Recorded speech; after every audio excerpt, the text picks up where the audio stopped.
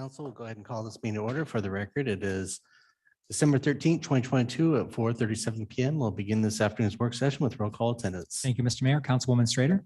Here. Councilman Byrne. That's me.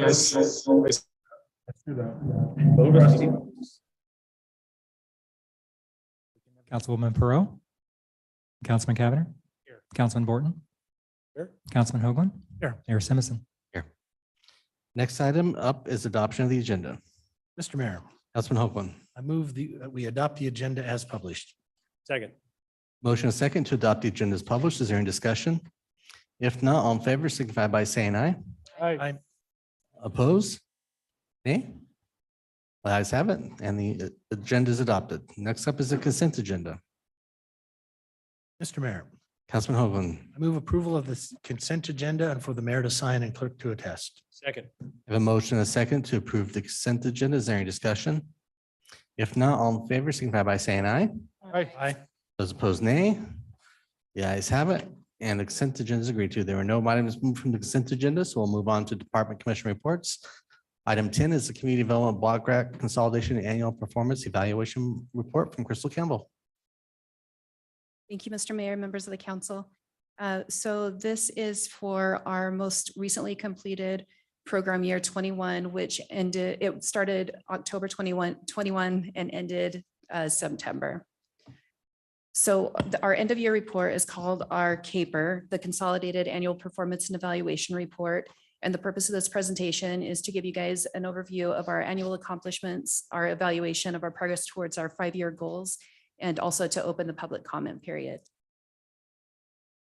The goals that were identified in this con plan were to improve accessibility, enhance homeownership opportunities, provide social services, stabilize the rental gap, and provide admin and fair housing activities.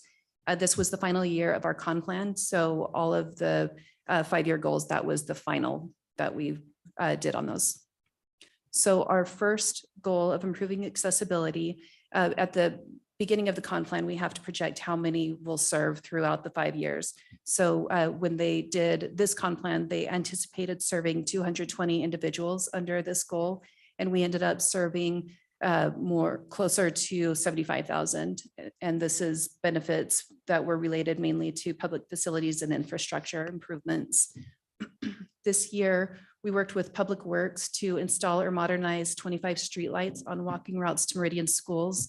We also worked with Parks and Rec on 2 different activities. One was the Chateau Park Playground, where they installed an all abilities playground. There's going to be some additional features in PY22 and also the walking path for the Northwest area to provide better access to that LMI area will be completed during PY22.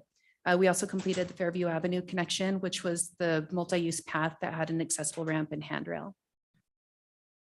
Under enhancing homeownership opportunities, we ended up at 118% of this goal.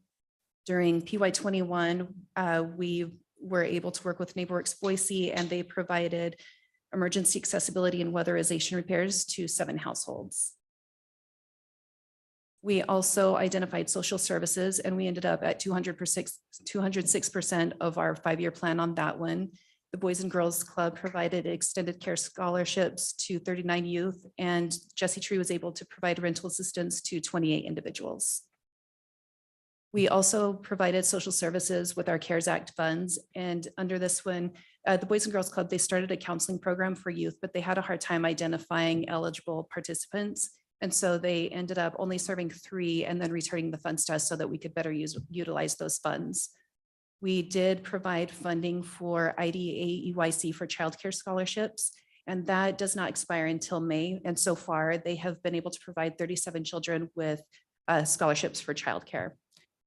We also have worked with NeighborWorks Boise on mortgage assistance, and they stopped taking applications in September. And so they'll have a few more payments to close out those applications, but they were able to serve 66 people. For our goal of stabilizing the rental gap, that is actually being reported under public services. So we don't have any accomplishments to report on under this one. For admin and fair housing, then we provided subrecipient management.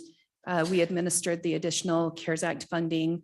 We ensure deadlines are met for timeliness, reporting and applications. We receive and provide ongoing training. We look for process improvements, and we also coordinate with other local entitlement communities, and we help to facilitate the Idaho Fair Housing Forum. Our total resources during this year was 1.3 million. Of this, 37% was our PY21 funds. We also had about 30% of the CARES Act funds. Then we had a little bit of the 2019 funding left over, and we also had about 30% of that was the PY20 funding. Our total expenditures this year was $753,000, and this is a breakdown of the different goals and how it was spent. So as you can see, the majority of our funding goes towards public facility and infrastructure improvements. So of our remaining resources, about 250,000 of those are our regular CDBG funds. We completed these 6 projects: the Fairview Avenue Sidewalk Connection, Chief Joseph Streetlights, admin, fair housing, Boys and Girls Club scholarships, and emergency rental assistance. Some of those remaining resources will go towards our continuing projects, and all 3 of these are expected to close fairly early in this new program year. But those are the homeowner repair program, Chateau Park Playground, and Locust Grove and Pine Streetlights. And then the remaining amount will be reallocated to the 2 projects that were identified as alternate projects in our PY21 action plan, which was the East MMS streetlights and home buyer assistance. For our remaining CARES Act funds, we completed our admin and youth counseling programs, and we are continuing with the child care scholarships, the Children's Museum, and then we're finishing up the payments for the mortgage assistance. And the remaining amounts will be reallocated toward the Wood Rose Apartments acquisition. Also in our CAPER, they ask us to report on our ongoing efforts. So for housing affordability, we spoke to the programs that we use to purchase housing or remaining housing that is affordable.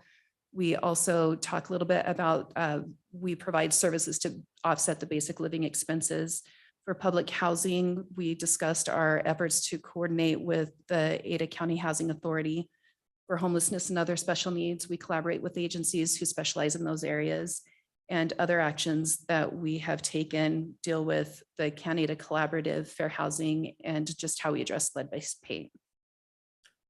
So our timeline for this, tonight is our presentation, and then I will ask you guys to open the public comment period, which will go until December 29th. And then I will take all of the comments and accept them all and respond to any and submit the CAPER to HUD on December 30th. This is my information to, if anybody has any comments, then they can call me or email me, or I'm here in City Hall. Anybody can come talk to me at any time. And starting tomorrow, the draft of the CAPER will be available on our website. And with that, I'll stand for questions. Thank you, Crystal. Council, any questions or comments for Crystal? Thank you very much. Appreciate it. Okay. Next item up is item 11, which is Parks and Recreation Department, Lakeview Golf Course Operations, Capital Projects, and Fee Adjustment Discussion. Mr. Barton. Good afternoon, Mayor and Council. Happy to be here.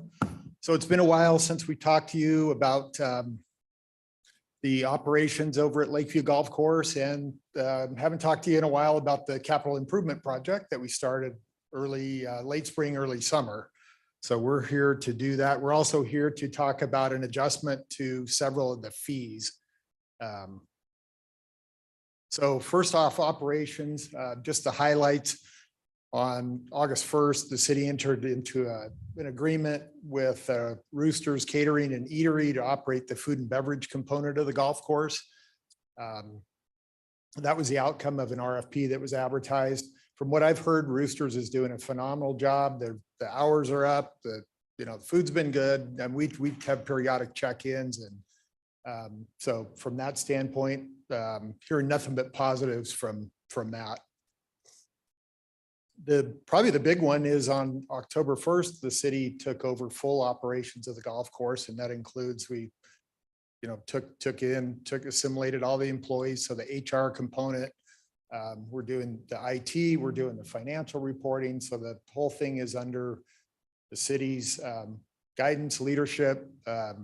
Kemper Sports kind of stayed on for a short period of time to ease the transition, so we could, some of the financial stuff had to be merged together and some of the HR stuff, but Kemper Sports we're no longer needing their services, so it's 100% being run by the city. Part of that, Kemper Sports has maintained both a personnel account and an operating account that the city funded. That initial startup was $100,000 into each one. And we've kind of kept that, they've kept those accounts open. And as of now, the year end or the cash balance in the combination of both those accounts, inclusive of that initial funding, is $570,000. So over the course of 2 years, we've made $370,000, which, in light of everything that's gone on construction wise, and we've had a little bit of weather here and there. I think that's all good news and very positive on the operations. As far as the capital improvement project goes, the big one is the irrigation system. All the heads and the piping are complete. We're doing concrete cart paths, tees and greens. The cart paths are prepped. The concrete's 50% complete right now. It's going a little bit slow in the winter. They're still out there pouring. Although later this week may change things. We've been in the upper 30s and it's pretty good with ground heaters and blankets and they can keep working, but slow, but still progressing very well. The quality is excellent. We did some ground repair where the irrigation system has never covered the dirt. It was just bare ground. So we went in and hydro seeded all that. So in the springtime, when the weather warms up, that seed is just kind of laying there dormant. When the weather warms up, it'll pop up and we have irrigation water. So it'll be corner to corner green. And then the well, just a couple of the wells going to be installed here this winter. A couple of fun facts that the irrigation system's controlled by 2 wires and a jacketed control wire. We put in 21 miles of wire. A wire has to go to each individual head and there's about 1,900 heads. We got 21 miles of that. We went under the road 10 different times. Some of the piping under the road is as big as 12 inches. So we bored that. Didn't hit anything. That was awesome. So the project is where it stands now. It's on time. They have until May 1st to complete it. We're on time and we're on budget. So all positive, good news there. So as we've lived with this and we take feedback from the public and, we periodically check, we benchmark what we're doing against other courses, and it's come to our attention that it's time to adjust a couple of fees. So the first one that we would like to adjust and just, process wise, what we want to do is kind of get a nod of heads and before we notice these fees and then bring them back for a public hearing and then a resolution to adopt them. So just a nod of heads to see if we're in the right kind of headed in the right direction. If there's something that you think we should do differently, let us know now. We didn't want to surprise you at a public hearing. So we're looking for feedback. The first one is the trail fee, and that's the fee that we charge if you have your own cart and you bring that to the course. Right now it's $580. Our proposal is to reduce that by 50% down to $290. If you buy an annual pass and you use the course's carts, we're proposing to leave that unchanged because there is quite a bit of wear and tear on the course's carts that we have to maintain. So there's cost there. Annual passes. We'd like to institute a resident, non-resident fee so that we're not proposing a reduction in the resident fee, but we're proposing that we charge non-residents an added 10% to each annual pass. And that would be across all pass offerings. So not just like an unlimited, family unlimited. There's about 8 to 10 different offerings. We're proposing a 10% increase if you're a non-resident.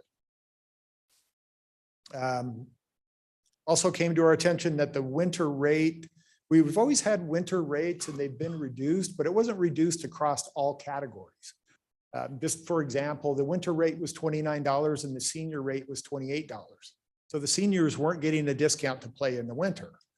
So our proposal is to reduce rates $4 for 18 holes across all offerings and reduce those fees $2 for 9 holes across all offerings. So if you're a senior, you play in the winter where it's $28 during the year, you can now get $4 off of that. So it just makes more sense. The other proposal is a 4% price increase to green fees. We did a 6% increase last year. Our costs are going up higher than it was. The 6% was lost probably almost immediately. So we're proposing another 4%. In addition to that, there's a little bit of foregone revenue in the cart, the trail fees that we'd like to recapture with that 4%. And then cart fees, cost to maintain the carts, obviously are going up. Our proposal is to increase the cart fee $2 for 18 holes and $1 for 9, and then a 10% increase on range fees. So with that, happy to answer any questions you have and take feedback. Mr. Mayor. Council questions, comments, Mr. Borton, not Barton. Certainly. Thanks, Mike. I kind of want to dovetail on your comments. I've been talking pretty closely with the golf course community and pretty well embedded with this particular issue. So there's a couple of two things are true. One is there's more than one way to skin the cat on rates and what you do with each of these. There's not a single path that you necessarily have to go forward, but the policy consideration that I think I'm supportive of what you presented, Mike. I think the golf course community would be supportive of this. I think it captures two things that we can do now. We talked a lot about trying to provide a tier somehow where our residents who have, through our savings, funded a lot of these improvements can receive either some benefit. In this case, that their pass rates aren't going up. There's some process reasons why you can't create tiers in the daily rates in the same way as you can for passes. So this is a feasible first step to use the annual pass, resident, non-resident. It rewards our resident taxpayers somewhat. And the other part is the annual pass or the trail fee for the annual pass. And there's maybe 100 of those, 100 or so of those. These are folks that buy the pass to use their own cart all year. And the vast majority of them are the seniors who live on or around the course. They just probably 95% of them really. And these are the folks that the vast majority have been living there for a long time. They, through the prior ownership, were the ones that were out donating $20 to buy bricks to get the patio bricks done. And then they're donating sand and trying to help plant trees. And they kind of did some sweat equity to keep the course going through difficult times. And those folks usually buy an annual pass and a trail fee. So to them, it's kind of a combined expenditure. It's a relatively minor impact on the bottom line for the city, but it does account for kind of our long-standing residents who've been on and around the course, loyal through this process. So you've been in communication with them a lot. So that's some of the policy reasons behind this. Again, there's not one way to do it, but I thought this one, with your work and what your team had done, made great sense and addressed those community concerns. So thanks for letting me add a little context to how we got here. Mr. Mayor. Councilman Pro.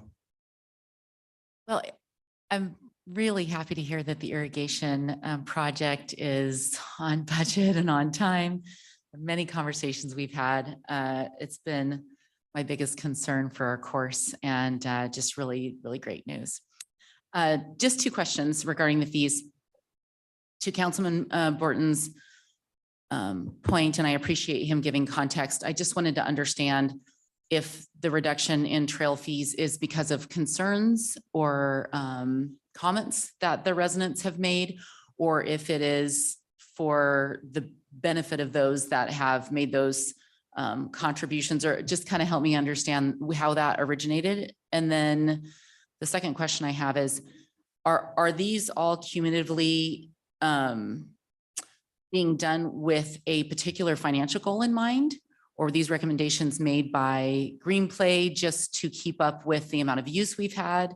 Or kind of help me understand, is this intended to help fund our capital projects in the past or in the future? Or is this about what it's costing us to run the course on a daily basis, or both? Mike, Yeah, great questions. Thank you. when I answer, So the, can you want Joe Borton to answer the first part because he unmuted. I can certainly. I was as like him for- go on the trail one, then you can take the second one to start off with. sure, Just either the, way. the historical context on the trail fee is some of the disconnect in years prior. This is, maybe more than 5 years ago was, the trail fee was established, but it wasn't, established as a means of then segregating those funds and then applying those funds to the golf cart or the paths, which were garbage. And so over the years and years and years and years and years, you had the folks paying the fees and their carts would just get beat to hell. And the money would just go in the owner's pocket or go to something totally disconnected. So there was just no correlation to, and that frustration grew over time. And so there's been annual pressure to try and remedy, for lack of a better term, the trail fee is being artificially high for no purpose other than you've got a captive senior community that you could charge $1,000. And it's not right, but you could. So I think this is trying to remedy that historical inequity. Councilwoman Rowe and Councilman Borton, those our trail fees are currently on the high side comparatively. So and it was exactly that it was a way to, it was a way to get some revenue. And theoretically it was, yeah, if you pay a little bit more, we'll fix up the cart paths. And I don't think that ever happened. And anyway, so now is the time to reduce that fee. The 4% increase. So there was a total of 83 trail passes sold last year. For the revenue was $58,000.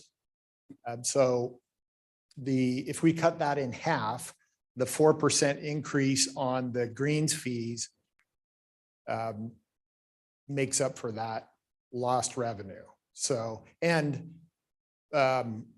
we feel that, just in the market will support that, especially with, the construction project is going to wind down. The course is going to look phenomenal. It's going to play good. You're going to have nice cart paths. And so with the goal of, that tier 5 kind of break even, make a little bit of money thought, that's at least our thinking is that if we're going to not bring something in, that we'll try to make it up somewhere else.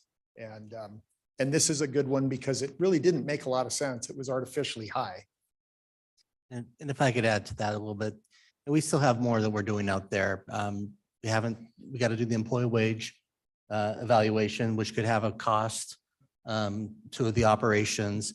And we have are we also talking about any of the construction projects that we hope to do in the next few months here in this presentation? Not at this time, but there are a couple others, like the clubhouse, some renovation, remodeling in the clubhouse, because it hasn't been touched for years. It's due. So, and that'll be a future conversation. We hope to come back sometime in January. Yeah. Because we have what it could look like, but we don't have a breakdown of the cost. So once we get that, we'll come back and have a conversation. So at least there's still more work to do, but part of my philosophy with working with the Parks Department is I'm supportive of these changes, was just trying not to change our revenue projections that we're currently into until we still have a little bit more evolution out there at the course to figure things out, to kind of get that long-term plan. And obviously with the decisions last week was it last week? What weeks are kind of getting short, 2 weeks ago on the fee recovery model. So trying to adjust that. I mean, maybe we have more people that now buy a trail pass at a lower rate. You know, we don't know. It could happen. I mean, I do the math, $300, go out and buy a used cart. That money change, you play enough golf, you may now consider that. So could even Especially be a if you revenue know generator. it's not going to get destroyed with a bunch of potholes. Mr. Mayor, Councilman Burnt. the only thing that I would say is don't make the buckets of balls too expensive. That's all I'm saying. You go to some, and I'm being serious. So you go to some of the golf courses around town, and it costs $30 to go hit a large bucket of balls, and it's just that defeats the purpose of the bucket of balls. You want people to learn how to play golf. That's how people learn how to play golf. That's how sometimes people are introduced to play golf. So the only thing on here, I just wouldn't get too greedy on the bucket of balls. It's important that people know and have a desire to come out and practice and play. Thanks, Councilman Burnt. So the 10% is a small bucket, $6, it'd go to $6.50. A large bucket's 12, it'll go to 13. So I think we're a long way away from $30 for a large bucket. Councilman Pro, I know you also. Mr. Mayor, thank you. Just one more follow-up question. I think what I'm hearing about the overall changes is that it's meeting two goals, which is to fund some of the capital projects, but also some increases in some, seasonal costs.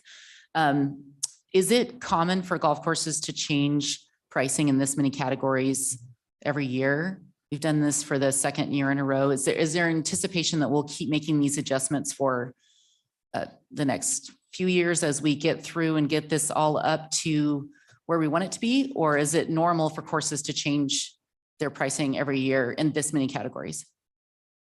I would say that, well, the fees are not covering capital projects. They're covering the operational needs of the course.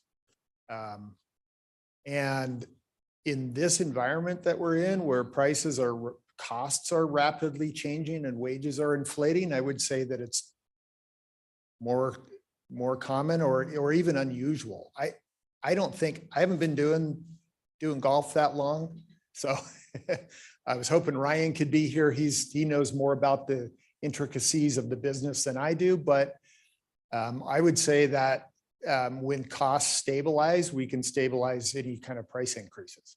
I mean, that would be our goal, is to just get it set, let it ride. If there's an adjustment to something up or down, if we're doing it wrong, I mean, we're fine tuning the business. Mr. Mayor. Councilman Borton. Councilwoman Schrader. Thanks, Mike. Great job executing on the capital improvement projects. That's awesome. This all makes sense to me. Don't have any issues with any of the changes. Sort of an aside though, Todd in the finance department had sent us an email that they're not going to be sending a monthly reporting of the financial results for the golf course. I don't think we need those monthly anymore. I think what we need though is I still would like to see at least a semi-annual, if not a quarterly, sort of like a management discussion and analysis that combines, here are the operating results of the golf course. Here are, here's how the business is doing. And then, just some discussion. It's not enough to get it. I mean, so if you could just convey to Todd, or I'll send him an email as well, but it's just not enough for me personally to just get it on the dashboard. I like to have the, sort of MD&A background on that. Yeah. To understand how the operations are going, if there are problems. So, I mean, at least twice a year, if that's okay. I think we can get, we will continue to come back probably at least twice a year until we get this dialed in. I think once we are all dialed in and feel good about it, then it is part of the yearly adjustments on stuff, or if we ever see a concern. But once we feel comfortable, then I think we back up. But yeah, we'll be back at least once every 6 months at a minimum. We're happy to come as often or as little as you want. Just let us know. Thank you. Thanks, Mike. Okay, so next item on the agenda, item 12, Parks and Recreation Department Master Plan Update. Mr. Sitaway. Thank you, Mr. Mayor and members of the council. Going to introduce Art Thatcher, who I think you guys have met enough times to know. His last couple of presentations have been remote through Zoom, but we have him in person tonight. He's also here tonight with James Mickles. Did I get your last name right, James? All right. Also from Meridian, formerly known as Green Clay. But we've been working with them as a company over the past year, as you know, on this master plan update. And we're quickly nearing the completion of this plan. We've worked on some extensive public involvement processes, interviews, focus groups, stakeholder meetings. We did the statistically valid public opinion survey. We did an inventory and analysis of conditions on all parks and facilities throughout the system. And more recently, we've been focused on the cost recovery piece, which was kind of a separate kind of addendum. So that's been the more recent focus, and we presented that to you a couple of weeks ago. The goals and objectives for the plan have been recently updated, and we're presenting the draft plan overall to the Parks and Rec Commission tomorrow night. But with Art in town, we wanted to take advantage of the opportunity to get in front of you, give you kind of a high level highlights version of that, the final plan, including some of the updated goals and objectives. We will be taking that, like I said, to the commission tomorrow night, anticipating a formal recommendation to council following that, and us coming back probably in January to seek your approval of the plan. But we wanted to give you the chance to see it while it's in the kind of final draft stage. And with that, I'm going to turn the time over to Art Thatcher.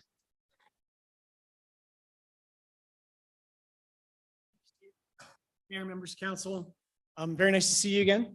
And as Steve said, I'm here to give you an update of how we got here and then what the goals and objectives are for the plan. I'll run through a lot of these because Steve kind of hit on the highlights of what we've talked about. So we're kind of here in this bottom. We're in the draft final presentation stage. These are all the kind of stages we've gone through. As Steve mentioned, our kickoff, the survey, our public engagement, the inventory, and then our organizational assessment through the process. And so it's been a little over a year kind of working through this process. As Steve said, we were here in November and did public engagement. We had 6 focus groups with 39 participants. We did interviews with the elected officials and stakeholders. We did a staff SWOT analysis and workshop with them, did a briefing and got feedback from the Parks and Rec Commission, did tours of the parks and facilities, and then held an open forum that was both in person and virtual. And we had 18 people attend that. And so one of the things that we asked about strengths, weaknesses, new facilities, new amenities. And so then we kind of wrap that up with top priorities. And you can see from the focus groups and the stakeholder meetings that connectivity, a new indoor facility, and rectangle fields to support the needs, and then land acquisition and managing growth were kind of those top 5 priorities that came out of the focus groups. We used the information from the focus groups to develop the survey. We did a statistically valid mailed needs assessment survey. And then once we started receiving responses back from the survey, we did an open link survey. So anybody could take the survey. And so we had 690 total surveys completed, 312 from the invitation sample, and another 378 from the open link. As we looked at that, one of the things, we were here in 2015 and did the master plan in 2015. So not only were we able to look at the results of this survey, but we were also able to kind of compare those to the 2015 survey and get kind of the, how the community had changed a little bit. So one of the questions we asked about were future needs for indoor facilities. And you can see that at community center, the community recreation center in 2015 was the number 2 top facility. And in 2021 moved to the top facility. And then it took the place of an indoor aquatic facility, which this survey came out prior to you all taking over the aquatic facility here in town. And then followed by that field house and indoor gymnasium space, as well as a performing arts center and an ice ring as kind of those top 5. So we also asked about future needs for outdoor facilities. And again, you can see the comparison to 2015, and parks and trails being the number 1, both in 2021 and in 2015. And then improvements to your park amenities being that number 2, and then shade structures in parks. In 2015, shade structures were the number 2. However, over the period, you've added shade structures within many of your parks. And so it's still a priority, but kind of dropped down to that number 3, followed by playgrounds and then lights at your outdoor athletic facilities, and rounding out that top 5. So one of the things that we ask is, given $100 and in $5 increments, how would you spend that $100? You can see that compared 21 to 2015, that additional pathways was number 1 in this survey, but in the 2015 expanding your aquatics indoor and outdoor was number 1. Again, I think that reduction stems from you acquiring the outdoor swimming pool. That number 2 in both was making improvements to existing and renovating your existing facilities and parks. So as Steve mentioned, we also did your inventory and level of service analysis. So from 2015 to today, we updated your inventory, looked at all of your parks, and looked at all the components within those parks, and did an inventory of those. We also looked at other service providers, and then we also looked at the inventory in schools. So really getting a really great picture of all of those recreation amenities that are available to the community. We also looked at HOA and private facilities within the system, within the city. So again, as we were able to look at 2015, so your population grew from 94,000 to 124,000. The city limits, grew from 18,000 acres to 23,000 acres, and your number of parks went from 21 to 25 over that period. So we do an atlas. So we provide GIS of your parks, and then we look at all the amenities in there, and we do a quantitative analysis and a qualitative analysis of those, and provide that in a booklet to the department and electronically, so that they can keep up with the inventory. Some of the things that came out of our inventory site visits were your parks are very consistent across the board. They're very well maintained to a very high standard. Restrooms are, in our opinion, some of the cleanest that we've seen in a system around the country.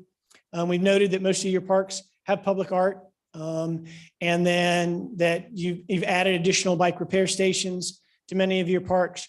Your turf is in really good condition, and that there seemed to be a very high priority to planting trees in many of your parks. So your urban forestry is a high priority, which was one of the things that came out of the 2015 master plan.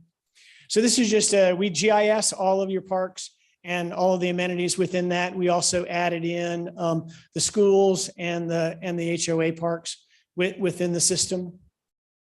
One of the things that we look at is walkability.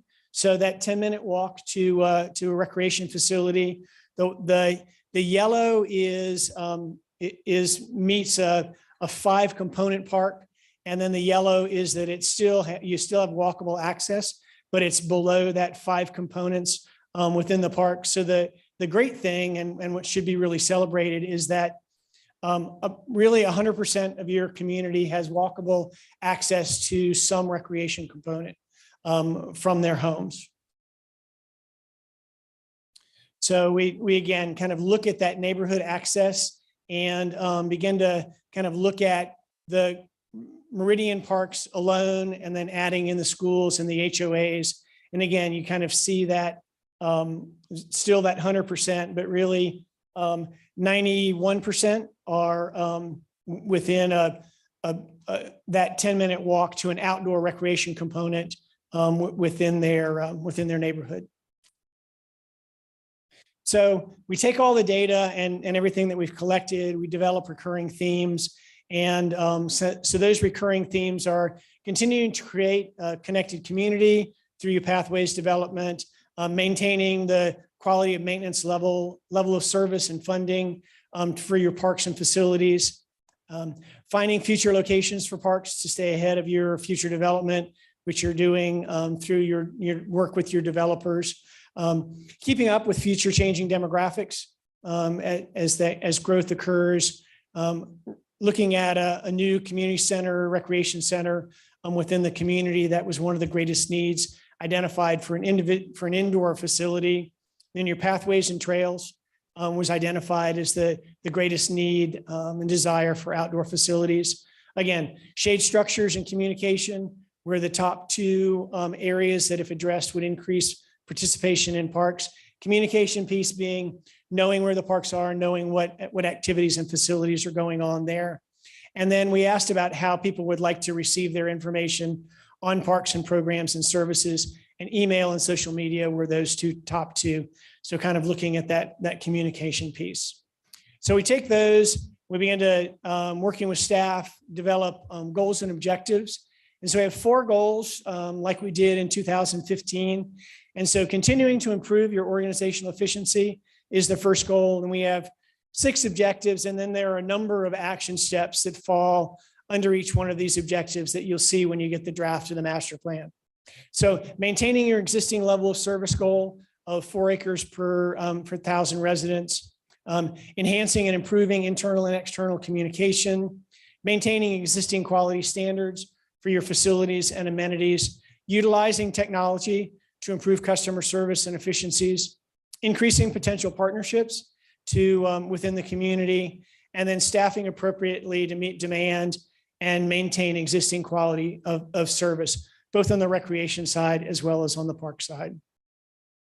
So the second goal was maintaining and improving your facilities and amenities. And we have with 13 objectives within this one.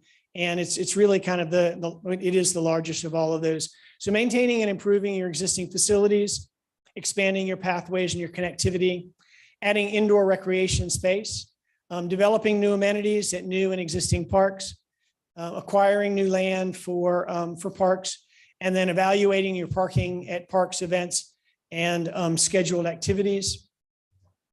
So the second half, continuing to monitor your ADA needs within the community. Since the last plan, you developed a ADA transition plan, and you've taken care of all of those issues in that transition. So now it's just monitoring, keeping up with that. Upgrading your comfort, convenience, and customer service amenities. Shade would fall under this objective. The number 9, kind of creating park identities in your existing and new parks. So continuing to kind of look at how you're infusing unique components within your parks to create identities. Addressing current and future needs for athletic fields.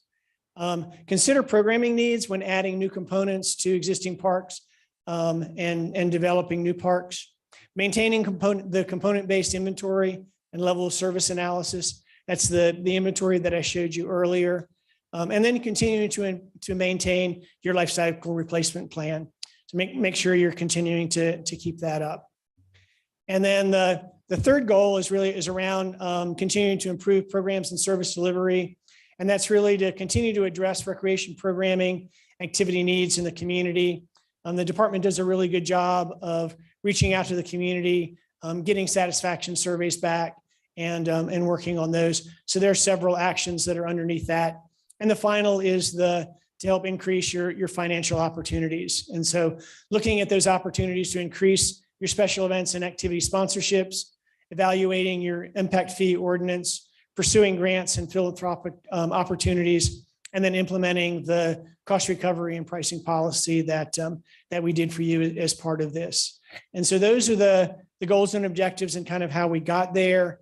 And I'm happy to answer any questions that you might have. Thank you, Art. Council questions? Mr. Mayor, Councilman Pro.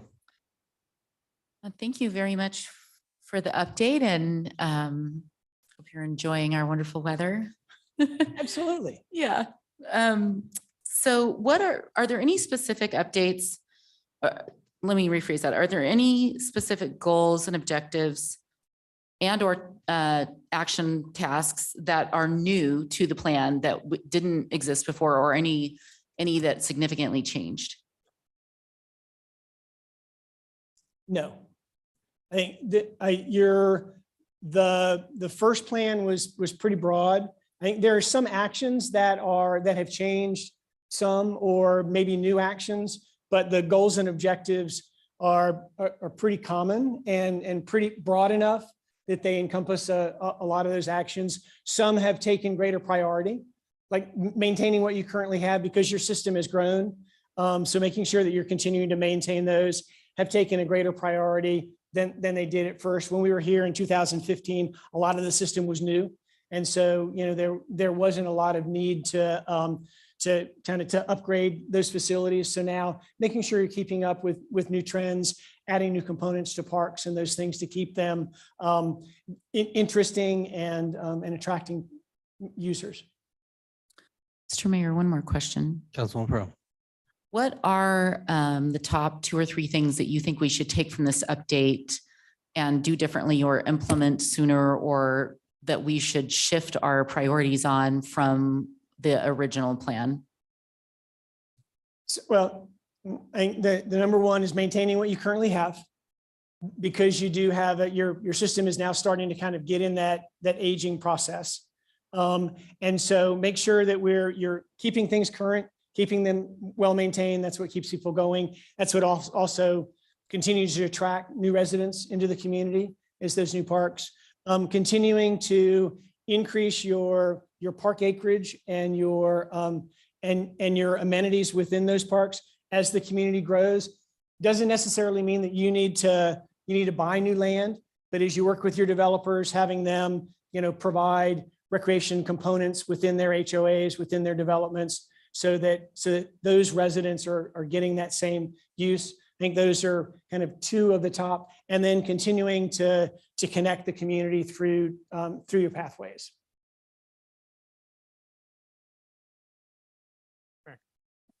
Councilman Cavanagh.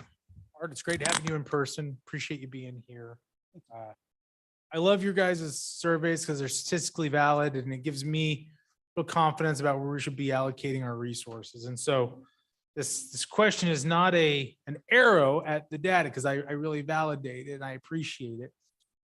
But as a council member, the things that are listed as priorities are not things that I hear from our citizens that they need or want. The things that I'm hearing about is farmland preservation, nature preservation. And so help me understand, do you see similar trends in other parts of the country where maybe it's a vocal minority that want this thing, but it never bubbles up on a survey? Is that something that how does your survey kind of contemplate those unique things that maybe a city has an offer that citizens haven't thought about? Are those questions included in your survey? And what I'm trying to do is to parse what I hear, versus what we see in the survey. And I'll give you a great example. when I very first got elected, I met a guy in a park who wanted to talk to me about this weird sport coming out called pickleball. Right? And so it's 12 years ago. And now we're investing in pickleball all over the place. He was on the cutting edge of what he felt that our community needed. And I don't want to discount where these citizens are coming from, but it also, those types of things don't necessarily always show up on a survey until people are maybe frustrated that it doesn't exist. And I think we do infuse into the survey some national trends that we see around the country. You know, I mean, disc golf courses are, you know, being constructed, you know, all over the country. It's one of the top things that communities are investing in, as well as pickleball courts and some of those things. So we do infuse some of that into the surveys. Also, we don't just use the survey responses when we start making our recommendations. We look at national trends. We, we consider what we heard from the focus groups. What the focus group does is in a lot of cases, we'll have very enthusiastic users that'll show up, you know, to focus groups to give their opinion. And so, you know, we get a lot of, you know, skate park users that come to the focus groups, pickleballers that come to the focus groups. The first project I did in Wake Forest, North Carolina, the first focus group I did, there were 50 people and if sitting in the front rows, they all had on lime green Wake Forest pickleball t-shirts. And so, you know, they were, you know, and that was, you know, 10 years ago. And so, as you say, they were kind of on the cutting edge, but they became proponents to the whole master plan. And I think we see that here as well, is that, you know, we hear those enthusiastic citizens that want things. And so we did hear preserving open space as one of those priorities. We did not ask specifically about agricultural land. In like the state of Maryland, they, as part of their master plans for state funding, they require an ag section within their land preservation plans, their Parks and Recreation land preservation plans. And so, you know, that's one of the states that we work in that we do specifically ask about ag lands. You're welcome. Mr. Mayor. Councilwoman Schrader. Thanks, Art. Appreciate it. I do think if the final plan or the final report could have kind of an overview of emerging trends, I think that would be really helpful. I agree with Councilman Cavanagh. I think it's good for us to also have a view kind of leading into the future of what's emerging. Like I hear a lot about parents and even insurance companies wanting to see kids have riskier playgrounds. That's something going on in Europe that I've heard about. Not dangerous playgrounds, but playgrounds where kids can kind of learn what their limits are and developmentally is important for them.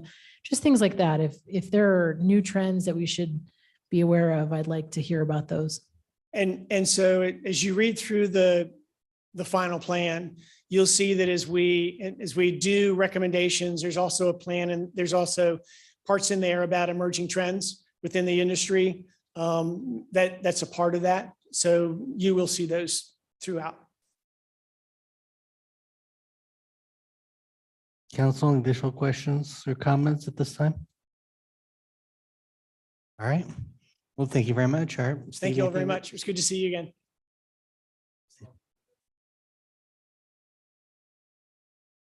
I'll just wrap it up by saying we appreciate the feedback tonight very much. We will go to the commission and hope to be back before you next month to conclude this process and request your adoption of the final plan. So thank you very much. Thank you, Steve. Council, we've reached the end of our agenda. Mr. Mayor, Councilman Hoagland, I move we adjourn our work session. have a motion to adjourn. All in favor, signify by saying aye. Aye. Opposed, nay. The ayes have it. We are adjourned.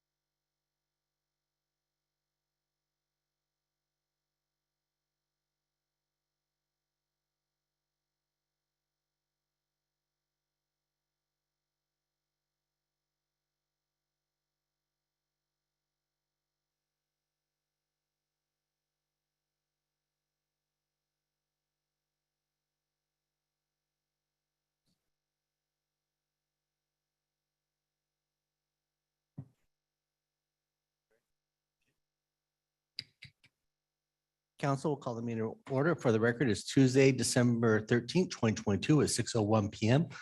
We will begin this evening's regular city council agenda with roll call attendance. Thank you, Mr. Mayor. Councilwoman Strader, Here. Councilman Byrne. Here. Councilwoman Perot. Here. Councilman Cavanagh. Here. Councilman Borton. Here. Councilman Hoagland. Here. Mayor Simmons. Here. Next item will be the Pledge of Allegiance, which will be led tonight by Will with Scout Troop 1. Could all please rise and join us in the Pledge of Allegiance.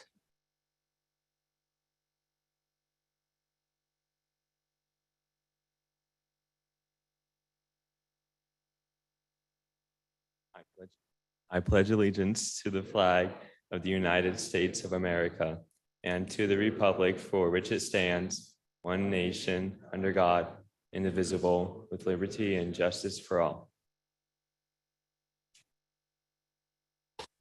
Thank you, Will, and thank you to all the members of Troop 1 who are with us this evening for the first part of our meeting. Next up will be the community invocation, which will be delivered this evening by Pastor Benny Hickey of Valley Life Community Church. If you all please join us in the community invocation or take this as a moment of silence and reflection. Mr. Pastor. Mayor, members of City Council, season's greetings. Merry Christmas to you. Thank you for the opportunity to come and pray for you. Before you begin, Mr. Mayor, just a quick moment of privilege. We've got a colleague who's departing for greener pastures tonight, and I guess just maybe humbly request that you add an additional prayer for Councilmember Burt and his family, and he's got some challenges ahead of him, and we're excited for him, but I think an extra special prayer protection for him and his family is warranted. Yeah, it's a big hill, but I imagine he can climb it. Let's pray. Thank you, Councilman Cavanagh. God, we thank you for the opportunity to gather tonight as free citizens in a free country. We pray for the city council, God, that you would grant them wisdom and discernment. We pray for the city of Meridian. God, as we think of Christmas time and your message of goodwill and peace, we pray for those things in our city. And God, we pray for those things in our state. And we pray for Councilman as he makes his journey, Father, to greater levels of leadership. We ask that you would continue to grant him a sense of humility and awe and privilege as he serves those in his constituency. We ask a protection upon him and his family as he serves. And ultimately, God, that the city of Meridian would be a place where neighbors love one another and that your name would be glorified. I ask this through your Son, Jesus Christ. Amen. God bless you all. Thank you. Thank you, Pastor.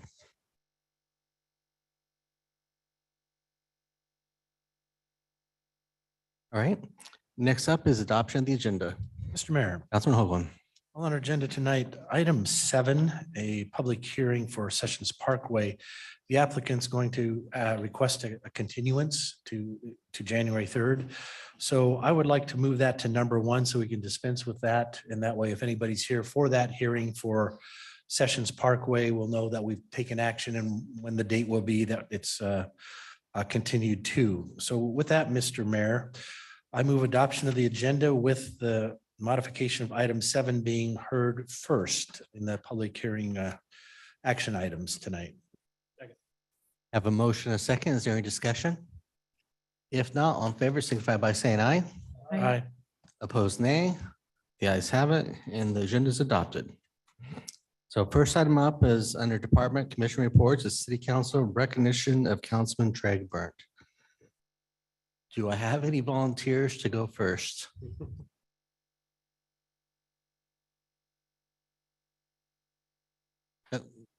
Councilman Cavanagh. Mr. Mayor, I'm happy to start off, but I'm noticing that there's very few tissues up here, and I think that was probably poor planning on our part. Because some of you know I've been ill, and the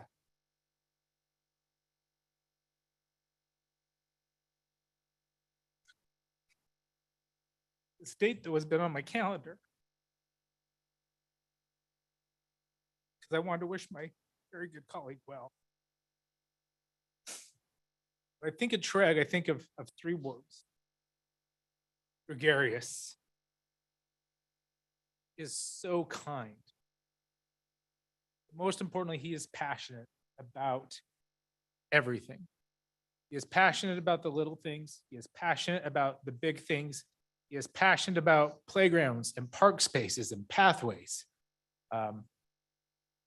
My time on the council, I never thought that we were going to have to break up a fight because somebody wanted to come to our community and wasn't what was doing best for Meridian, and Councilmember Burton let him know it. It's because he cares. And so I'm happy to be here. He had a real tough job when he came in as council president and led our council during a time of COVID, working with the mayor to scale up so we could take testimony virtually, both in person, how we separate the room, how we could continue to serve our community to the best of our ability. It was under your leadership. And I know we don't like to necessarily jump back into 2020, 2021, but you and the mayor working together really set us apart so that we could continue to serve our community. Trig works hard, but he also shows that he balances that with having a lot of fun. And you have made these 5 years on the council a lot of fun. I sometimes take our work a little too serious, and the levity that you bring shows that we can work hard on behalf of our citizens, but still have a lot of fun and enjoy our time doing it. And the last thing that I want to share that you taught me. We as council have tremendous appreciation for our city employees. We don't always appreciate our city employees. And every time I see you, whether it's you probably plan to come to a meeting an hour early so that you have opportunity to go talk to all of our employees about what's going on with them and their family and their family's family and how their kids are doing in sports. There's been one only other person who did that as well. And that was Keith. And I just think that you have embodied that spirit of caring about our employees and making them feel appreciated. That's taught me I need to do a better job. And I just wanted to thank you for this 5 years. It's been a real trip. And just because you won't be on the council and you won't be on the payroll, there's always a seat here for you. And look forward to you coming to tell us what we're doing wrong. And I look forward to bumping into you in the Capitol and tell you what you're doing wrong. And we really wish you well in this next endeavor. Thank you, Councilman. Mr. Mayor, Councilwoman Schrader. I don't want to get emotional about it. But he's not just a colleague, he's a friend. And I just so appreciate Treg. Treg is the first person who really gave me advice when I joined city council. He really took me under his wing. I could ask him questions, stupid questions, hard questions, and he's just a caring person like that. And I'm sad that he's leaving because I think it's a huge loss. And I don't know if we can fill his shoes, to be honest. I'm sure the mayor and everybody are going to try our best. But we do need a fighter to go to the legislature for Meridian. And I know he's going to do that for us. And I'm really proud of him for stepping up to run. And just happy to call him not just a colleague anymore, but a friend.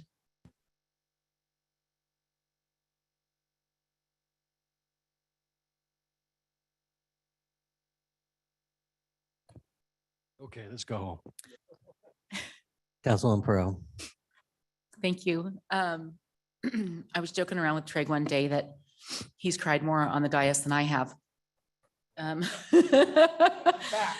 here I am. Choked up a little bit. I wouldn't call it crying. Choked. This morning, for good reason.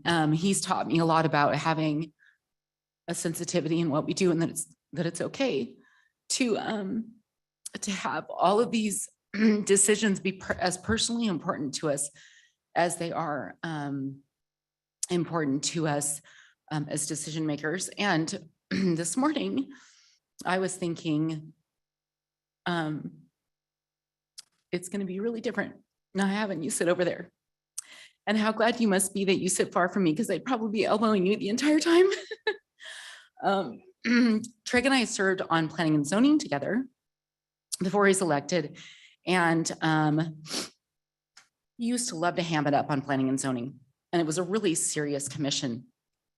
And so we'd all come and everybody was really, digging into the decisions and the details. And Trey could kind of sit there for a while, and he's really doing a much better job now of keeping his expressions good, but you'd always used to be able to read what what he thought. And at first I would think, oh my goodness, this guy's like a class clown. And then as time went on, I just completely appreciated the great energy that he brought to the Planning and Zoning Commission and the uniqueness with which he approached things and the way he challenged us to make decisions in ways that we hadn't. And he was so different than the rest of us in a very, very good way. And I really have appreciated the friendship and all the ways that he has challenged me to think more big picture. But the thing I admire about him most is his commitment. He is everywhere all the time. I have no idea how you do it. I'm always asking him, how do you do everything? How do you get this done? And he's committed to being up early and going to bed late. And so long as the community knows that he's committed to what he does. And that has taught me a huge amount about service and how to serve Meridian well and how to love this community well. Mr. Mayor, Councilman Hoagland. I don't think I'll shed any tears because Treg is going to the Idaho State Senate and I'm going, what in the world are you thinking? It's your own fault. Actually, no, it's fantastic that Treg is going there. He's going to do very, very well. I met Treg, it's been 10, 12 years ago. You were in Parks Commission and I was on council previously and that's where we got to know each other. And then from there, I think you did impact fee committee and then you planning and zoning. And what's interesting, you think, oh, I don't know Councilman Burnt and he's on city council. And now he's a state senator. Boy, he's climbing the ladder. The interesting thing about Treg is you hear he's gregarious, he's outgoing, he's funny, he's committed. These are all true. But each of these jobs, city council and so far the state senate, and we'll see where it goes from there, is Treg didn't seek those positions. It's people who saw his potential and what he could do for our community. And they said, hey, would you do this? And that's the neat thing. It's not someone who wants to climb a ladder and make a name for itself. It's people who recognize talent and commitment and hard work and go, hey, that's what we need in our elected officials. So I think that's just fantastic that he's doing this. Even though there'll be times I'll be laughing at him going, oh yeah, you wanted it. So, but that's just the way it works. But there's someone else who needs recognition tonight too, because she had to give up a lot of evenings with you not home. But I had to think about this honestly. Maybe she was glad about that. I'm not entirely sure. But his wife, Tiffany, there's a lot of meetings. There's lots of phone calls. There's the packet to go through in preparation for meetings. All these different things. So, I don't know if the mayor is going to give you anything like Medal of Honor from the city or something. I don't know, but I thought I had to do something for your wife because she really is the one who stood behind you to make sure things on the home front kept going. And no matter what you said or did, she'd stand by you, which sometimes we went, whoa, we don't know this guy. But she's the one who was always there. So Tiffany, you're going to get recognized. So no, but no, I won't make you give a speech, so.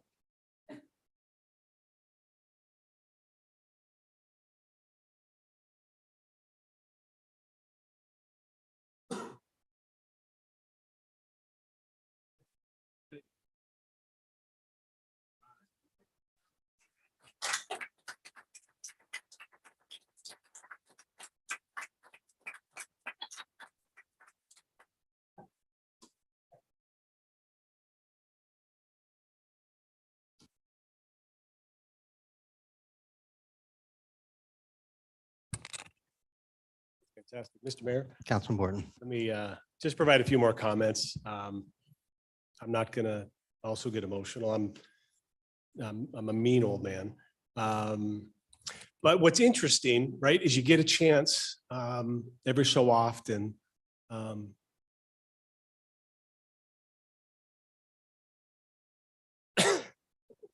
Maybe I will.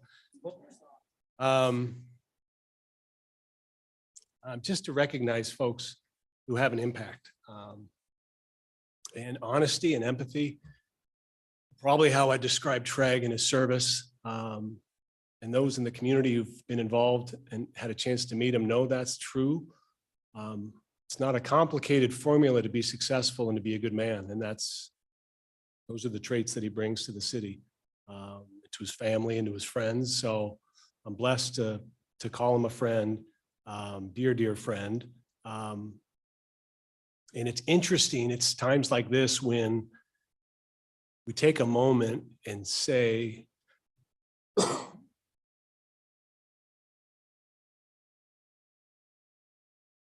breaking my own rule.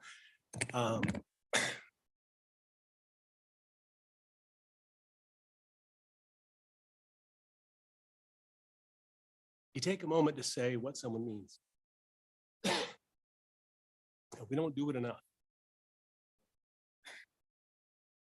Appreciate the chance to say it now. You don't have to work, be on council for 5 years to hear about it. I could tell you every day how much you mean. And there's folks in your life that mean a lot to you. Go tell them today. Just really appreciative of what Treg's done for the city. And it's no shock that people have a tough time talking about him leaving. He's got a big impact on our community and he means the world to me. I know you're going to do great stuff and you're not going to be a stranger, but won't change those core principles which make you a great husband, great dad, great council member, great member of our community. So.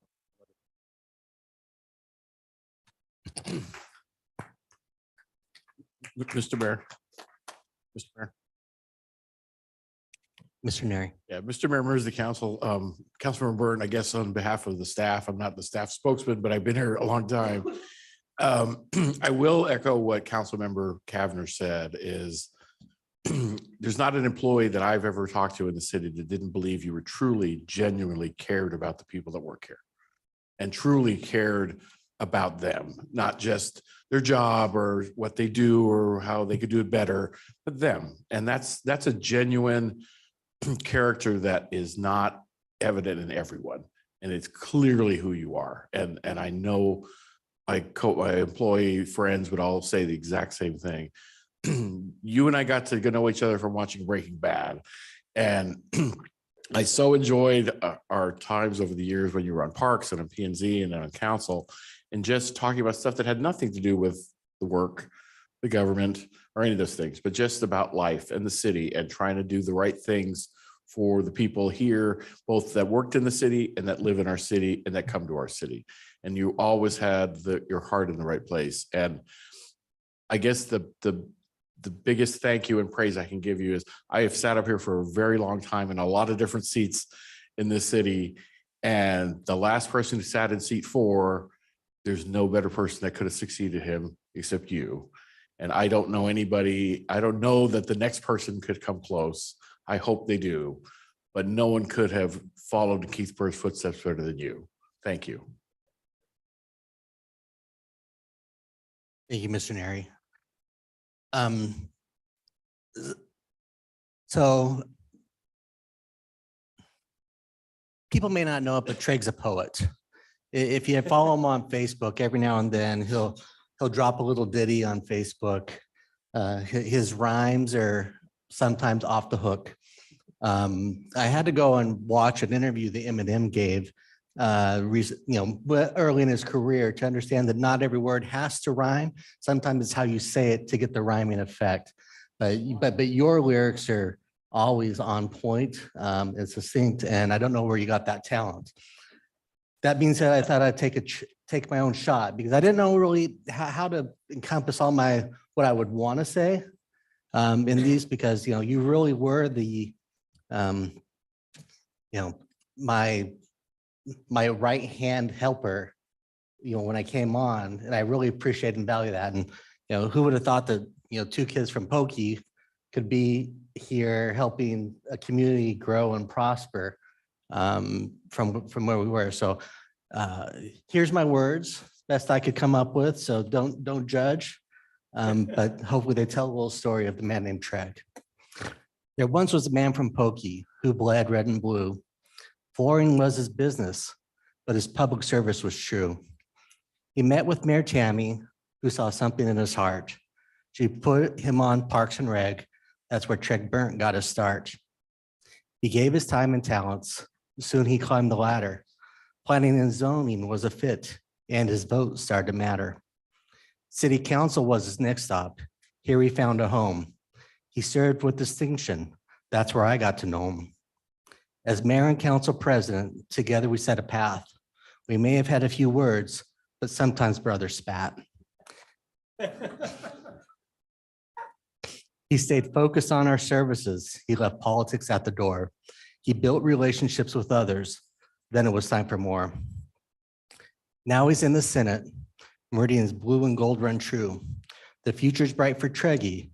He'll be in leadership before he's through. His heart's as big as his head. It's okay because it's okay because he wears a hat. There's a little more gray in his beard, and Tiff is all right with that. Everywhere he goes, he always makes new friends. King of the bro hug, he'll back you to the end. He loves his family deeply. Family first is his motto. His kiddos are his number one. With Tiff, he hit the lotto. Pickleball's a new hobby. Fishing is in his blood. His crew is a bunch of ice holes, but he is really a stud. We've enjoyed the POW at Tamarack. Chambers has been a pleasure. All my best to Senator Treg Burnt. You truly are a treasure.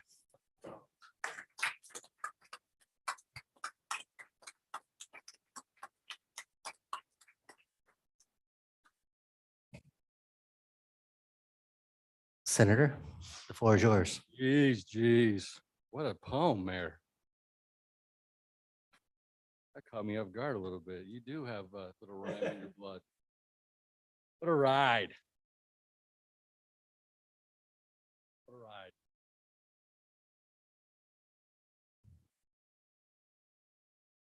What an awesome ride. Serving the citizens of Meridian for the past 5 years at City Council has been probably, it is the greatest honor that I've had in my life. And it's really interesting because, I feel like I've just had a small little piece of it.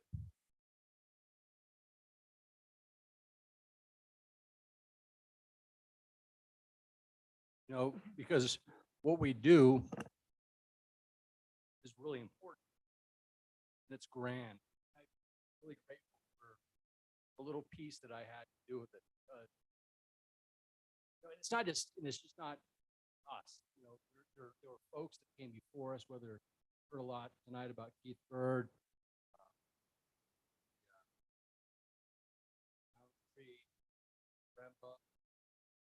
those who came before us set the path. So we make decisions on the dais, whether it be the budget, whether it's land use, whether it's policy. For me, it's never been incredibly difficult because that path has already been set. There were greats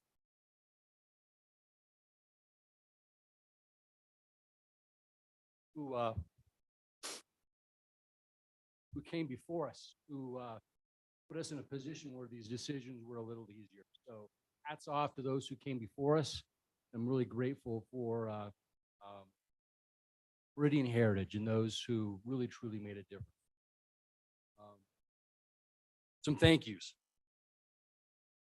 So first off, I just want to thank the citizens of Meridian. You elected me twice to sit in this seat, and but the most important thing is all of the friendships and all of those who I've met over the years, whether it was over coffee, whether it was over Club on Wheats at Cahoots, whatever the case may be. Truly grateful for all of the meaningful relationships in this city that I've been able to have over these 5 years. But it doesn't stop now. I feel like, I feel like this is a huge goodbye, which it sort of is, but I'm not going anywhere. All right. I live less than a mile or two down the street, And there's going to be a time in June when sessions is over in the Capitol, and there's going to be a weird name on the public forum that's going to, sign to testify, and that's going to be me, Chris. And I'll come by and say hi, promise. I'm not going anywhere. I'm always close. And those who know me best know that I'm always available. I'm always available. Those who know me best know that I'm here to serve, and I'm here to make a difference, and I truly care.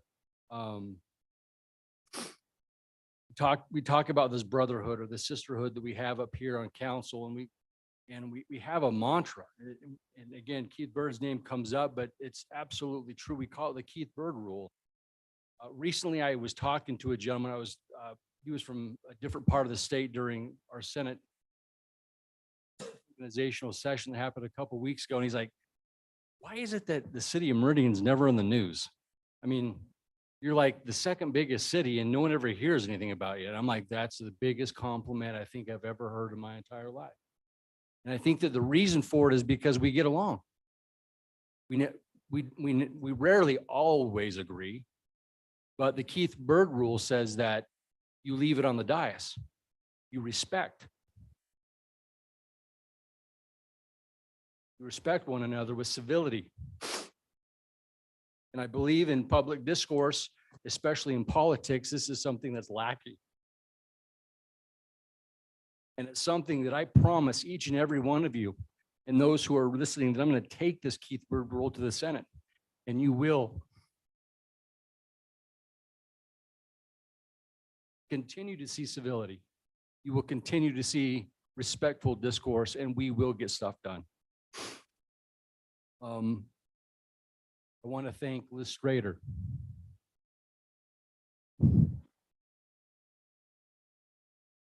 Joe Borton. Otherwise, Brad Hoagland.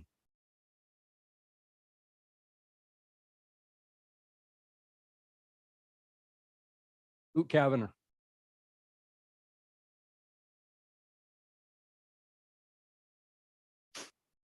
Jessica Perot.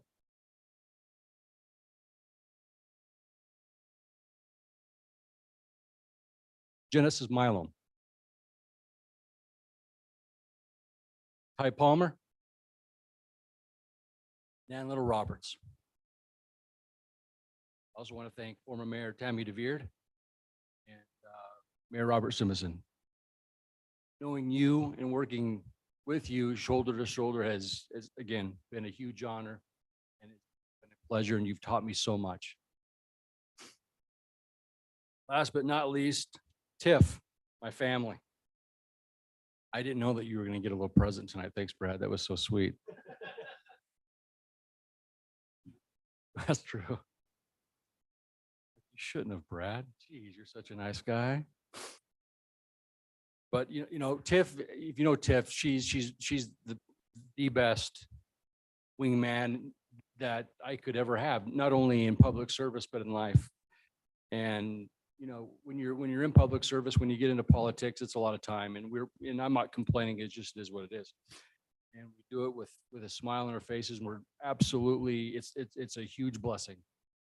But I know that my wife she's over the years sacrificed a lot of things that professionally and personally that for me in my public service. And I think I don't know if I could do that.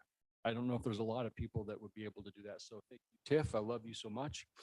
My kiddos, 2 are working, one's at school at the University of Utah, and hopefully they'll watch us recording a little bit later. But thank you to my kiddos. I love you greatly. If there's one thing that I always talk to my kiddos about, I don't care if you get into politics. Honestly, I could care less. I've always taught my kiddos to get engaged, get involved, make a difference.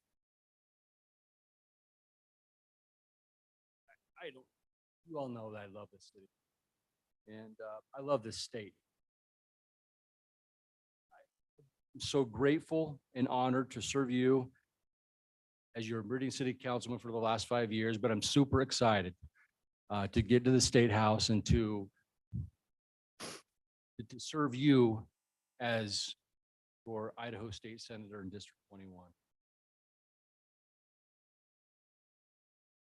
can't thank each and every one of you enough. I appreciate your support. Thank you to the mayor for allowing me to, express my thoughts and to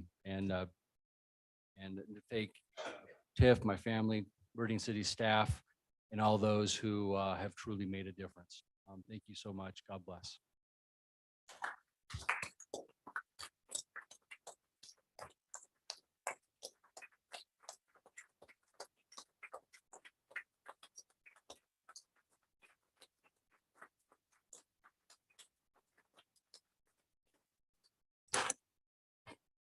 I know there's some people that came here for trade, so we'll go ahead and take a short 5 to 8 minute recess, just to allow those that maybe came to say goodbye and clear out. So we'll recess for reconvene at 6:40.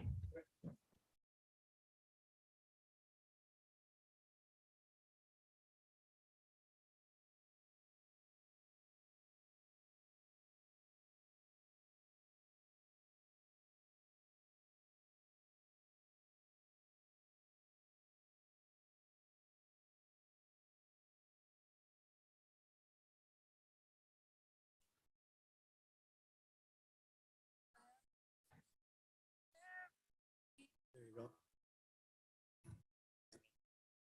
Will you remember? Don't let your love pass you by. Love for Play this music. man.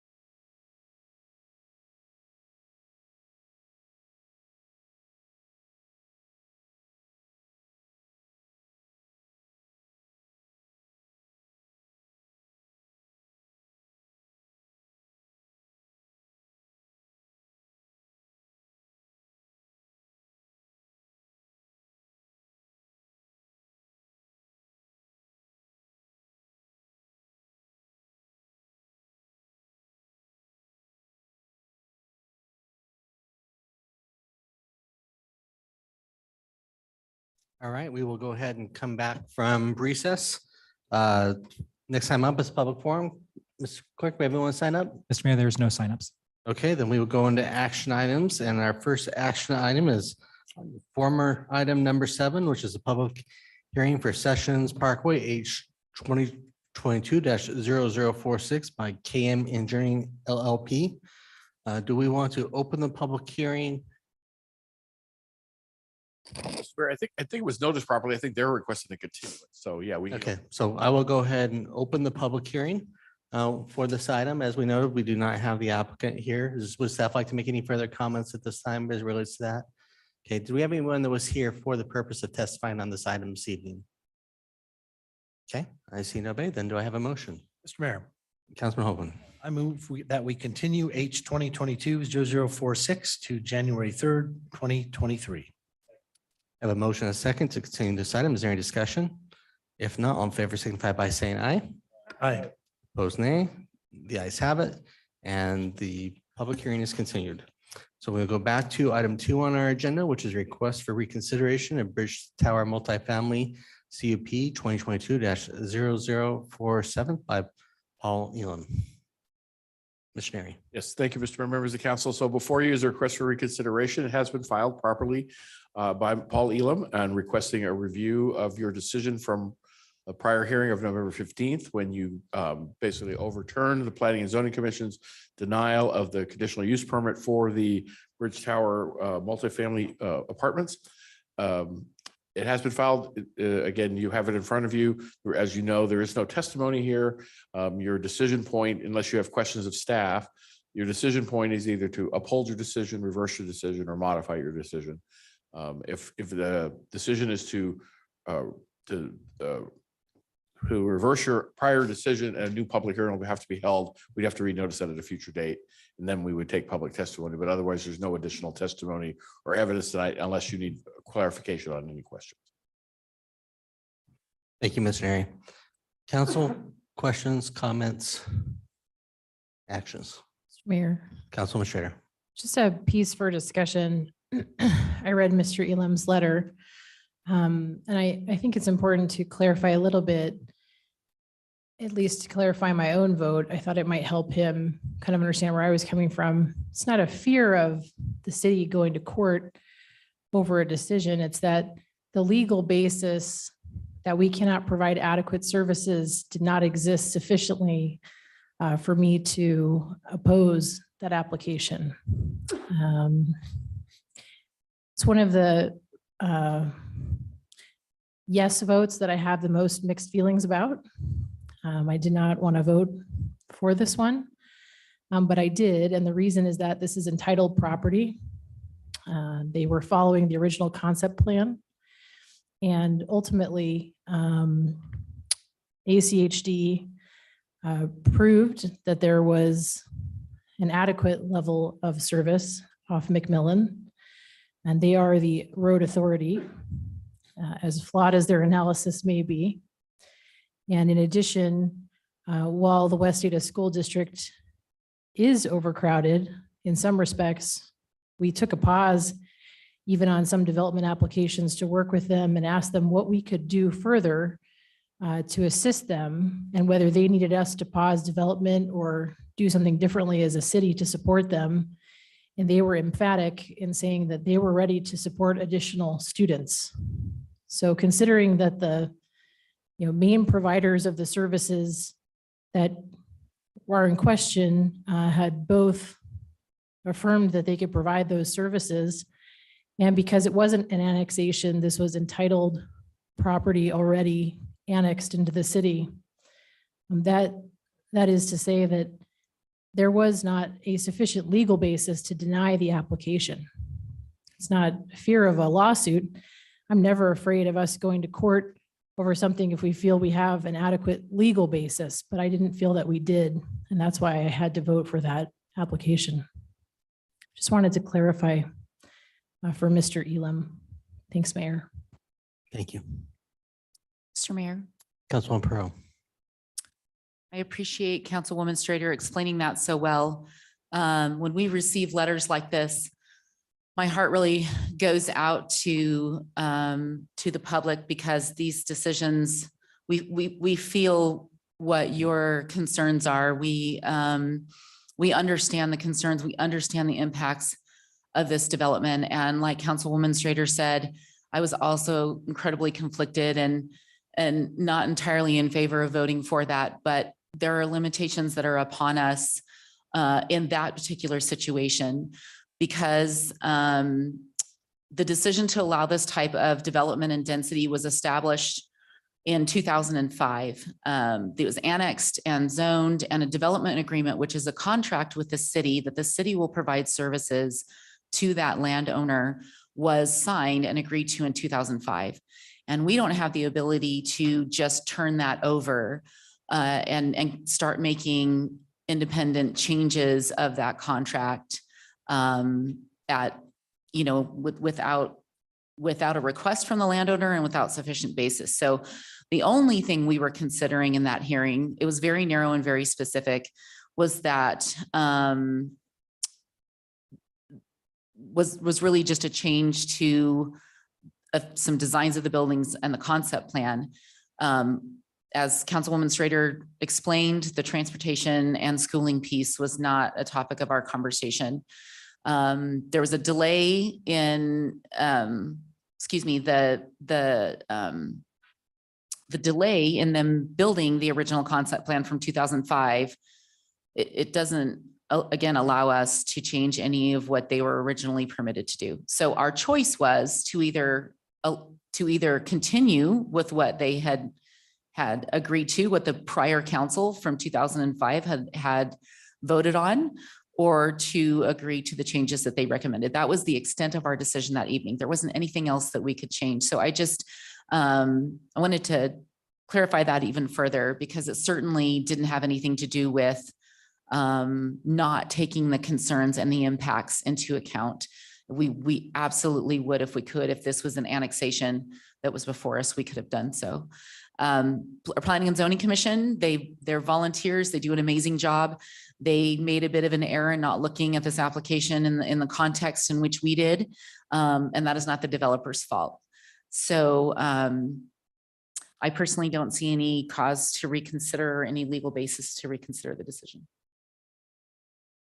Thank you. Mr. Mayor. Councilman Hoagland. After reviewing the request for reconsideration from Mr. Elam on Bridge Tower Multifamily CUP 2022-0047 and 2022-0006, I've reviewed the decision, the findings, and the minutes of the approval, and do not find any error that would cause me to reconsider or remand this decision. Therefore, I move to deny the request for reconsideration. Second. I have a motion, a second. Is there discussion? Mr. Mayor. Councilman Kevner. I'll be brief. I wasn't present for this particular agenda item, but I watched it online and agree with the motion maker. Councilman Burt. Same, thank you. Is there any further discussion? All right, clerk, call the roll. Thank you, Mr. Mayor. Strader. Aye. Burnt. Aye. Perot. Aye. Cavanagh. Aye. Borton. Hoagland. All ayes, motion carries, and the request for reconsideration is not approved. With that, we will move on to item 3, which is public hearing for Prairie Fire subdivision H 2022-0053. We will open this public hearing with staff comments.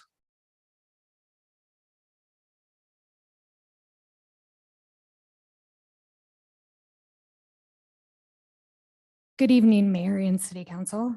The applicant is here to talk about their proposed project for Prairie Fire subdivision. The applications submitted are annexation and zoning and preliminary plat. The site of the property consists of 3.16 acres of land zoned RUT in Ada County, located at 3539 North Locust Grove Road. There is no prior history on the property. The applicant proposes to annex the 3.16 acres of land with an R8 zoning district. This property is designated as medium density residential on the future land use map contained in the comprehensive plan. The designation allows for units at a gross density of 3 to 8 dwelling units per acre. A preliminary plat was submitted showing how the property is proposed to be subdivided and developed with 22 single-family residential detached dwelling units at a gross density of 6.96 units per acre, which is within the desired density range of the median density residential designation. The subject property is an enclave surrounded by existing single-family residential detached homes to the north, which is Quinzer Commons. The west is Heritage Grove. East is Summerfield. There's a church to the south and an office park to the north. This development is proposed to be an age-restricted 55+ community, and the applicant's narrative states that they have an agreement in place to merge with this development with the Heritage Grove HOA. Access is proposed from the extension of existing local stub street, which is West Prairie Fire Street from the west. Access is prohibited from North Locust Grove Road, which is to the east. ACHD is requiring that the applicant increase the radius of the cul-de-sac from 47 feet to 50 feet per district standards. The project is conditioned to apply with all ACH conditions of approval. A 25-foot wide landscape buffer is required along North Locust Grove Road. Because the site is below 5 acres in size, open space and site amenities are not required per the UDC 11-3D-3A. However, the applicant is providing 0.37 acres of common area to provide pedestrian access to the commercial properties located to the north and Locust Grove to the east. This area will be landscaped with trees, shrubs, and include a 5-foot micropath. Staff recommends that the applicant remove lot 11, block 1, to the north along the northern property boundary. The micropath connection on the northern portion of the common lot adjacent to the commercial development is hidden behind lot 11, block 1, creating a potential safety issue for pedestrians. And pedestrian pathways on common lots shall be designed to reduce the incidence of crime and improve the quality of life. So 4 conceptual building elevations were submitted that demonstrate the style of homes proposed for this development. As you can see on the slide to the right, a mix of single-story and single-story bonus rooms homes are proposed. Staff believes the proposed elevations are consistent with the Heritage Commons subdivision development, and staff has included a sample elevation that demonstrates the style of homes in the Heritage Grove development on the left. Planning staff did recommend approval at the commission hearing with the requirement of the DA that contains the provisions in the staff report. Commission recommendation was approval at the November 3rd, 2022 commission hearing. Summary of commission public hearing in favor was Patrick O'Connor was the applicant. And Michael Rusnick is the president of the HOA for Heritage Grove subdivision. In opposition, we had Judy Dietzler, Kevin Emery, Willie Uhrig, Mosseline Sunderland, Doug Brown, and Gerard Gladue. Commenting was Patrick Connor and Michael Rusnick. And written testimony was Doug Sayers, concerns pertaining to excess traffic through the Heritage Grove subdivision. Key issues at the meeting were single story with a loft will essentially create a second story causing privacy issues. Contractors use a temporary construction entrance off of Locust Grove during the subdivision construction. Concerns over Heritage Grove HOA's ability to provide enough irrigation water. Consistent with the home elevations in Heritage Grove subdivision and whether the proposed homes fit on the lots. And these actual ones that I have in the slide, are the new elevations that were proposed that we had asked for in the commission's staff report. And then also removing lot 11, block 1 to create a better transition on the northern boundary. And then key issues of discussion by commission were HOA responsible for maintaining the landscaping in the front and backyards. Concerns about ensuring that elevations are compatible with the Heritage Grove subdivision. The pathway to the north is a requirement as part of a conditional use permit approved with the commercial business park to the north. Proposed homes will fit on lots with removal of lot 11, block 1. I could go back to that slide. I have an X on it. And then commission changes to staff recommendation. The applicant shall work with ACHD to try to obtain a construction entrance off Locust Grove during construction of the subdivision to minimize all that traffic through Heritage Grove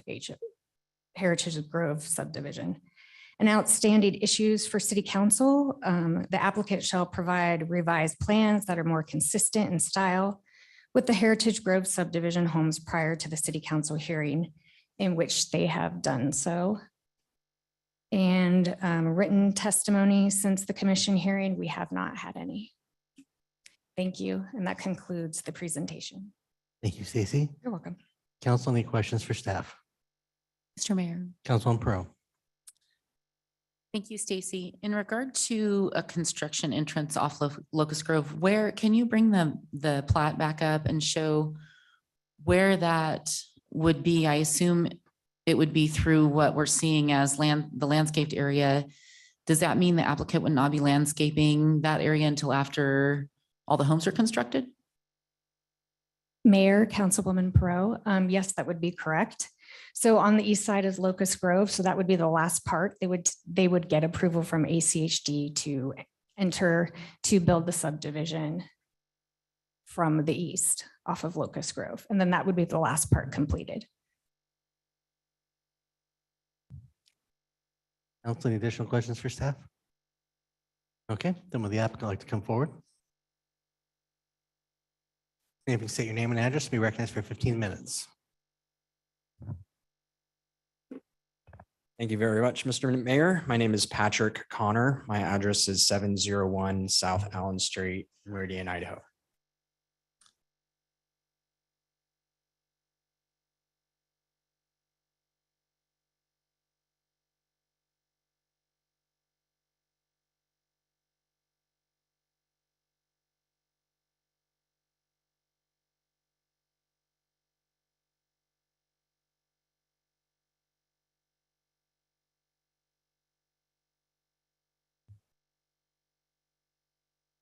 Perfect. Thank you. Good evening, everyone. Thank you for having me tonight. As Stacy said, this is the Prairie Fire subdivision. Tonight, we are requesting annexation of 3.16 acres from RUT to the R8 zone. We're also requesting approval of the preliminary plat, 22 single family lots and 1 common lot. The project is located on the west side of Locust Grove, just north of the Ustick intersection. Just south of the project is a church. North is a LO office area with a pediatric clinic, and the fire station number 3 is located just to the east. And we border Heritage Grove, a 55+ age restricted community, to our west.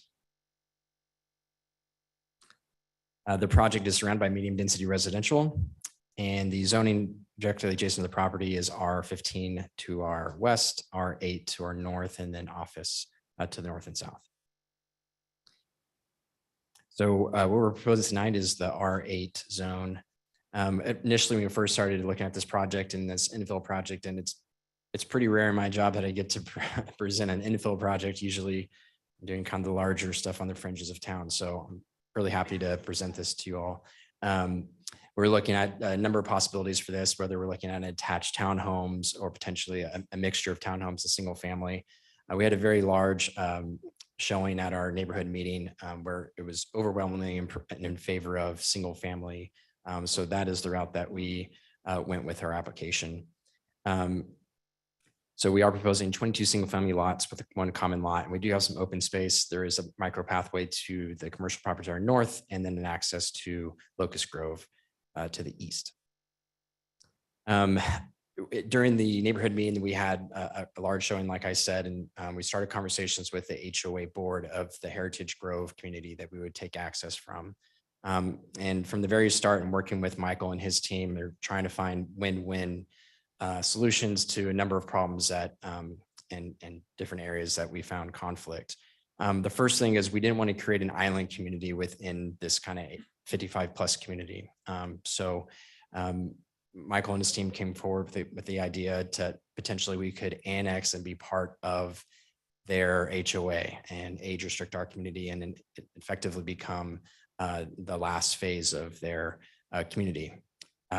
Talking with our company and working through it, it's something that we're open to and that we're excited about bringing forward. Like I said, another part of the problem was there was concern about increased traffic and children in the community of 55 plus. And so in restricting the age restriction, we were able to kind of alleviate some of those concerns. Architectural styles, making sure that if we do annex into the community, making sure that our homes match and it feels like a seamless community. And so we've worked through a lot of the items of architectural compatibility. And that was also a standard that was brought forth by the city, making sure that our homes that we can bring forward fit in well. Again, the PI system that we would need to connect to is within Heritage Grove. We have water rights, but the water rights come just about once a week as kind of a flood irrigation, and we would be able to dedicate that water to their storage system for the PI system, and we can easily connect to the PI system.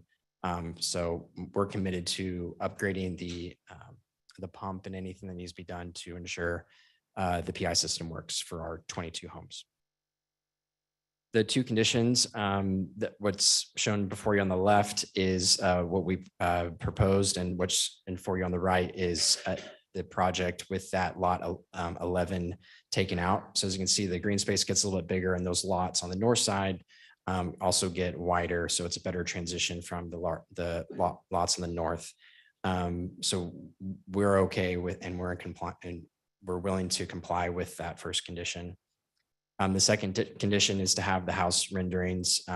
Like Stacy said, we submitted these new renderings. Our team is still working on the architectural elements of it, the floor plans, making sure they fit. The 55 plus housing market is a little bit different. There's different needs and demands of those buyers compared to what we typically see with the single family. And so we're working through some of the elements of that.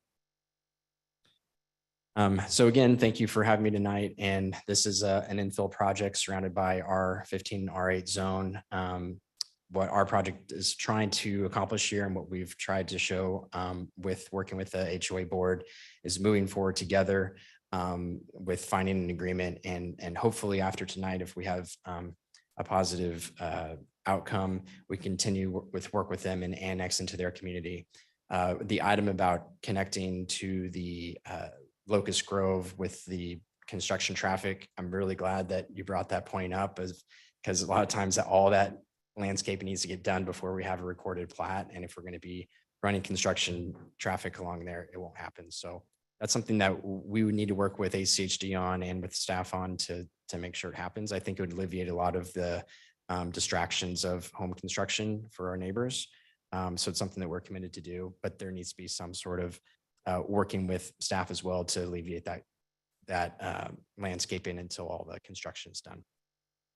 We're complying with all the zoning parameters of the R8 zone. And like I said, it's been really good working with Michael and his team in trying to make this a seamless transition. I know we're kind of the outsiders trying to join in, but we're trying to make it a win-win project for everybody. So with that, I stand for any questions you all may have. Thank you. Council, questions for the applicant? Mr. Mayor. Councilwoman Schrader. Thanks, Mr. Connor, for coming. And I want to start by complimenting you. I don't think we see very often that an applicant really tries so hard to integrate with the surrounding neighborhood, even going to the level of annexing into the HOA. That really speaks to part of our comprehensive plan. So I appreciate you doing that. My question for you is, with these revised elevations, is there a bonus room? How are you thinking about that transition? If there is one, are there going to be windows overlooking the neighbors? There aren't a ton of properties, it looks like, that border, but you could just sort of talk us through that since these are new elevations. Thank you, Councilmember Schrader. Yeah, so most of our plans, we want to have the option to have a bonus room or a loft. And the way that those are designed is they're within the trusses of the home. So it looks from the front and compared to a single family home, the same height and elevation. The windows are typically face the front of the house. So the best example is going to be the top two that you see, the dormery windows. These range probably around 300 square feet. And they're really just spaces for a craft room, or if grandkids need a play area, or if someone just needs to get away and watch a soccer game. It's just another space within that home. Given that these lots are a little bit smaller, we just wanted to have the opportunity to have a little bit more space in there. Sometimes 55 plus homes are just 2 bedrooms, given the demographic. And so we're just trying to have another opportunity to have that space up there. In talking with the HOA board, they don't want the spaces on that second floor to be bedrooms, which we completely understand, and that's not the intent of those. So they're just an option for a loft or a bonus room up there. None of the ones that we've designed have windows that face to the sides. So as far as privacy of looking in the backyard, something like that, it's a non-issue with these designs. Mr. Mayor. Councilwoman Schrader. Got it. So would it be accurate to say that the height of these homes is typical for a single-story home, just that you're integrating a bonus room into where the roof line is? And then it sounds like you just confirmed there wouldn't be any windows facing the homes from the side. There wouldn't be any side windows, so they all face forward. That's how the layout is of all your properties. Really, this privacy concern shouldn't be an issue. That is correct. Okay, that's helpful. Thank you. Mr. Mayor, Councilwoman Pro. I'm just going to ask a what if question here. If for some reason you're not able to work things out with the current homeowners association to everybody's satisfaction, what's your plan? I have, Councilman Pearl, I have a lot of confidence that we will, and we really want to join. They want us to join. We're, like I said, we're just working through some final items tonight. Tonight's outcome is a big part of that. I know that we can get there. And if it doesn't work out, I think we just keep trying again. I mean, we want to be a good neighbor. We want to build the right thing here. And I think there's no reason why I don't think it should. And I'll let him speak. I know he signed up to speak, but Michael, the HOA board president, they had a vote of 92 or 93% of the neighbors did vote in favor for annexation. And so they have everything in their wheelhouse to work with us and negotiate and make sure they have the ability to do it. So it's basically done. It's really just up to us and them coming to a final annexation agreement with the architectural items. Yeah. Council, any additional questions for the applicant? All right, thank you very much. Mr. Clerk, do we have anybody sign up on this item? Mr. Mayor, we did. First is Judy Ditzler. Your name is called. If you'd come forward and be recognized for 3 minutes, or do we have anyone here who's representing an HOA? Yes, so HOA representatives over there. Okay, recognized for 3 minutes. Yes, I'm Judy Dietzler. I live at 1318 East Prairie Fire, Meridian. My house was the one you were showing on the screen. And before I start, I'd like to say, Congressman Trigg, I'm sorry I didn't have the opportunity to know you because you sound like a wonderful person, very caring and compassionate. And by hearing your interaction, I think that the entire city council is the same way, which means that will go over into our communities with that same compassion and love. So we appreciate you. Okay, I had a couple of questions. One of them was the Hubble's proposing the loft, and they said a couple of things that sounded okay, but the problem is you're doing an over 55 community. Most of us that moved to an over 55 community are on the higher end of the over 55. And we moved there because we didn't want stairs in our homes. So I'm not sure how easily it will be to sell a home that's got the loft, unless it's just used mainly for storage, then it makes sense. So that's one thing. Also, the Heritage Grove Board has had a contract with, I guess, with Hubble, but none of the residents have seen it. And since we're all obligated to whatever that contract says, it'd be wonderful we could see what we're obligated to. Also, you've already addressed the entrance off of Locust Grove, so that's great. There will also be a huge impact when we have 22 additional homes in our community on our clubhouse. Our clubhouse is already stressed to the maximum. I don't know if our HOA board has talked to Hubble about the potential for enclosing our patio so that it will help accommodate the additional residents or not. But that would be another concern that we have. Okay, thank you. Thank you. Council, any questions? Right, thank you. Mr. Mayor, I'm not sure. Mr. Dietzler, were you signing up as well? Okay, thank you. So Michael Rusnak?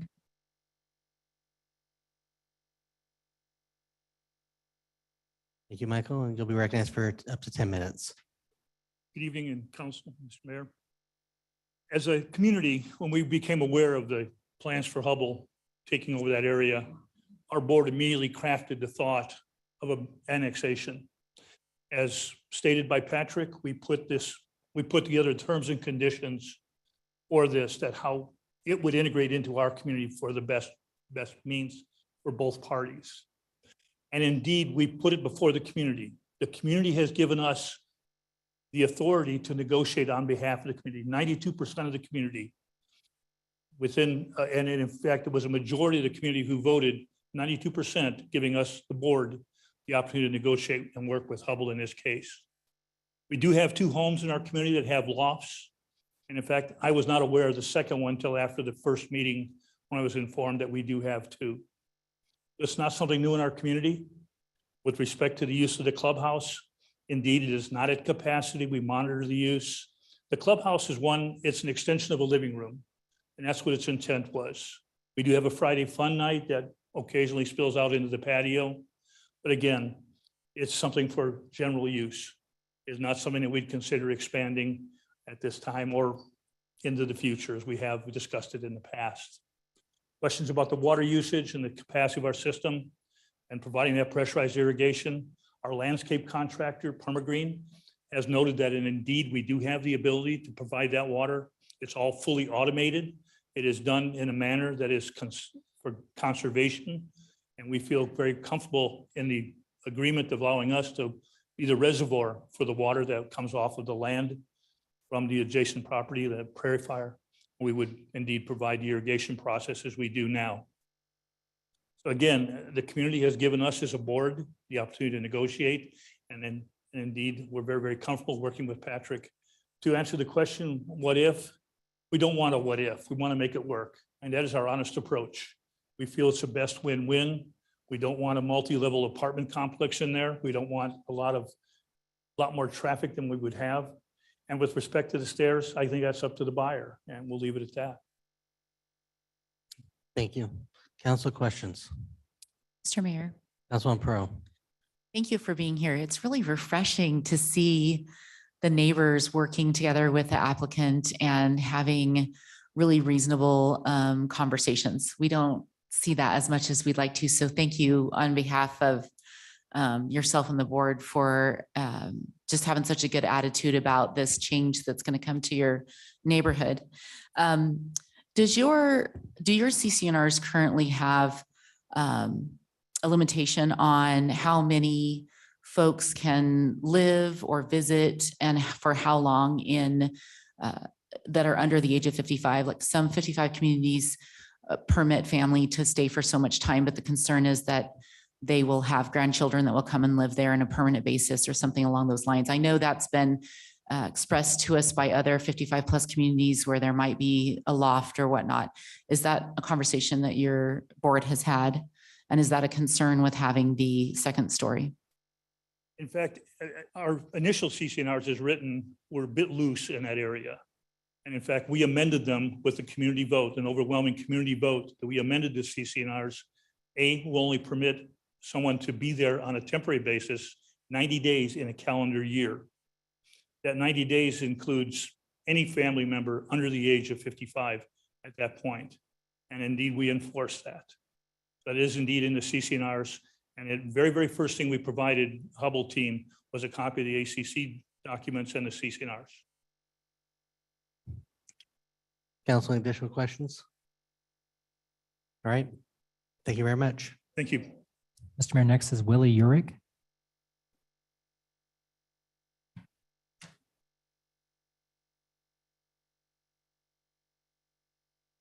Good evening. If you can state your name and address for the record.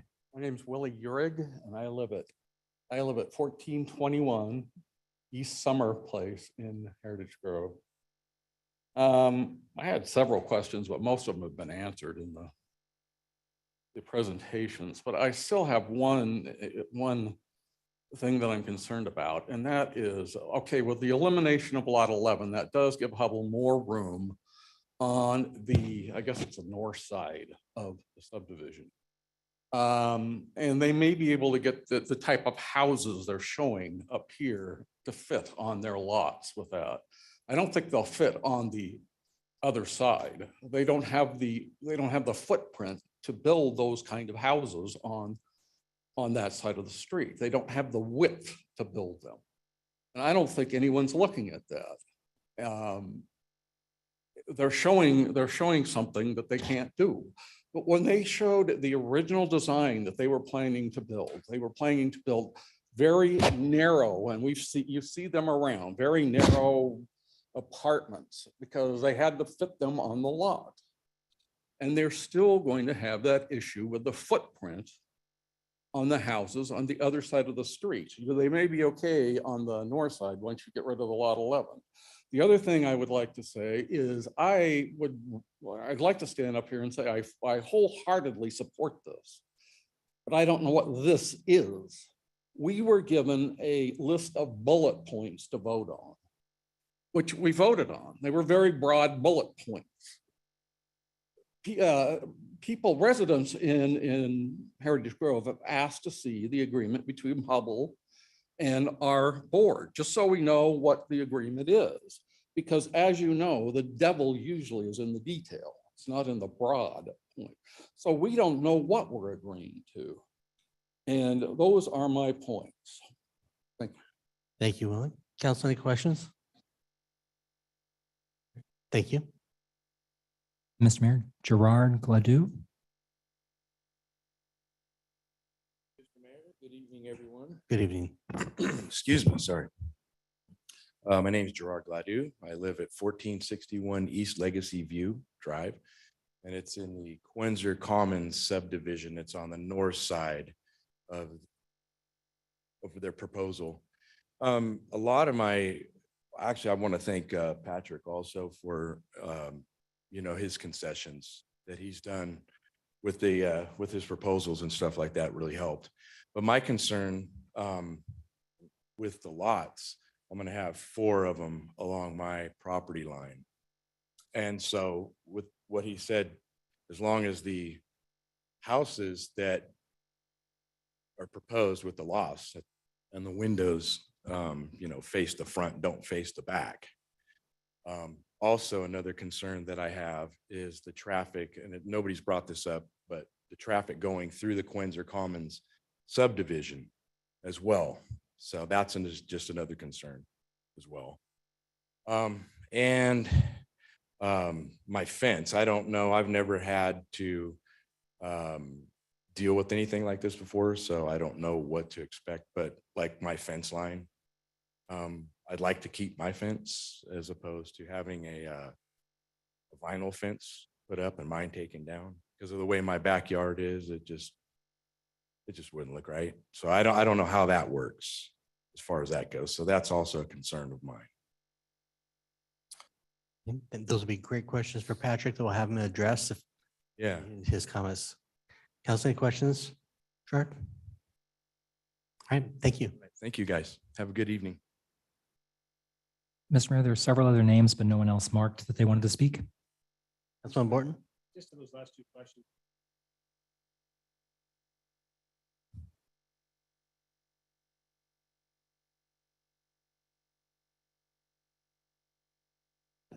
Like yours. To the last 2 questions, our planning staff or the applicants taking notes with regards to the fence requirements, what may or may not happen with the fence, lot dimensions for that zone, and how a property can or can't fit on a lot that's got a set street frontage width and then certain side yard setbacks, which allow for a lot to be of a certain size. So if the applicant doesn't address it, our staff can address it and provide answers on how things can fit and what happens to fencing on a project like this.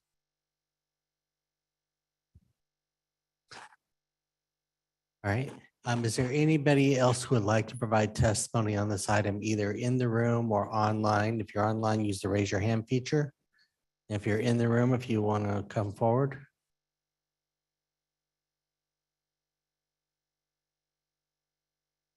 Okay, seeing no one coming forward or no one raising their hand, I'll ask the applicant to come forward to provide comments and close.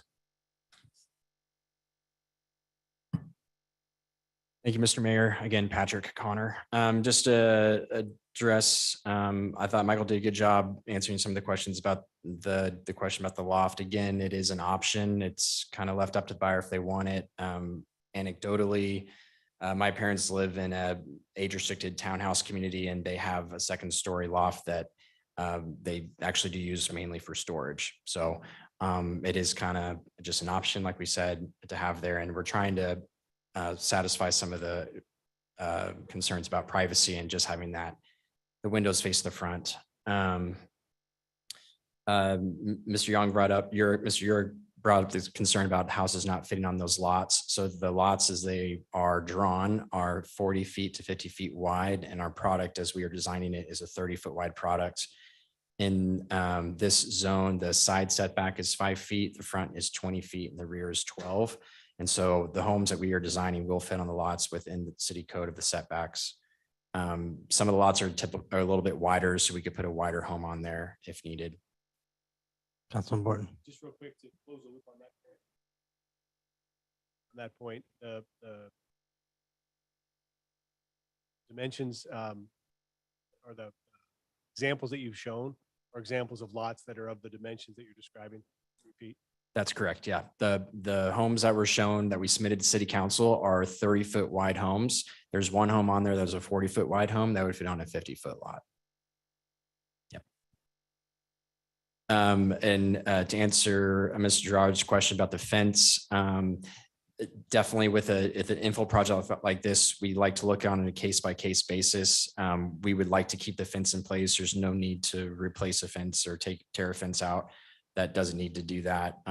We never want to do a double fence. We never want to have fences back to back because it's a maintenance issue. So when we get there, we can work with the neighbor on making sure that that transition is done well, making sure that also if there's any grading that needs to get done, we don't want to have a grading issue between the two properties.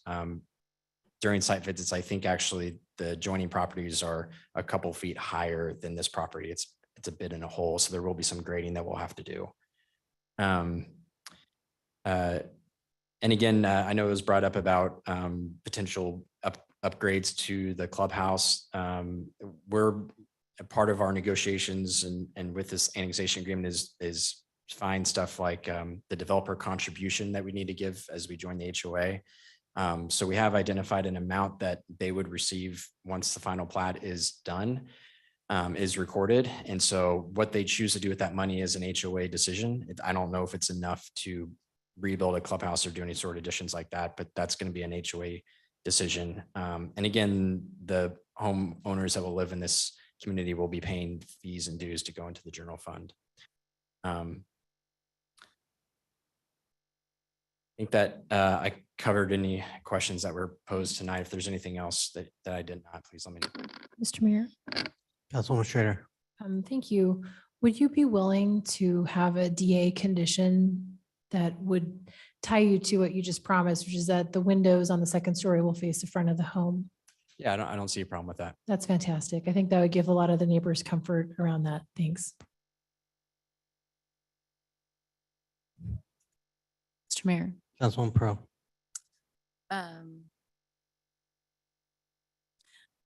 Are the current residents going to be invited and encouraged to use the green space then that's going to come in with this next phase? And is there a clear, I assume that the sidewalks connect and there's a clear path for them to access that and use that, you know? Yeah. Councilwoman Peralta, yes, of course. The green space will be deeded to the HOA, so it will be HOA property. And the micro pathway will connect to Locust Grove and then to the public street sidewalk and then to their community. So it will provide a pedestrian access, a quicker pedestrian access to Locust Grove. And the micro path that goes to the north to the pediatric St. Al's and the daycare. Mr. Mayor. Councilwoman Pro. Staff has showing the outstanding issue for city council is the question regarding the style of the homes, the elevations. And we can see from the two staff reports that there's definitely a distinct difference between what was originally proposed and what's currently being proposed. What other specifics were discussed? I read that front porches was an element that currently exists. I don't see that in the elevations that you have presented. Are there any other elements besides that that were discussed that we should be thinking about or considering? Yes, Councilmember Peralta. So the advice given to us by staff was focused mainly on the garages, making sure the garages were not the front of the house. So either a front porch or living space in the front there. On the 4 ones that I submitted, I think 2 out of 4 or 3 out of 4 did have a front porch. Maybe it was a covered stoop, and another one had a larger front porch that protruded in front of the garage. So the idea was that it's not a snout house sort of look, and it's not a garage dominated front. So that's what we drew, and that was the recommendations from staff as we were asking them, like, what exactly are you looking for to make it look more like Heritage Grove? And also in the architectural standards of the HOA, that is also within the architectural standards that we're working through, is a non-garage dominated architectural design. Council, any additional questions for the applicant? Okay, thank you very much. Mr. Mayor, I do have one other thing to add in regards to the lot sizes. So these lot sizes met the R8 zoning dimensions, and they were 40 feet wide. And now he's removed a lot, so some of them will be 50 feet. So they meet the dimensions required for the R8 zoning district. Thank you.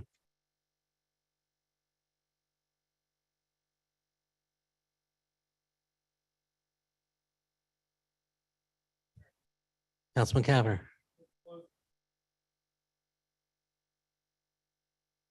Sorry, Dean.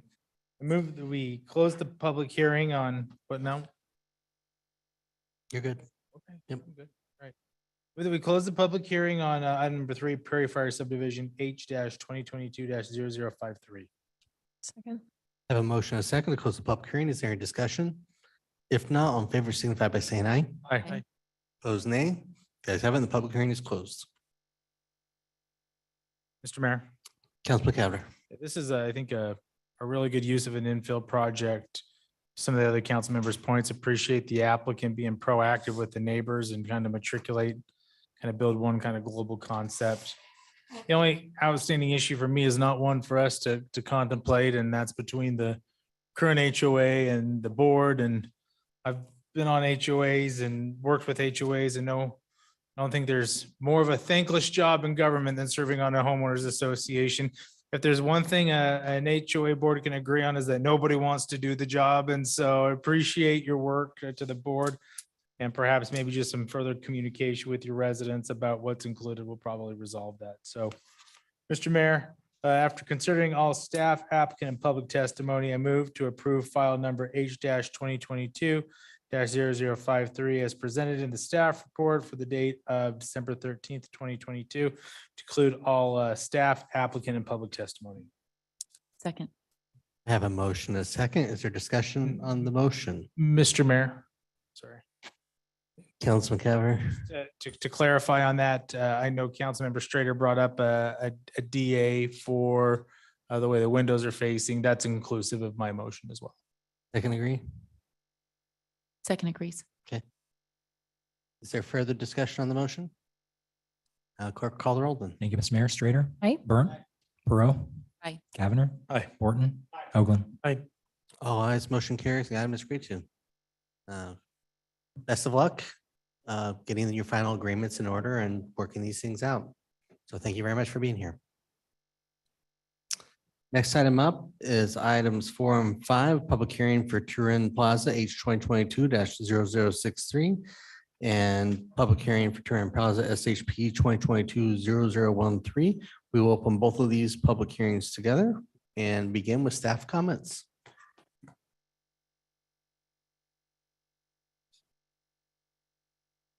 Thank you, Mr. Mayor, Council.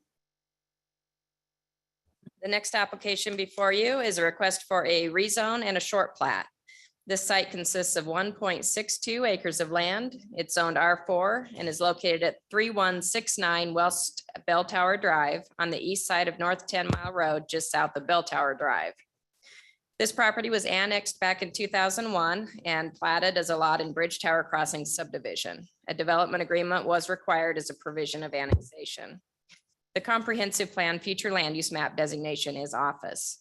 The applicant proposes to rezone 1.8 acres of land, including land to the section line of 10 Mile Road, from an R4 medium low density residential to the LO limited office zoning district, consistent with the future land use map designation of office, and in accord with the development agreement, which requires the property to be rezoned to LO prior to issuance of any building permits. A short plat consisting of 4 building lots is also proposed. This property is an undeveloped enclave surrounded by developed properties in the city. An assisted living facility exists directly to the south, office uses exist to the north, and single-family residential properties exist to the east. A conceptual development plan was submitted as shown that depicts 3,550 to 3,600 square foot office buildings with associated parking. Access is proposed via the existing backage road along 10 Mile Road from West Bell Tower Drive. The street buffer, associated landscaping, and sidewalk along 10 Mile Road was installed with the Bridge Tower Crossing subdivision improvements. The commission recommended approval of the proposed rezone. We'll go over the summary of the commission hearing. Jessica Petty and David Morehouse testified in favor. No one testified in opposition or commented. Written testimony was received from Jessica Petty, 1215 Design, the applicant's representative, in agreement with the staff report. There were no real issues of discussion by the commission and no changes to the staff recommendation and no outstanding issues for council tonight. No written testimony has been submitted since the commission hearing, and staff will stand for any questions. Thank you, Sonia. Council, any questions for staff? Okay, is the applicant here?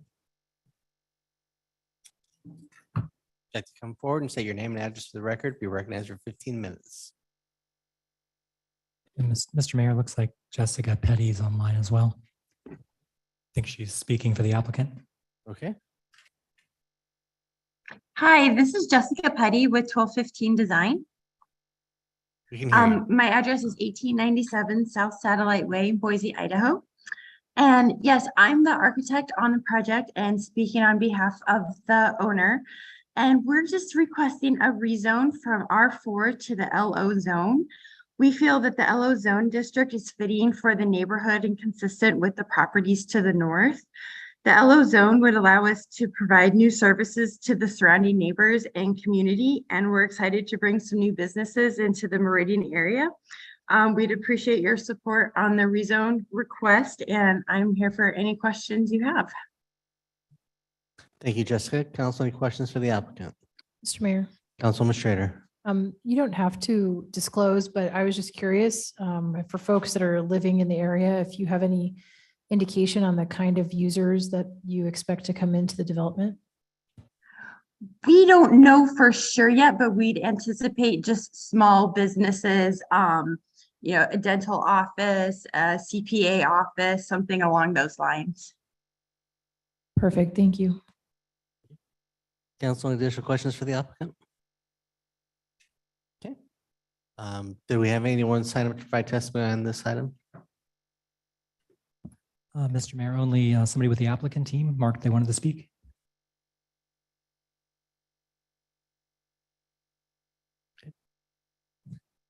Still have plenty of time, so go ahead. I'm David Morehouse, 3536 West Ryder Cup Drive. I'm the owner of the property. And I'm only here to answer any questions if there's any additional questions. Okay. Council, any additional questions for the property owner? All right, perfect.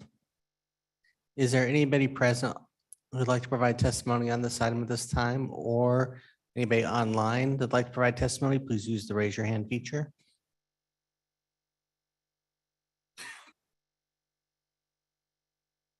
Seeing no one raising their hand and no one coming forward, would the applicant like to make any final comments?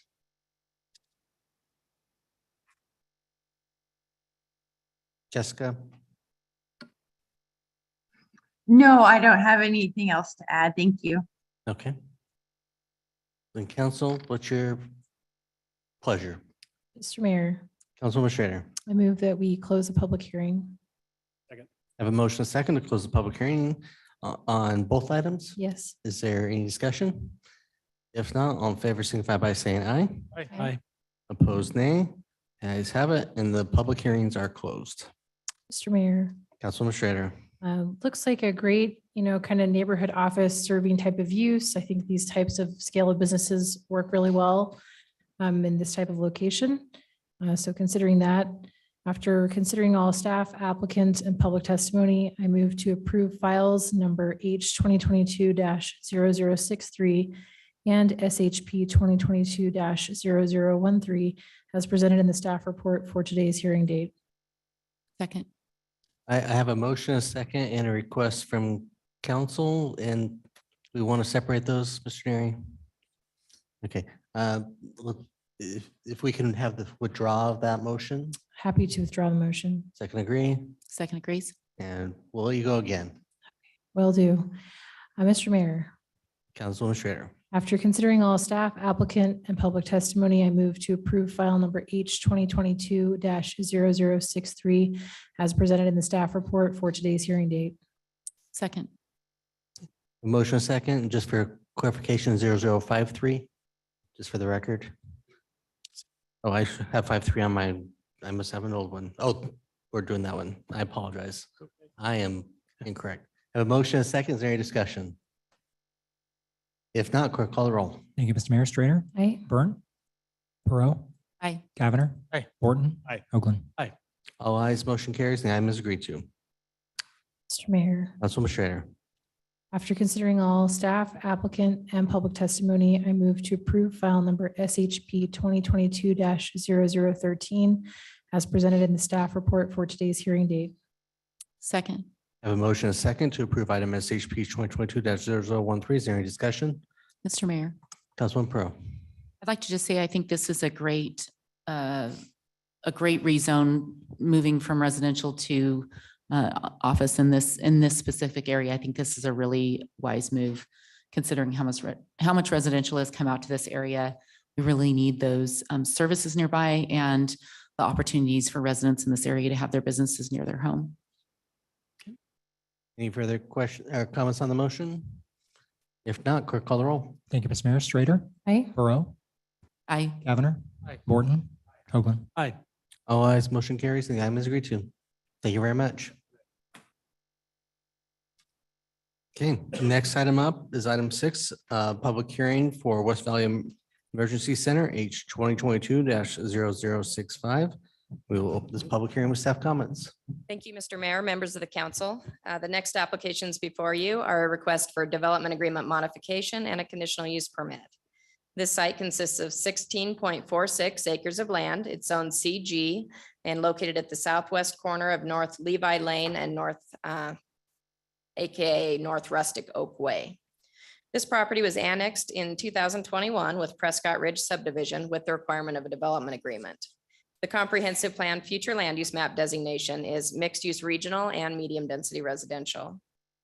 A modification of the existing development agreement for Prescott Ridge, the hospital portion, is proposed to update the phasing plan and modify the provision requiring noise abatement to be provided along Chinden Boulevard, State Highway 2026 to allow for alternative compliance. This application does not require action from the council. A conditional use permit is requested for a 11,241 square foot emergency medical facility on 2.4 acres of land, ultimately planned to be part of a hospital campus on a total of 16.46 acres of land in the CG district. A modification of the conditional use permit will be required with future development of the hospital in phase 3.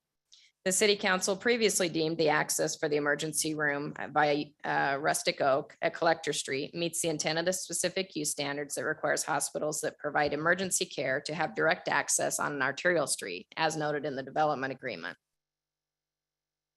Access is proposed from 2 access driveways from Rustic Oak Way, a future Collector Street along the east boundary of the site.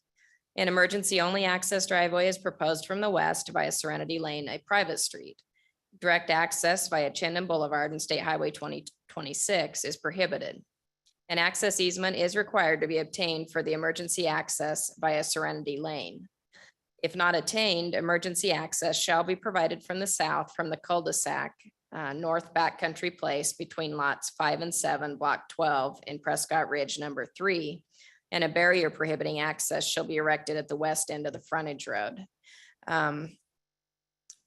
This is the frontage road we're talking about right here. That is a requirement for our code, for the Unified Development Code to be constructed.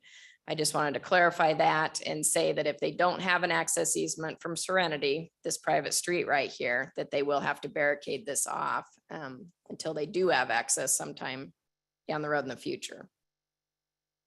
The emergency access is not required with the emergency center. However, it will be required with the hospital if the overall area of the building exceeds 124,000 square feet or is 3 or more stories in height. A 35-foot wide landscape street buffer is required along US 2026. A request for alternative compliance to UDC 113H 4D, which requires noise abatement to be provided for residential and other noise sensitive uses, including hospitals adjoining state highways, was approved by the director based on the noise study submitted by the applicant. A condition was added for a 3-foot tall berm to be provided within the street buffer for aesthetic reasons. The building will be located over 400 feet to the south of the state highway. A 25-foot wide buffer is required to adjacent residential uses to the west and south. Landscape per the standards listed in the UDC as proposed. A 30-foot wide buffer is proposed with an 8-foot tall wall landscaped with a mix of evergreen and deciduous trees, shrubs, and lawn, which should result in a barrier that allows trees to touch at the time of maturity. Parking is proposed in excess of UDC standards. 22 spaces are required, 47 are proposed. Conceptual building elevations were submitted for the proposed structure. It does not look like I got those in the presentation. I apologize. It is in the staff report. Building materials consist of EIFS, thin stone veneer, and corrugated roof screen wall panels. Final design is required to comply with the design standards in the Architectural Standards Manual. Commission did recommend approval of the proposed conditional use permit. Nancy Hunsaker testified in favor, that is the applicant. No one testified in opposition. Corey Coltrane commented on the application, and written testimony was received from Val Stack and Paul Hoyer. Key issues were as follows. An access easement has not been granted by a Serenity Lane, a private street, for the proposed emergency access at the northwest corner of the site. Therefore, emergency access should be provided from the south from the cul-de-sac and Prescott Ridge subdivision. If a frontage road isn't provided to Serenity Lane, there would be adequate room to construct a sound attenuation berm and a wall, and the applicant could comply with UDC standards for noise abatement for the hospital. There were no changes to the staff recommendation, and there were no real key issues of discussion by the commission. The only outstanding issue for council tonight is condition number 8 in section 9. It incorrectly states a 4-foot tall berm is required. It should read a 3-foot tall berm is required, consistent with condition number 3B. Staff requests council make this correction. There has been no written testimony received since the commission hearing. Staff is recommending approval of the proposed development agreement modification. Staff will stand for any questions.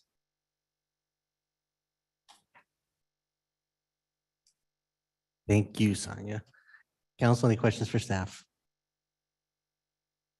Okay, is the applicant here?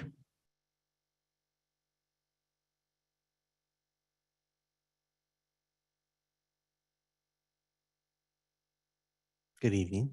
Good evening. Hi, my name is Betsy Hunziker. It's not quite spelled correctly in the notes, but it's my address is 1717 Arlington Avenue, Caldwell, Idaho. Thank you all, Mayor and council members. I appreciate you hearing our project again.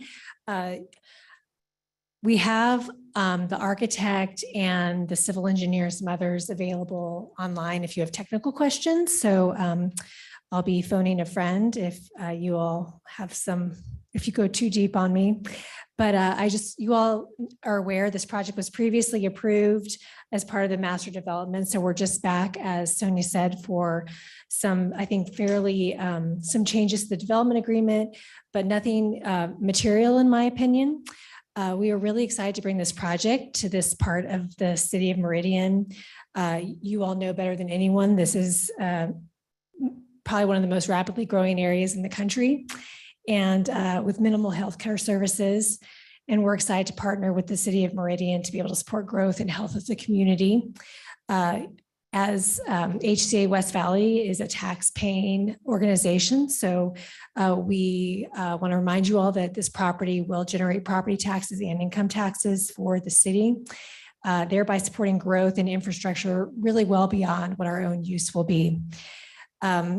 We are proud of 19 consecutive Leapfrog A grades and Health Grades Patient Safety Awards 5 years in a row. And I'm really proud of the quality of care that we provide, and we look forward to serving the people of Meridian. So I'd like to thank the planning staff for working with us so closely. We're comfortable with all of their recommendations, and I'll stand for any questions you might have. Thank you, Betsy. Council, any questions for the applicant? Mr. Mayor. Councilman Pearl. Thank you. Good evening, Betsy. Betsy, is that Betsy. right? Could you speak to the two key issues that Sonia just presented regarding the neighbors not being willing to grant access to Serenity Lane, and then also if there wasn't a frontage road to Serenity Lane, the room to construct a sound berm?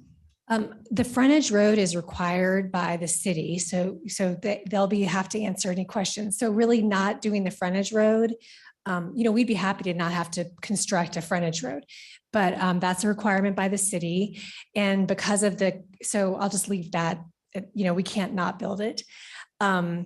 There are Ross, who's our civil engineer, can speak better to, there's some pinch points in there in terms of the size and the easements with several different entities for water and user groups that make constructing a wall or even a higher berm really not feasible, having with the road and the pinch points and the other easements. So hopefully that's adequate. Our plan, and we've talked with Hubble, who is the master developer on the project, is to do the emergency access through the south, through that Prescott Ridge development. So that is our plan, regardless of what the Serenity Lane neighbors choose to do with the easement or granting us access. Our plan is to use that south access. That's not required for this phase of our project. That would be required in a future phase. So this time, correct me if I'm wrong, but I don't believe that emergency access is required until a future phase. And Hopefully that Ross answers your question. Ross is in the room now, if you'd like him to answer, or if he has anything to add. Yes, thank you. Ross Lucas here. And hopefully everyone can hear me okay. I'll just add to what Betsy said. The space constraint in terms of building a wall or berm and wall combo, because of the need to construct the frontage road, that doesn't go away. The road has to be constructed regardless of its use for emergency access. So that constraint is still there. I'll just reiterate what planning staff had stated in that, a noise abatement study was conducted by an acoustical engineer, and the hospital and phase one FSCR here are sufficiently far away from the road that noise will not be an issue for our patients or users of the facility. Mr. Mayor, Councilman Scher. I have a question for staff, if you don't mind, but you may want to stay up here. Sorry, Lieutenant Leslie. well, we can go to you first, or we can go to Deputy Chief Bongiorno, but my question for both of you guys would be, is it an issue to have the emergency access to the south? Like, does that impact our response time? Is that problematic? Could you just both please comment on, it's obviously a big change. Mr. Mayor, and council, as we discussed with that last project that across the street, literally, the access time, again, Station 5 is going to be the closest. It's going to come straight down Chinden and up Rustic Oak. Station 8 will do that cut through like we talked about to come to Rustic Oak. They can cut through the Oaks and through the Hubble development to get to this point. So there's two directions this way. The problem they get is in the future when the building is larger, they have to have, by the fire code, a separate entrance by code. And that's that half the diagonal of the property apart.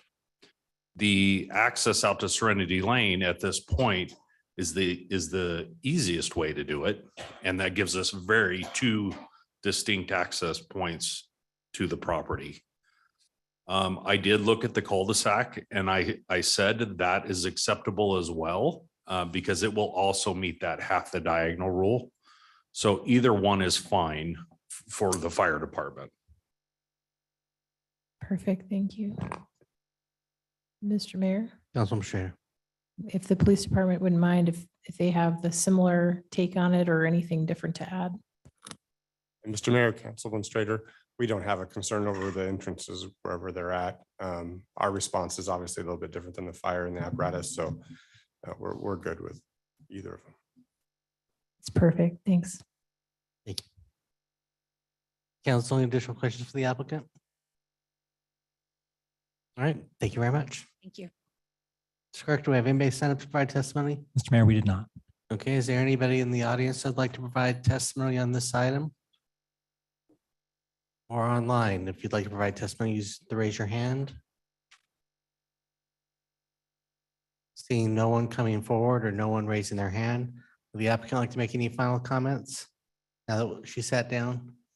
Okay, we're waiving final comments, okay? Mr. Mayor, Councilman Pro. I do have a question for staff. Okay. So under the conditional use permit section in the staff report, under the specific use standards, letter B, it says accessory retail uses, including but not limited to retail shops, food or beverage service, personal service shops may be allowed if designated to serve patrons of the hospital and their visitors only. Is that applicable to the hospital and emergency services buildings only, or does that apply to the building that's going to be in phase 2?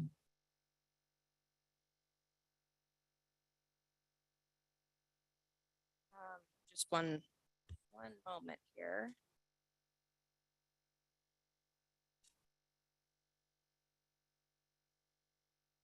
That applies specifically to the hospital use. The building in phase 2 is a medical office building. It does have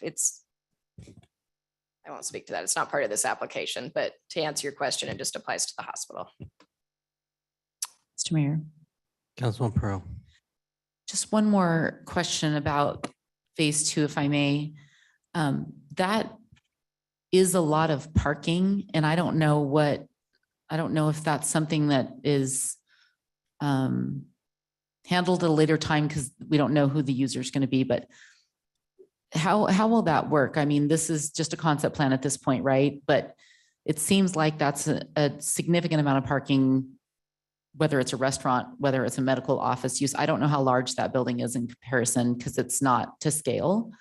So I'm just wondering, since we have this DA modification open, how that is intended to play out. And I wanted to ask that question before the public hearing was over in case the applicant needed to come speak to it. Mr. Mayor, Councilwoman Pro Council. Yeah, it is. I hate to muddy the waters with another part that's not part of this application, but it is proposed and approved in the concept plan to be a medical office building. There are proposed to be and required to be retail and restaurant uses on the ground floor. The hospital building, most of the parking is for the medical office building and the hospital that'll come in the future. Mr. Mayor. Councilwoman Pearl. So that parking will, all the buildings will utilize the parking jointly. The parking won't be separated? No. Okay, thank you. Mr. Mayor, there is a hand raised. I see that. I don't know if the person is related to the applicant, Doug Hanneberg. Is that part of your? So I'll leave it up to council if you want to hear for additional testimony or not, and then give the applicant an opportunity again after that. Okay. Then we will reopen, it has been closed, but continue with public testimony if you want to bring in Doug. You're able to speak now, Doug. Can you guys hear me okay?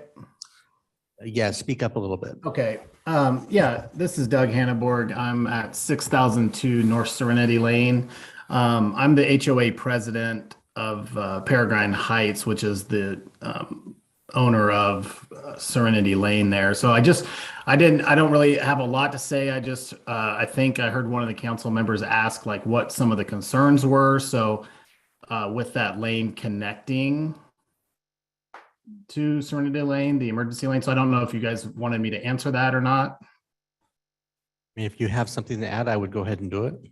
I think with most of the neighbors there are, one of the major concerns is that this is a private lane and it's not as wide as most roads. And so we're just concerned with the access point there being the first right-hand turn in off of Shendon coming from the west, which we're going to be, very close to the intersection of Highway 16. And so if there's, connection point there and signage and things like that, it concerns us because we have kids and things and our road is not very wide. I think we addressed a lot of this earlier in the other meetings. But I didn't know if I needed to, expand on that or help answer that question, because it sounded like some of the council members maybe weren't sure, why we have those concerns. Council, any questions? Nope, no questions. Thank you. Okay, thank you. Would the applicant like to come forward and provide final comments?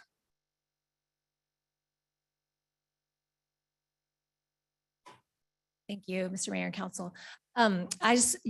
We understand the neighbors' concerns and so that's why we'll, but we're required to build the road. We'll put barricades so it can't be used. We won't have signage at that location.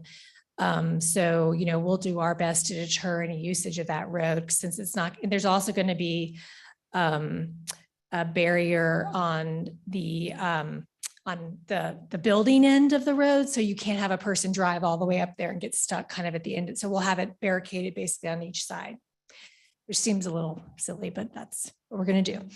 The other thing I just want to clarify just to make sure, because I wasn't clear in terms of the response. So I'm just going to clarify. The phase one is an emergency room only. There's no retail in phase one. Okay. Then phase two, and the parking would be just a fraction of the total parking. So, and then the MOB would have the retail stage. So I just wanted to make sure that was clear to everyone. So thank you all very much again. If there's any other questions, I'm happy to answer those. Otherwise I'll sit down. Council, any questions? Thank you. I thank you. Mr. Mayor, Councilwoman Pearl. I move that we close the public hearing for West Valley Emergency Center H20220065. I have a motion second to close the public hearing. Is there any discussion? If not, all in favor, signify by saying aye. Aye. Opposed, nay? Guys have it, and the public hearing is closed.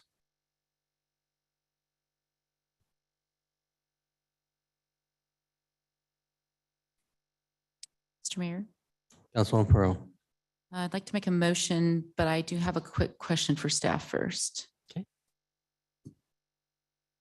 Given the mention in the staff report about the access easement and whether, which access the applicant will use.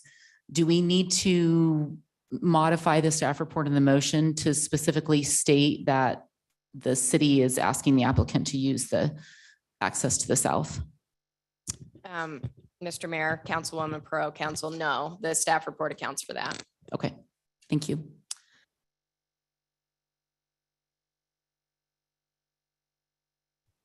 Sorry about that. Councilwoman Pro.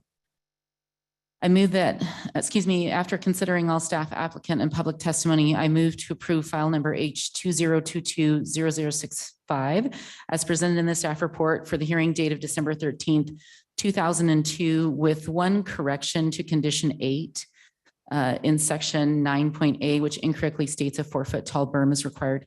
It should say a 3-foot tall berm, which is consistent with condition 3B. A motion and a second. Is there discussion on the motion? If not, clerk call the roll. Thank you, Mr. Mayor. Strader. Aye. Burnt. Aye. Burrow. Aye. Cavanagh. Borton. Aye. Hoagland. All ayes, motion carries, and the item is agreed to. Thank you very much and good luck.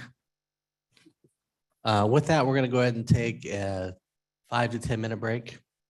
And so we'll reconvene here shortly.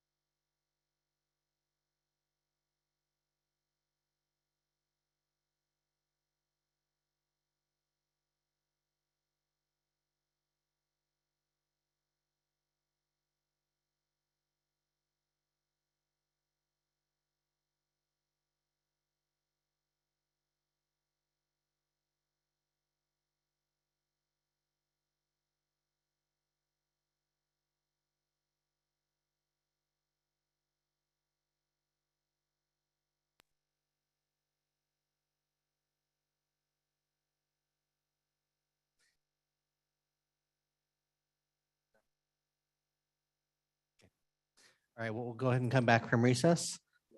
Next item on the agenda, since we did dispense with item 7 earlier, we'll move on to items 8 and 9, which is the public hearing for McDermott Village, H 2022-0056, and public hearing for McDermott Village variance VR 2022-004. We will open both these public hearings with staff comments. I'm turning it on, Dean. I can never get there quick enough. Thank you. Just a moment here. All righty. So the next applications before you are a request for annexation and zoning, preliminary plat, conditional use permit, and a variance. This site consists of 40.05 acres of land. It's zoned RUT in Ada County, and it's located at the southwest corner of North McDermott Road and West Ustick Road at 3235 North McDermott Road. The comprehensive plan future land use map designation is mixed use regional. The annexation request consists of 40.05 acres of land with R15, which consists of 17.12 acres, R40, which consists of 15.85 acres, and CG zoning, which consists of 7.08 acres. A conceptual development plan was submitted with the annexation request that depicts how the site is proposed to develop with the extension of State Highway 16 through the site. An interchange is also planned at Ustick Road. 2 types of land uses are proposed: commercial, a fuel sales facility and convenience store and flex commercial office uses, and residential, multifamily and townhomes. No employment or public uses are proposed, and it's unlikely any of the proposed uses will have a regional draw. The site is designed with the commercial uses along Ustick Road with an integrated plaza area between the 2 northern buildings and multifamily residential to the north along future State Highway 16. Townhomes are proposed on the east side of future State Highway 16 along McDermott Road. This is the only property in this area with a mixed-use regional designation. This designation was requested by the applicant with the 2019 comprehensive plan update. That, along with the property being bisected by the State Highway 16 extension, which reduces the size of the property from 40 acres to 26.5 acres, makes it difficult to develop entirely consistent with the mixed-use regional designation. Because an interchange is planned in this area and access is limited, the comprehensive plan states retail and auto-generated services should be minimized and transition rapidly from the interchange to residential uses near the county line, which the plan proposes. For these reasons, staff is amenable to only 2 land uses instead of 3, as typically desired and called for in the comp plan, and the lower intensity of uses, primarily residential, rather than more intense commercial uses as is typically desired in the mixed-use regional designation. Additionally, interconnectivity and a full integration of uses within the overall site is not possible due to the State Highway 16 extension, as typically desired in mixed-use designated areas. Therefore, staff finds the proposed annexation, zoning, and development is generally consistent with the mixed-use regional designation and appropriate for this site. The proposed preliminary plat consists of 85 building lots, 81 townhome, 1 multifamily, and 3 commercial, and 8 common lots on 40.05 acres of land in the R15, R40, and CG zoning districts. A conceptual phasing plan was submitted that depicts the site developing in 3 phases, with the multifamily residential developing first, townhome second, and commercial last. And that is the plan up in the upper right-hand corner of the screen there. Access is proposed to the portion of the site west of future State Highway 16 extension via a public street from Ustick Road. A stub street is proposed to connect to the future development to the north, Aviator Springs, and a stub street is proposed to the school property to the west for future extension and connection to North Owyhee Storm Avenue, a collector street. Private streets are required within the multifamily residential development for addressing purposes. Cross-access and ingress-egress easements should be provided between all CG zone commercial lots. 2 accesses are proposed via McDermott Road, a collector street, for the townhome portion of the development east of future State Highway 16. McDermott Road is planned to dead end in a cul-de-sac just north of Ustick Road when the interchange is constructed. An emergency-only access is proposed via Ustick Road. Alleys are proposed for access to some of the townhome units as depicted on the plat. Some of the townhome lots do not meet the minimum lot size standards of 2,000 square feet and will need to be revised. Council may approve the variance application that was recently submitted for that dimensional standard. I'll go into that a little bit later in my presentation. A 10-foot wide multi-use pathway is proposed along Ustick Road, consistent with the pathways master plan, and another 10-foot wide north-south pathway is proposed along the west side of future State Highway 16, consistent with the pathway location in the developments to the north. A 35-foot wide landscape street buffer is required along future State Highway 16 and McDermott Road, both designated entryway corridors. Noise abatement is required within the buffers along State Highway 16 that abut residential uses in accord with UDC standards, which require a minimum 10-foot tall berm or berm wall combination that's a minimum of 10 feet higher than the elevation at the center line of the state highway. An open space exhibit was submitted as shown for the townhome portion of the development that depicts qualified open space in excess of UDC standards. A minimum of 1.58 acres is required. A total of 3.33 acres is proposed, which consists of open grassy areas of at least 5,000 square feet and linear open space. A minimum of 2 points of site amenities are required per the UDC point value table. The applicant submitted an exhibit depicting 2 pickleball courts at 4 points each, which exceeds UDC standards.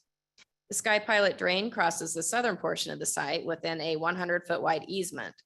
The 8-mile lateral crosses the northeast corner of the site within a 50-foot wide easement, and the Noble lateral runs along the east boundary of the site within a 40-foot wide easement, 20 feet from center line each side. All waterways are proposed to be piped. This project is not within the floodplain.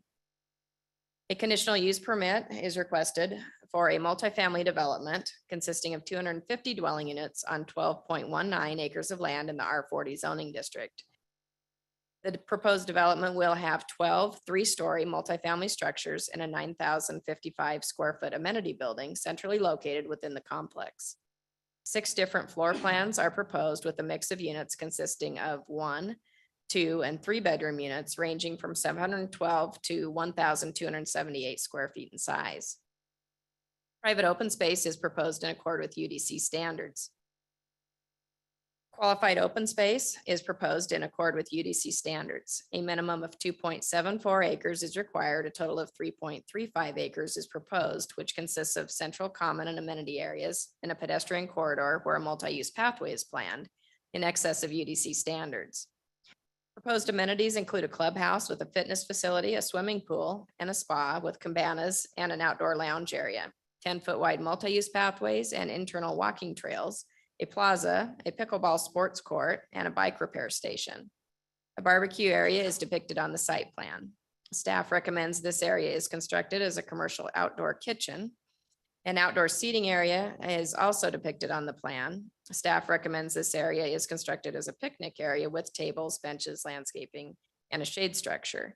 Staff also recommends a children's play structure is provided. Staff is of the opinion these upgrades and addition of an amenity, the play structure is commensurate with the number of units proposed. Just as a side note, the commission did change that and did strike commission or staff's recommendation on that. So that is reflected in the conditions of approval. Conceptual building elevations were submitted for the proposed structures. As shown, the townhomes are proposed to be 2 to 3 stories in height. The multifamily residential structures are proposed to be 3 stories in height. And the clubhouse is proposed to be a single story in height. Building materials consist of a mix of vertical board and batten, fiber cement siding, and horizontal lap siding with brick veneer siding and wood ridge beam accents, metal awnings, and asphalt shingle roofing. No elevations were submitted for the commercial portion of the development. The final design of all buildings on the site are required to be consistent with the design standards in the Architectural Standards Manual. A variance is requested, as I mentioned earlier, to UDC Table 11 2A7 to allow 44 of the 81 townhouse lots on the eastern portion of the development to be reduced from 2,000 to 1,694 square feet. In order to grant a variance, City Council must make the findings for such, which state the variance relieves an undue hardship because of characteristics of the site, and the variance shall not be detrimental to the public health, safety, and welfare. And that is, the townhome lots are right here on the east side, you can see. The applicant's narrative states that there are several characteristics of the site that create an undue hardship. And I'm sure the applicant will go into those. They are in the staff report. I'm sure you've reviewed as well. Although these characteristics do exist, staff finds they do not prevent the applicant from reducing the number of lots within the development in order to comply with the minimum lot size standard. If a variance is approved, alternative compliance will also be necessary to reduce the street buffer along McDermott Road, an entryway corridor, in order to accommodate the proposed layout. Reducing the number of building lots will allow compliance with the minimum lot size standards as well as the street buffers. Therefore, staff is not supportive of the proposed variance request. The commission recommended approval of these applications, except for the variance. That's a council only decision. Summary of the commission hearing is as follows. Travis Hunter, Josh Everts, and Todd Tucker testified in favor of the applications. There was no testimony in opposition. Ron Hopper, Rod Green, and Paul Elam commented on the application. Written testimony was received from Todd Tucker, Boise Hunter Homes, and a Meridian resident. Key issues are as follows: additional traffic on Ustick and McDermott roads, transition of the McDermott Village development to the rural residential in the area, amount of development occurring in the area, and schools and businesses are overcrowded and more large residential developments are being approved without additional services. Key issues of discussion by the commission was the timing of the construction of State Highway 16 and the commencement completion of phase 1 construction, impacts of increased traffic on Ustick Road. Now, the commission made the following change to the staff recommendation. The commission modified DA provision A1F to read a 10-foot wide multi-use pathway shall be provided within the street buffers along Glassford Avenue adjacent to State Highway 16 within a 14-foot wide public use easement. And they modified condition of approval 10K to replace the commercial outdoor kitchen with an outdoor barbecue. The outstanding issues for council tonight, the applicant requests council waive condition A1C in section 8 that requires a 25-foot wide landscape buffer adjacent to the Flowers property along the west boundary of the proposed development. This request was supported by the commission, and staff took a little closer look at that, and this requirement does not apply because of the right-of-way, which will separate the subject property from the residential property. So staff is supportive of removal of this condition. There has been no written testimony since the commission hearing. And again, staff is recommending denial of the proposed variance application. Staff will stand for any questions. Thank you, Sonia. Council, questions for staff?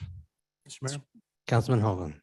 Yeah, Mr. Mayor, Sonia, I had a quick question on that, where you talk about it, the alternative compliance will be necessary to reduce the street buffer along McDermott Road and entryway corridor in order to accommodate the proposed layout. And when I heard the term entryway corridor, I'm thinking, but doesn't that dead end? Is it the entryway corridor to the development? Is that how you're using it? Or what does that mean? It's an entryway corridor.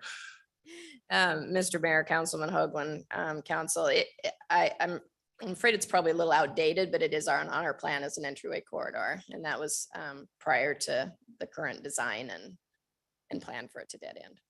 But nevertheless, it is designated as an entryway corridor. Thank you. Mr. Mayor. I think Councilman Barton wants to follow up on that.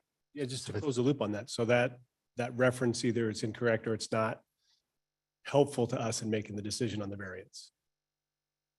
Do you agree? I mean, it isn't an entryway corridor for the purpose of that determination. Do you mean the alternative compliance? Yeah. That's a staff level director decision on that would be required to be submitted later. That application has not been submitted. But was that something to alleviate the problem caused by it being an entryway corridor? I don't know. The applicant has not submitted that application, but it just doesn't meet our standards. So that's why it's called out. Okay. Councilman Pro. Thank you. So there's no pedestrian access between the two residential areas. Are the townhomes going to be permitted to access the clubhouse, and would they be driving to that location? And was that taken into account with parking spaces? Mr. Mayor, Councilwoman Perot, I think the applicant could probably answer those questions for you in their presentation. Thank you. Mr. Mayor, Councilwoman Schrader. I was just curious if we have Christy from ECHD tonight regarding U-Stick specifically. I did not see her earlier. Okay. We have one listener with a number which I am not familiar with, Okay. so Well, that's probably too not. bad. Okay.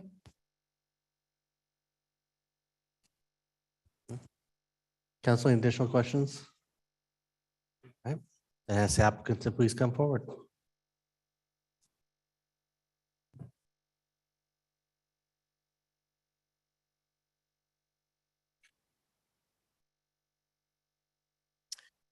Good evening, Mr. Mayor and members of the council. Travis Hunter, 923 South Bridgeway Place. Thank you for your attention tonight. The project we're bringing before you is a property that my family's owned for over a decade. When we originally bought this property, our thought was to do high quality, single family detached, which is kind of the bread and butter of what we do everywhere around the valley. But as we watch Meridian grow and evolve, it became clear that this property is unique and our plan had to be dynamic. So about 8 years ago, we learned that the freeway intersection was coming through the middle of the property. Then 4 years ago, we learned that our neighbors were Owyhee High School. And then in the last few years, our valley's really been hit with the reality of housing types and the affordability of housing. So what we're bringing before you tonight, it's a product of assembling the right team, the team being ourselves, the Pacific companies who we've partnered with, who are some of the best multifamily developers around the country. The architecture has been done by Pivot North and the landscape design by GGLO, both who produce fantastic product region-wide.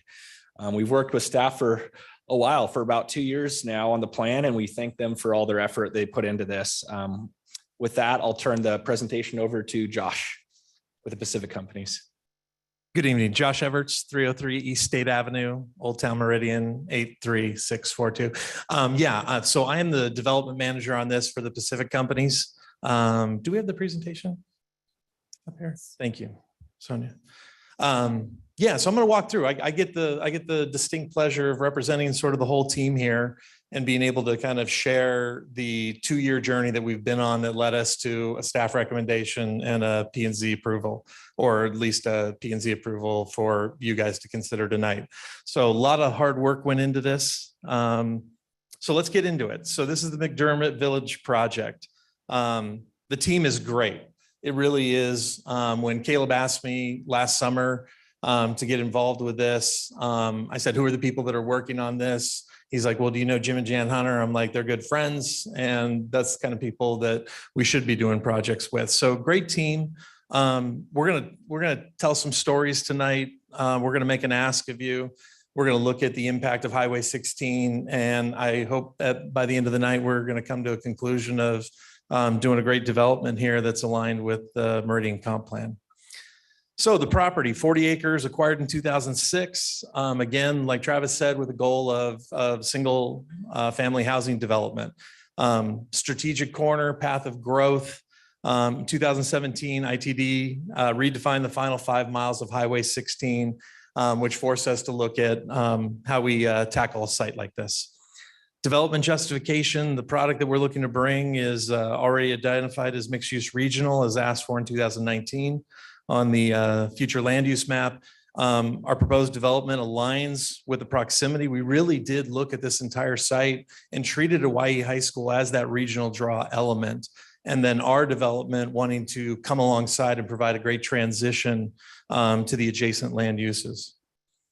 So the ask that we have is, number one, an annexation request. Property is at the Meridian area of impact and adjacent to city limits along the northern and western property lines. Mixed use regional does give us some guidelines, a mix of employment, retail, residential dwellings in a range of 6 to 40 dwelling units per acre. We're on the low side of that at 12 and a half units per acre on this site. And I think you're going to see that as a recurring theme of open space, green space, and looking to make something that's very transitional. We have a rezoning request to support this, R40 for the mixed family, R15 for the townhomes, and commercial CG down alongside the southern part of this property. So the ask that we have is a preliminary plat request. Also in the R40, we have 250 dwellings, a multifamily, R15, 81 townhomes, and then the commercial. We've been pretty excited about the commercial. We've probably got more questions about that. People have seen what happens outside of Rocky Mountain High School and the activation that happens along that side. And currently there is nothing around Hawaii High School. So we've seen that as something that's been pretty exciting to talk about as part of this project. We have a conditional use permit that's required for Unified Development Code for the R40 as well. So let's talk about the challenge. Highway 16 effort was initiated in 2006. Phase 1 was completed in 2014. Phase 2 design finished in 2020. It's currently funded. And what does this really look like? So this is data that we've compiled from ACHD and ITD. We wanted to get some details to you guys. So the construction on this is already taking place. So there will be a highway that bisects the property that we're talking about tonight is the yellow property. But you can see the 2 pink dots of McDermott Road that's been cul-de-saced ultimately. And they have a new McDermott Road that's going to wrap around. And all of this work, this is one of the questions that we got by P&Z, is when it was going to be completed and how does that align with ours? This will be done before our project's done, even the phase 1 multifamily. So all of this infrastructure and road and the improvements to use to beyond our property is all going to be improved before our product comes online. So our approach to this, as we looked at the impact of Highway 16, was to, number one, conduct an assessment. Look at this mixed use regional draw, look at Hawaii High School, look at the things that were going on out there, and really assess things and approach this site comprehensively. It's a challenge when you look at this mixed use regional designation and you have a property that's cut in half. So we wanted to look at it comprehensively. I really applaud Jim and Jan Hunter for making that pivot away from single family homes and saying, hey, we need to look at a product that fits in this space and assemble a great team. And then the Hunter family in general has just been a great partner. So things that we've already done to the site in preparation for Highway 16 is we have gone through the cost and installation of the north sewer main, south sewer main that's going to serve everything on either side of Highway 16, as well as we've granted a water line easement to the city of Meridian across the front of this property.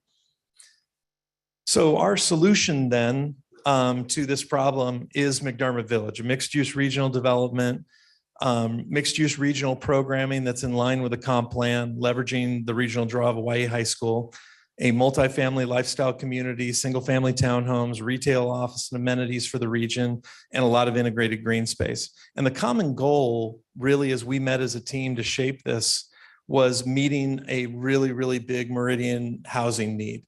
So this is obviously the passion of Pacific companies. You know, we're still sitting at a median house price that's north of $500,000. And if you're a banker, that means that you have to have an income of $165,000 to $200,000 to be able to afford to buy that. So we have a problem right now.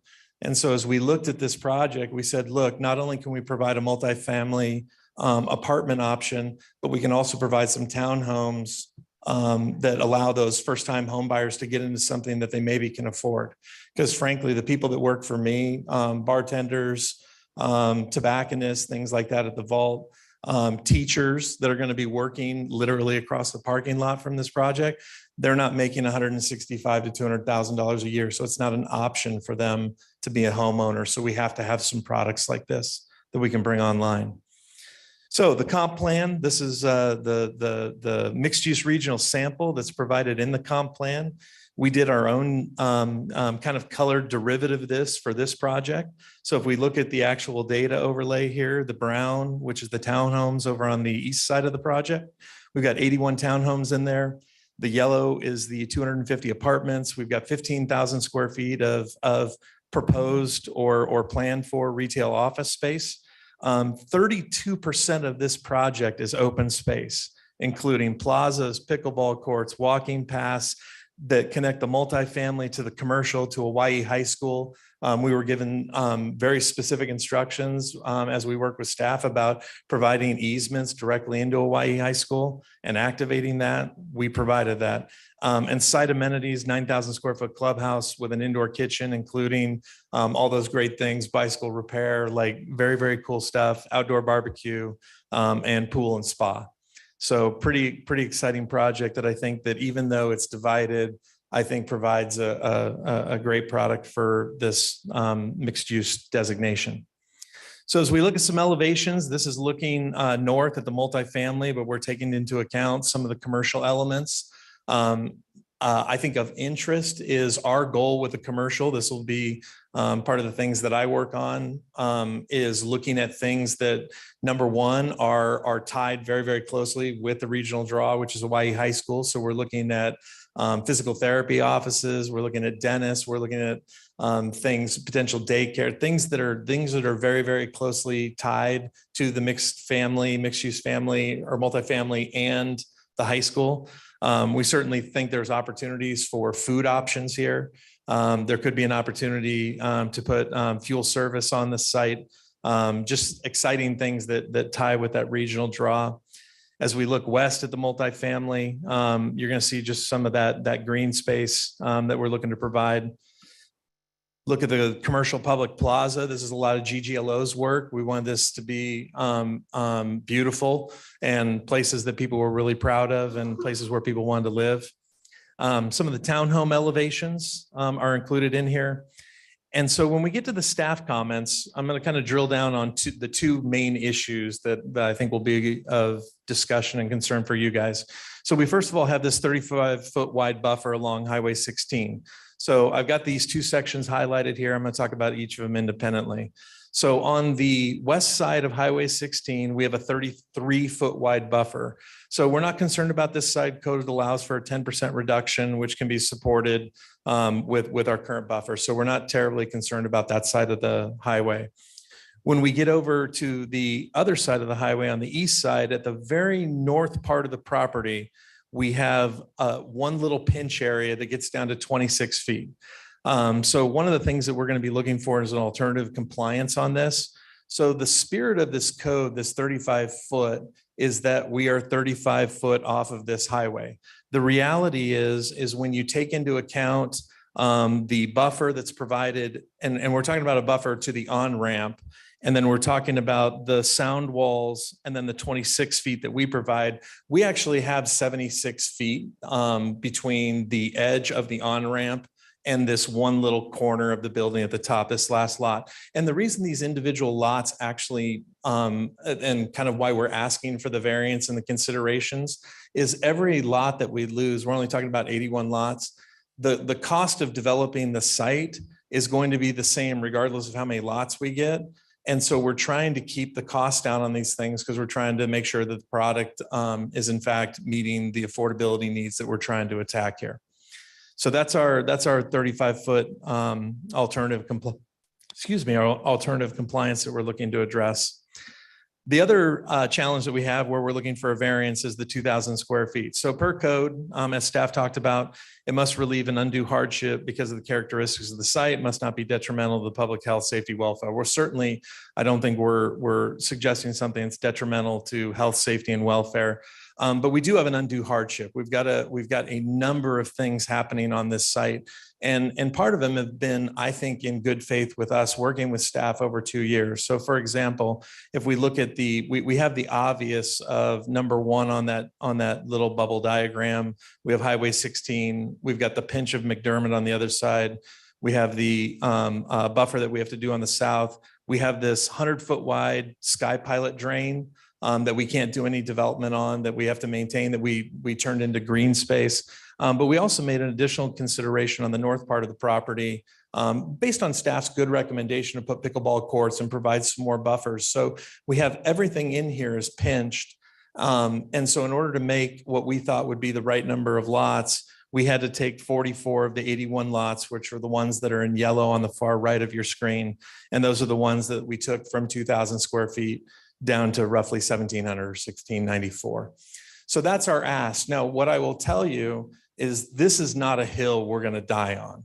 So if you guys decide not to award that variance, we're not building this project. We would just look, if you look at the stack here, we've got 9 sections of townhomes. We would be taking 1 lot out of each of those to get to that 2,000 square feet. The net impact of that is a 10% increase then in those lot costs for ultimately the homeowners that are going to be on there. And that's really the decision that's before you. If we talk about first-time home buyers, I think we've seen it in the last 6 months that $1,000 to $2,000, you know, these interest rate increases have bumped people out of their loans. And so we've really been fighting to make sure that, hey, can we take this site? Can we take the hardship that was kind of transacted and presented to us, and can we turn it into a win on this site? So that is the variance that we're asking for here. And with that, I'll open it up for questions. Thank you, Josh. Council, questions for the applicant? Mr. Mayor, Councilwoman Schrader. questions about 2 topics, USTIC and affordability. So my understanding was that USTIC wouldn't be widened until 2026. So could you talk about that a little bit? I wish we had ACHD on. We usually do, but I think they're really jammed right now. If you guys could just talk about how the timing of the connection off of USTIC is going to align with the development plan.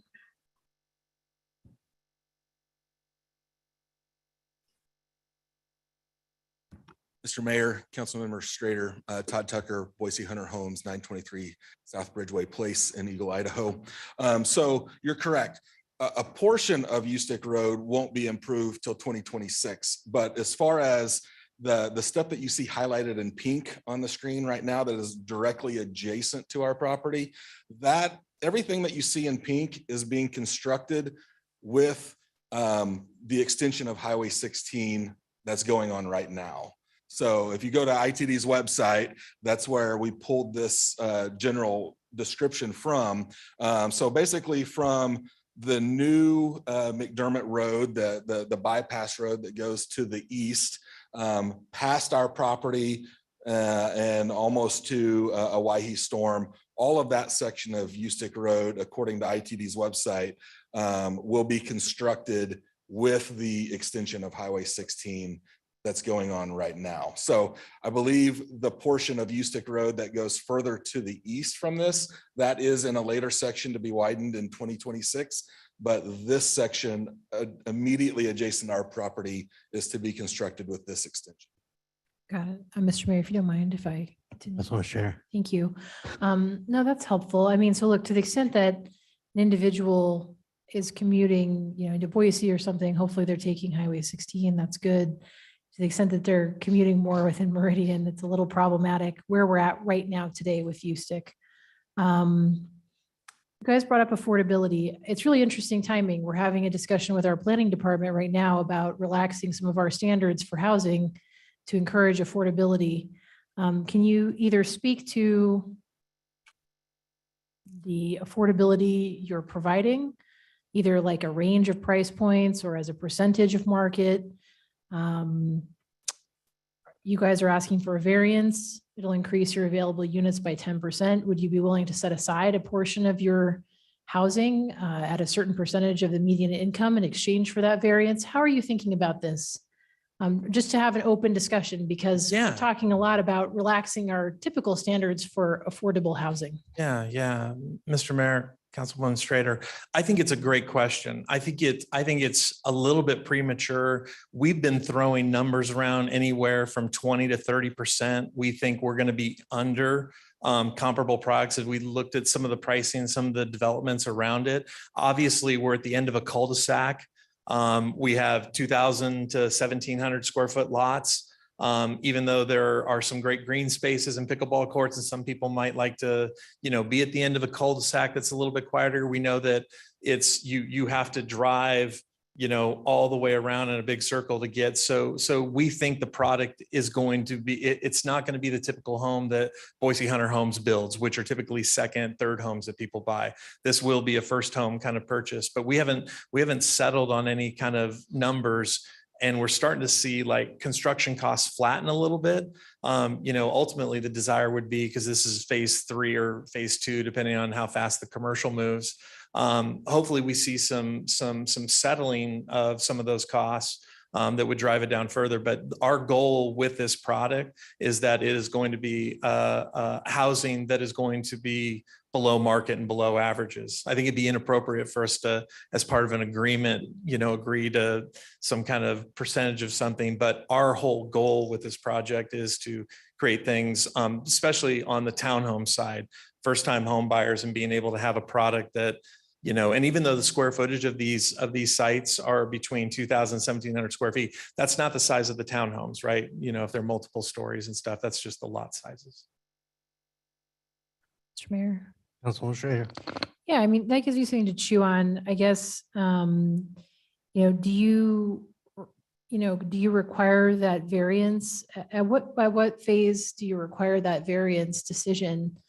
I mean, a lot of the rationale besides hardship for, at least from my perspective, in terms of what you're saying is an affordability rationale. So I guess I'm wondering, is there a later point where we could have that discussion in terms of, either what you guys are targeting or setting aside units for affordable housing or something along those lines? I'm just trying to think creatively because this is a holistic discussion we've been having in the city, and we're taking a look, I think maybe next week, at looking at changing some of our standards, like even setbacks, minimum lot sizes, et cetera, for just this type of housing. So it's just fortuitous timing. I guess I was just curious when you need that decision. I want it tonight because I just want it tonight. But what I would offer is that there really is, this isn't just a standard variance ask, for size. Like this is a tough deal to deal with a highway going through the middle of your property. I think the track record of the Hunter family and certainly Pacific companies as well has been, trying to bring housing to Meridian, as well as other sites in the Treasure Valley. If you're telling me that it would be more comfortable to have a conversation later, it sounds to me like you guys are moving in that direction regardless. So I don't know that necessarily. First of all, the project's not at risk. If you guys decide not to do a variance, we'll go build. And we'll do 80 or 72 lots instead of 81. But we do think it's an opportunity to in this crisis, do something that's strategic on a site that just screams for it. Like this is of anything that I've seen, this is a little bit of a no-brainer. Thanks. Todd, since you're there, just curious, the improvements that are shown on the ITD, are these subject to any of the funding that's still needed to go to ACHD, or are these being covered by ITD? Their cost, part of the project, don't need to worry about the ACHD fix in the legislation. Mr. Mayor, great question. That came up at the Planning and Zoning Commission as well. Yeah, according to ITD's website, this project, phase 2 of the project, which that's what they're calling this, it gets kind of confusing because phase 3 is another section where they're actually going to do the overpasses. But phase 2 of the project, according to ITD's website, is fully funded with funds, and all of the improvements that you see on the screen here are intended to be completed with the Highway 16 extension of phase 2, what they're calling, which is literally happening right now. They're, as you probably all know, they're starting at both ends of the spectrum and then going to kind of meet in the middle almost at this property. But yeah, everything you see in pink is to be completed by 2024 with the funds that they have right now. Okay, thank you. Council, additional questions for the applicant? Mr. Mayor. Councilman Hoagland. Yes, gentlemen. It's been a while since I looked at the Highway 16 project specifically, but and I know U-Stick is one of the entryway corridors to get on and off. Does that 16, does it have an overpass over U-Stick? I'm trying to remember what that design was going to be for U-Stick. Do you recall? Sure, Mr. Mayor, Council Member Hoagland. So there will be an actual interchange here. This will be one of the off ramps, one of the intersections where you'll actually be able to get on and off Highway 16. The places that are just overpasses I believe are McMillan and Cherry. And then Ustick and Franklin will have the interchanges where you can actually get on and off the freeway. I don't think McMillan was going to have one, Mr. Mayor, but so I was trying to remember how they were designing that though for the on and off. So sure, Mr. Mayor, Councilmember Hoagland, Ustick will stay at grade and the freeway will go over it. Mr. Mayor. Councilman Hoagland. Just to follow up on that, that makes this project even more interesting because you have elevation and lots of cars and you're going to have noise and there will be some retaining the sound walls and different things like that. So just something to take in. It's just one of those things that how does that change what would normally be if it was just stayed as a normal intersection? If you have a slide, what I wanted to look at, especially on the multifamily side of what are the access points to come into that facility, and I have to move all our faces here. To the north, you're going to be going through the development that's been approved already. And then it looks like you have something going out to the west behind the commercial. So that's not in yet. So the property that's directly to the west of this, there's what's the name of the street? It's Endeavor. Yeah, Endeavor Street. So ultimately, once that west property gets transacted, there's a call for a street that'll go all the way out to the main artery that feeds Hawaii High School. And then we have a right in, right out off of Ustick. So that's what ACHD granted us on Ustick Road, so that we wouldn't be causing any left-hand turn traffic across to get back on the highway. So it is a right in, right out. Okay, Mr. Mayor, I got one more. Councilman Hoagland. Width of the lots, what will they be with the variance? We talk about, the square footage going down to 1695 or whatever. it is. What does that make the width? Mr. Mayor, Councilmember Hoagland, the interior lots, these are all townhome lots, so they're 0 lot line. They're 21 feet wide.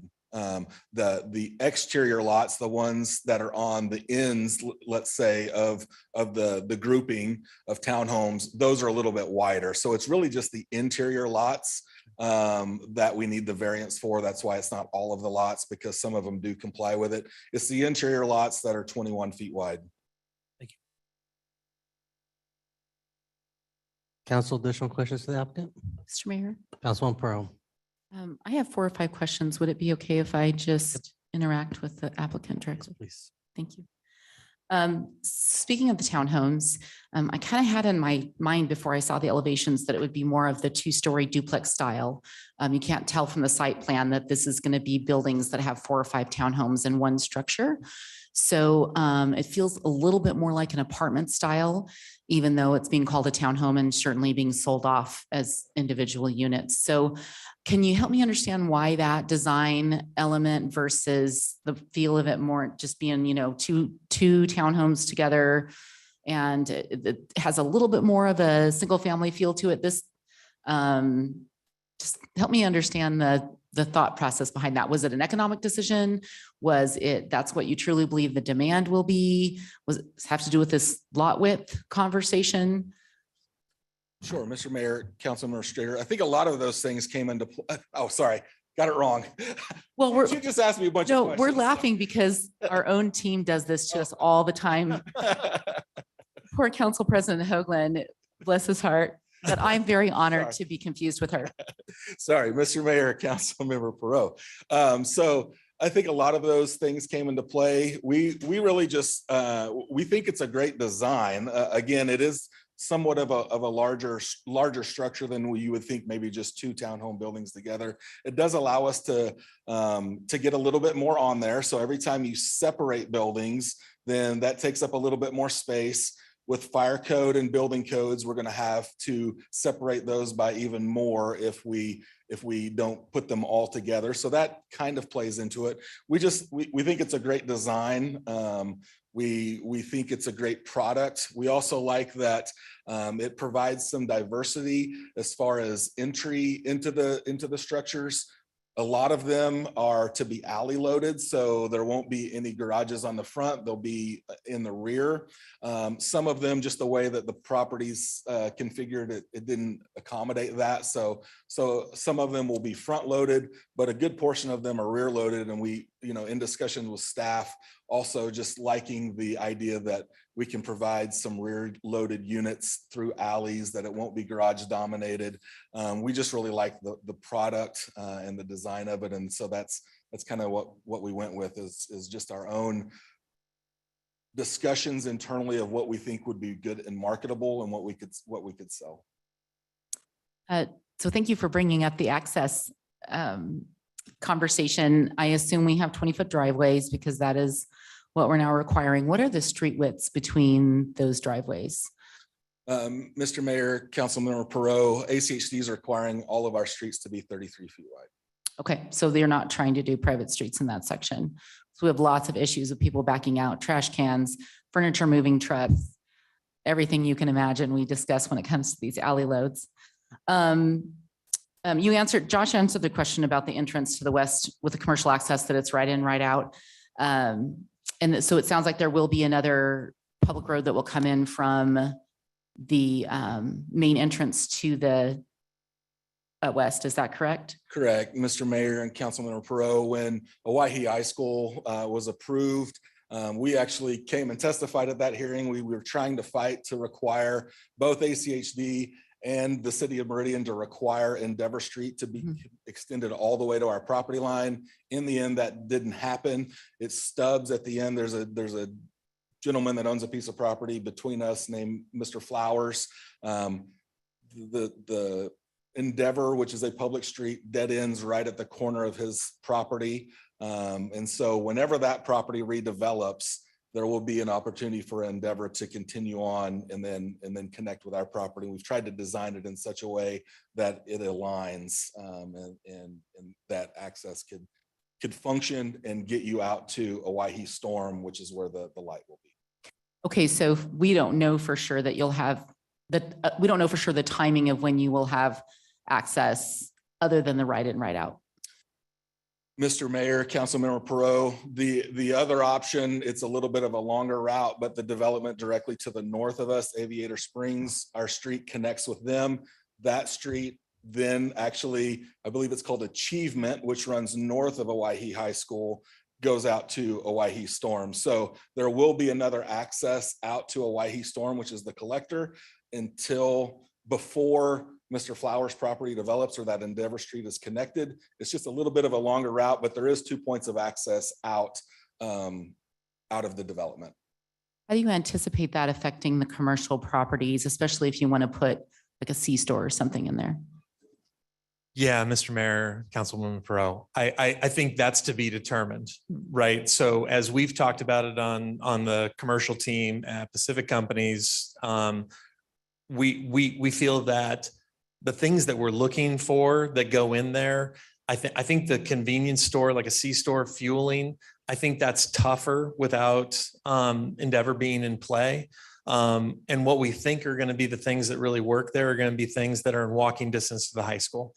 So, or walking distance to the multifamily. They're going to be services that support those two things. We think those are going to be the things that ultimately go in there until the Endeavor thing. Now, when Endeavor gets done, we have designed it to connect in directly into the commercial area. And I think that could open up an opportunity, but the reality is we don't know what a C-store would look like there with a right in, right out. You know, is it reasonable to think that somebody who's racing to get to school on time is going to pull right in to fill up and right out, and they're not going to be happy leaving school, you know, where they don't have an easy way to get in there, right? It becomes problematic. So yeah, so I think that the products that are going to scream in there are going to be the things that are in walking distance. And Todd and I so Todd's daughter goes to Owyhee High School, and her friends are literally driving all the way to Walmart at lunch to do cool high school lunch things.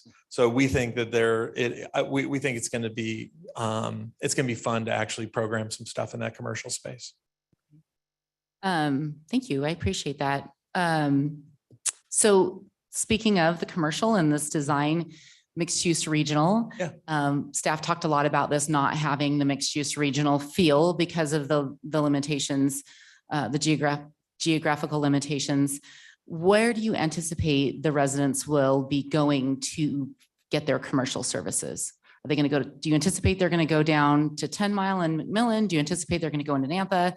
What had you looked at where you anticipate folks driving to when you were deciding how much commercial to use versus residential and whatnot?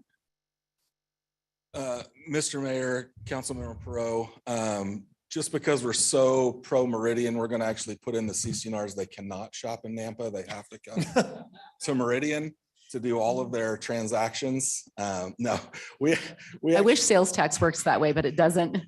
We actually think the majority of the commuting or the traveling to do the shopping or the commercial stuff is going to be towards the east into Meridian, probably until the Fields sub-area plan that you guys have approved, which is just a little bit to the west of this. I think once that actually comes online and it's got a more robust commercial element to it than what we're providing, I think that's probably going to be where the majority of these people go, is to that commercial element in the heart of the Field sub-area plan. But until that comes online, my guess is you're right. They're going to be traveling to Eustic to McMillan and 10 Mile, to the Walmart, to the Costco, to the Winco that's in that area. That's probably where the majority of that commercial activity is going to happen, probably until we see what goes on in the fields. Reason I ask is because we're already having conversation with residents in that area of 10 Mile and McMillan about them feeling like that intersection is already stressed.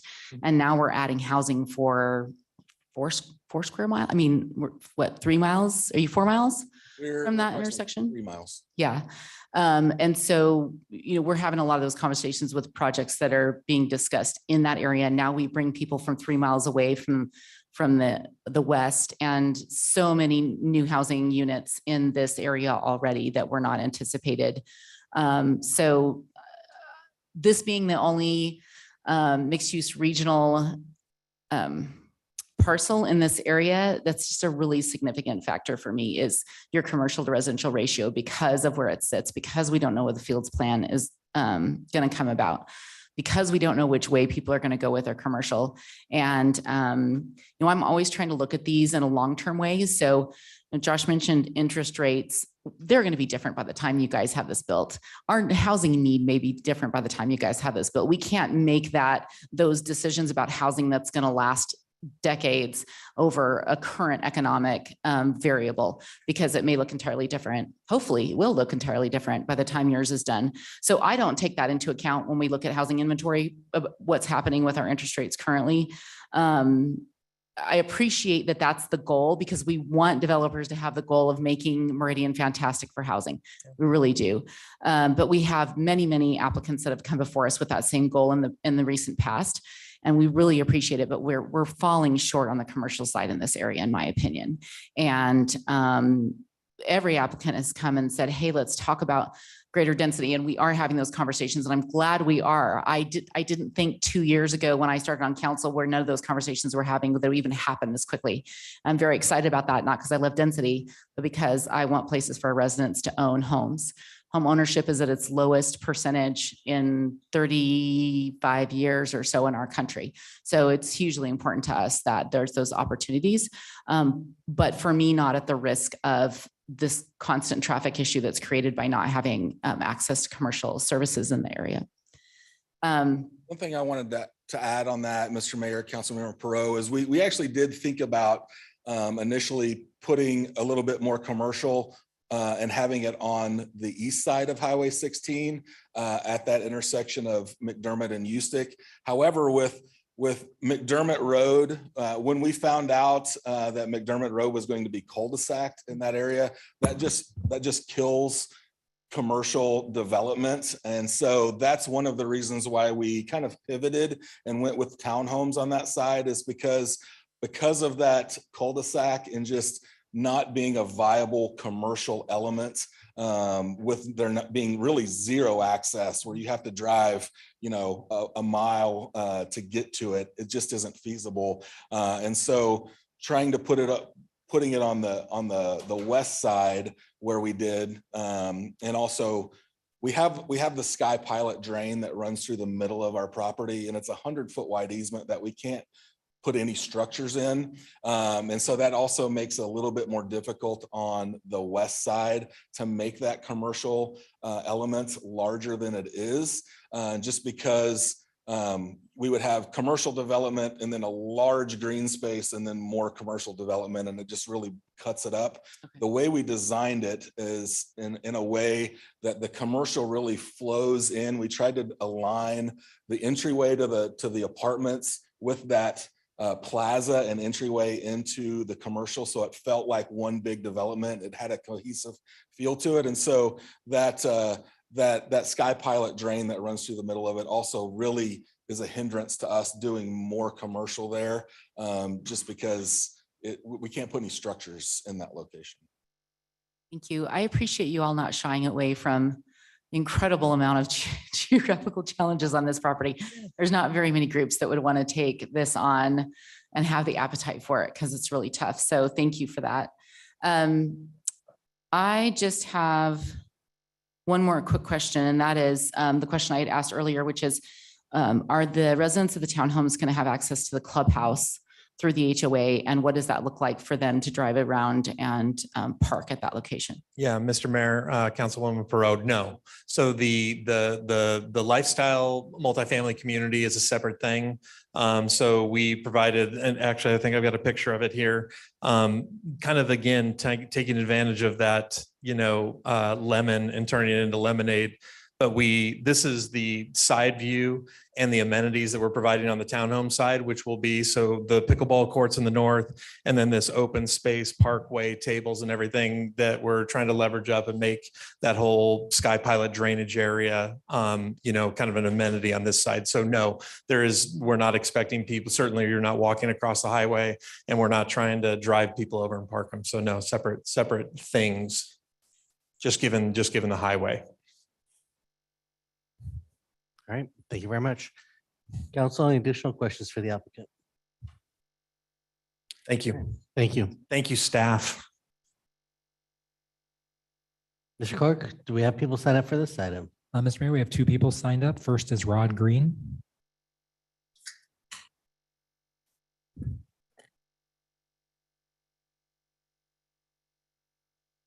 Good evening. You can state your name and address for the record, please. Yes, that's good. Yep. Yes, Mr. Mayor and Council, my name is Rod Green. I'm at 3560 North McDermott. I'm directly to the east of this applicant's request. And we've lived there for a long time, my wife and I. Obviously, we don't care to see all of the higher density development out in that area of Meridian. It's been farm, it's been open space, and we've enjoyed that a lot. Maybe our time's coming to an end. I'm kind of an old timer, but so I have to go on record and say I'm not in favor of much of this at all. But I think staff and I think the developers have done a lot of work here. I appreciate that. I am still concerned about the traffic along McDermott when it's going to work time or coming home time. And there's going to be a lot of traffic in and out of that 81 units.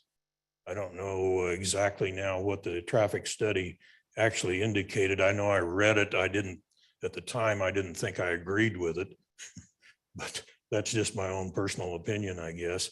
I know my wife and I are very concerned about coming out of our driveway, which aligns fairly closely with the north access to the east side of this development. There's two access points, the north one and the south one. And I'm talking again about the sliver, if you will, right next to McDermott Road. Anyway, our driveway comes almost directly in line with that north access point. What I would like to suggest, and I know this will probably fall on deaf ears, but I would suggest that that open area that they have designed in the south part, for that to maybe be expanded a little bit and take away the pickleball courts at the north and make that north access then align with the realignment of McDermott Road. You saw it there in the pink. You know how McDermott's going to jog around. Okay. Make that access point for their northern part of their development, again, along on McDermott, align with that realignment of McDermott. If that makes any sense, it makes sense to me, and I think it would make sense to our neighbors as well. That would be my recommendation there. Appreciate the time. So do you have any questions of me, or I wanted, excuse me, Councilmember Perot, I wanted to mention, you'd ask about where do folks travel for commercial? Well, we've lived there for 18 years. There's nothing until you get to 10 Mile. There's a little bit, not really. I mean, if you go down to Cherry Lane and 10 Mile, there's some there, but you really got to go further east, or you've got to go almost clear to Nampa, I mean, to Garrity. And it has always seemed to us like, why isn't there more commercial in that area? There's a lot of homes there and a lot of people and a lot of traffic. Why is there no good restaurant to go to? I'm not talking about a drive-through. I'm talking about something where you can sit down and have a nice meal or some shopping. Anyway, just wanted to reinforce that. You're right on. Hey, Mr. Mayor, Anything else? Councilman Burt. I just have a statement for you, sir. Sure. I get where you're coming from with this density. There's no doubt about it. As a family that's lived in that area for 18 years, I know other folks who have lived out there in that area for even longer. That's a long time. You guys have just seen pheasants and birds, and yeah, you know, you haven't seen anything for many miles in either direction.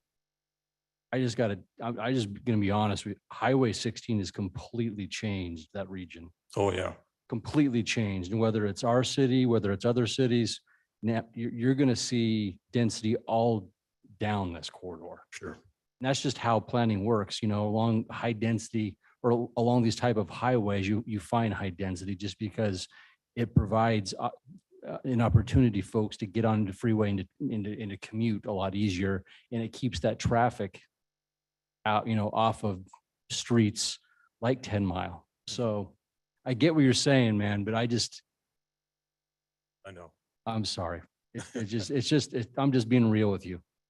It's reality in that area. It's going to be dense, not only here, but north and south on both sides of the road. And commercials coming, but it's going to come with a lot of other things. I know that's the case, Mr. Mayor. I just hate to see it. And I appreciate you making that comment. I really do. I feel for you, but I just don't think there's any way of getting around it. Councilman burnt me out. My wife has lived on McDermott Road all of her life. That's crazy. Even from when she was born, just further to the south from where we are now. But yeah, we've seen a lot of change. Okay, anything else? Council, any further questions? Okay, Thank you. thank you. Bill. Mr. Mayor, next is Randy Wood Bussard.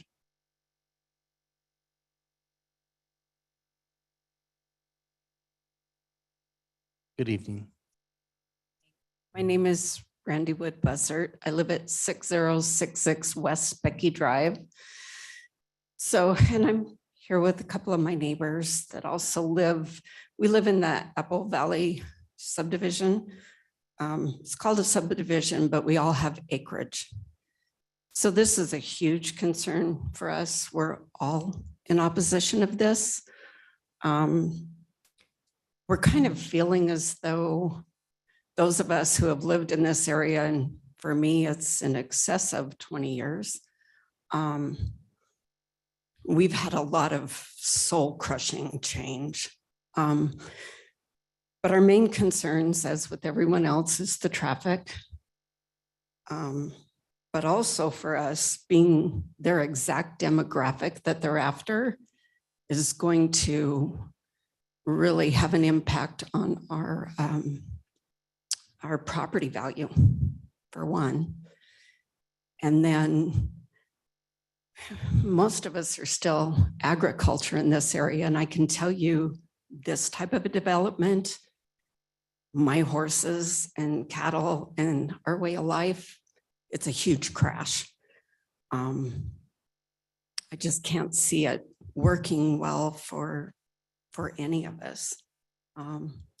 So that's a huge concern for us. And we kind of need some answers about how everyone making these decisions for us is going to try to sustain our value of life and our value of how we live our day to day. I can tell you just in what has happened with all of the development with Owyhee School, the noise is devastating. The lights of that high school are devastating. And we've known for years that 16 was going to go through. So I know you're telling us that we knew that was coming. We didn't know the rest of this was coming. We were first approached with the change in McDermott as being nothing more than an access road. And then we get broadsided in the face of how this was really meant to be, and we weren't really told the truth. So we're all very concerned about this. We still would like some more answers about how everyone involved in this expects all of this to work well together, or if those of us who own acreage are just expected to leave. That's kind of how we're feeling. Crime too is a worry for all of us with what's coming in. Council, questions? Mr. Mayor. Councilman Pro. I really feel for you. I have lived off of Black Cat, which for the longest time was the very west side of Meridian and not much past that, and have seen it. I've lived there for 12 years and have seen it grow and expand, and there's multiple acre plus properties around me. And I totally understand where you're coming from. I want to share a couple things I think hopefully will encourage you. First, I think when they dead end McDermott, it's really going to help you with not having as much traffic, because the only people that should be coming down there are the folks that live in that area, at least the section between McMillan and Ustick. Hopefully that will just be being accessed by the folks that live there. The second thing I wanted to say is I was a planning and zoning commissioner when Owyhee High School went in, and that was not a decision the city was excited about. And we really did not have, it was tough. The school district went out and bought that land without maybe having the consultation with us that we would have preferred. So we can't do anything about it now, right? It's there, but we just wanted to share that with you because you were asking basically like, who's made these decisions? How did this come about? Is everybody on the same page? If I'm understanding correctly what you're asking. And then who's going to protect our way of life? Your properties are in the county, is my understanding. We are for now. We're on an island, and we do not wish to be annexed in. But in terms of for me being able to get in and out of my own property, I have a 42-foot horse trailer. Once I hook that to my truck, I am 61 feet long. As things are now and just how it's changed, it's hard for me to get in and out of, well, I can't leave Ustick or leave McDermott and turn right onto Ustick. It's impossible with the way they put in that light and how tight they made all of the access. They created a turn lane where there wasn't room for there to be a turn lane. The wrecks are multiple. So once all of this changes, it's going to be even harder for me to leave and get out, whether I'm going right or left. One way I have nothing but subdivisions, developments, a roundabout to deal with. So I just,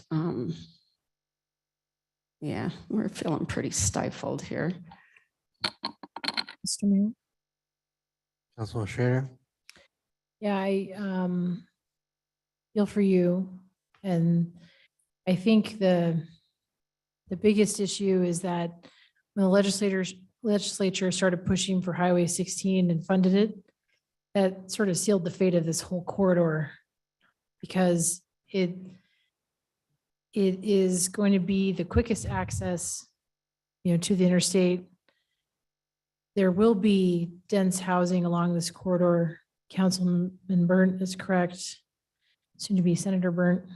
On your comment about property values, Constellation, I think, my honest opinion, this development to me looks like a Class A type of development. It looks very high end. The developers behind it are better than most. I think you're going to get the best case scenario compared to others we could see. And there's really nothing that can protect your way of life in terms of the whole region along this corridor. The one thing I'll tell you is that the city of Meridian is not forcing people to annex into our city.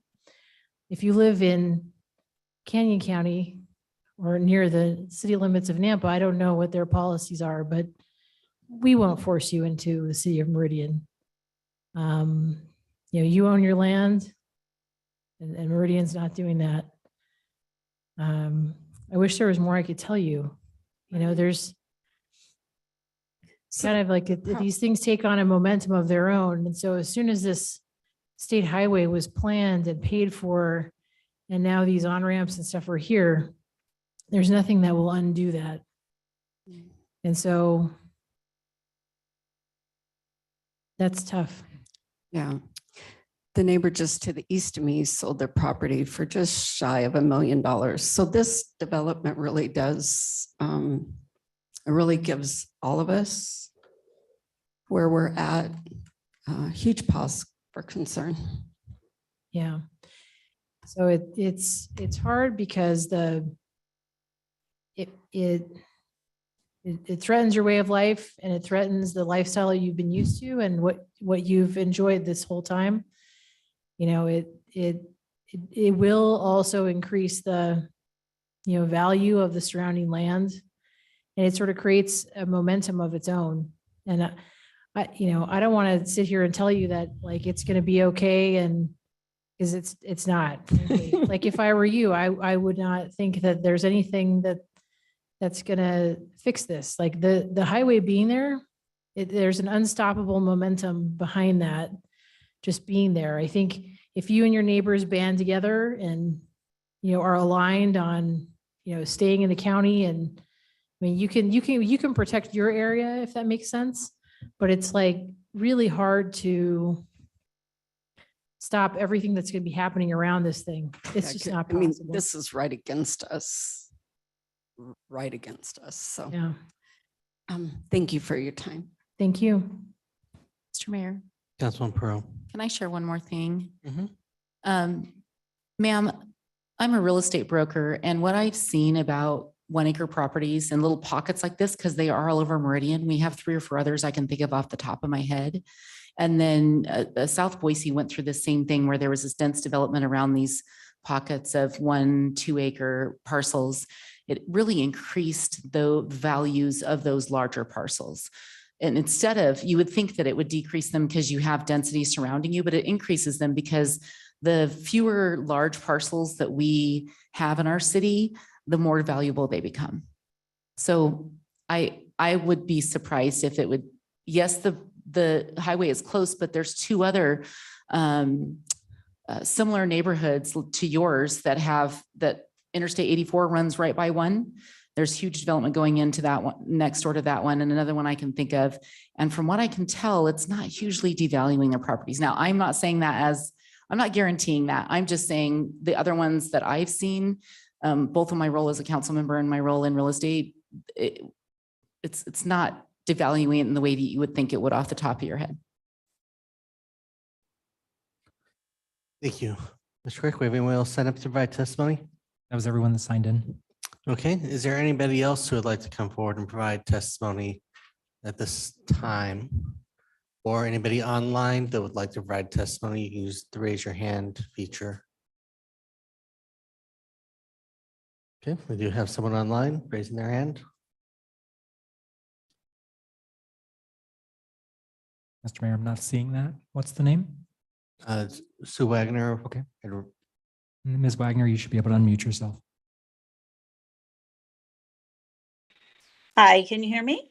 Yes, we can. If you can state your name and address for the record, please. Thank you so much. It's Sue Wagner, Waggoner, and I reside at 6096 West Becky Drive. I also have adjacent property on McDermott that would be 3950 North McDermott Road. It's just my property just kind of wraps around onto McDermott Road. So I wanted to just state that it was either Mr. Hunter or Mr. Tucker. I'm sorry, I don't know which one, indicated that there was a crisis that they were trying to solve. And I was speculating as to what that meant, if that meant affordable housing crisis or just housing in general. But what I'd like to do is let you guys know that we're having a crisis of our own on McDermott Road and Becky Drive, where I also reside in the Apple Valley subdivision, where we have 16 homes with 4 to 5 acres each. And we're right in the middle of that high impact that you've all been discussing. We've got a freeway coming in next to us, which my neighbor mentioned. We were originally told that that was going to be an access road. And then suddenly it's now changed into an actual freeway. So we've got the high school coming in, or that came in, which my neighbor mentioned, blasting lights, blasting music. I have cows in my pasture right there on McDermott Road that have to look at the lights and listen to the music every time there's a football game. So I'm just kind of questioning, when do I understand that we need housing for people that are moving in and whatnot, but at what point does anybody become concerned about the crisis that those of us who already live there, who've invested our life savings into our properties, when does somebody think about the crisis that we're facing?